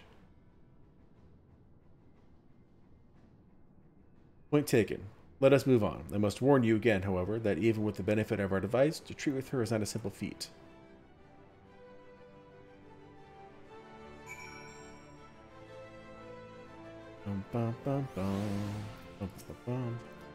I have done what I can to impress upon you the gravity of what lies ahead. Are you prepared?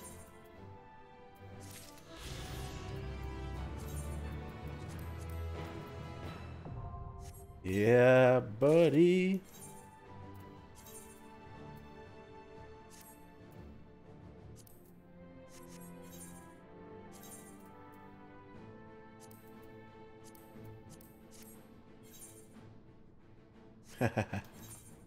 Alright, let's go get this map.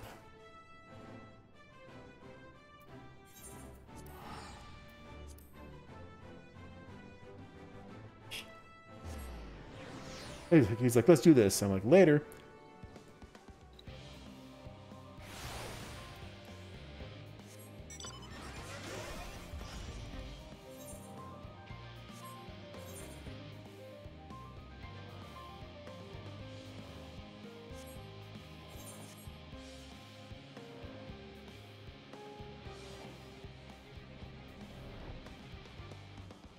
I was trying to see if there were any,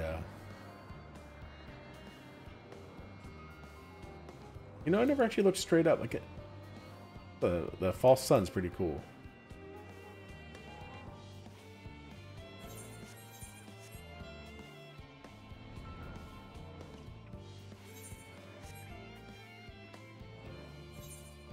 Alright, so the last bit is way over there.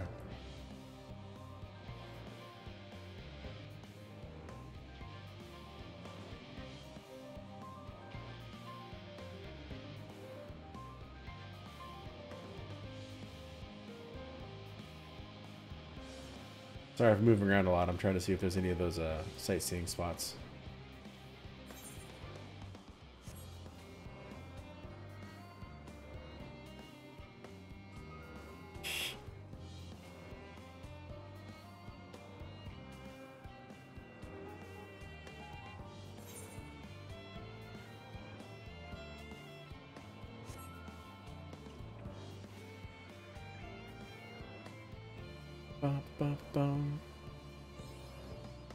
Got it.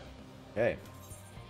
So, based on this lovely guide that I'm looking at, I am currently at 1, 2, 3, 4, 5, 6, 7, 8, 9, 10, 11, 12, 13, 14, 15, 16 quests left. And today I did 1, 2, 3, 4, 5, 6, 7, 8, 9, 10, 11. But yeah, it might take me, depending on how many cinematics there are. It'd be nice to get it done with one stream, but we'll see. With that, I'm going to go ahead and end it here. Thank you everybody for watching.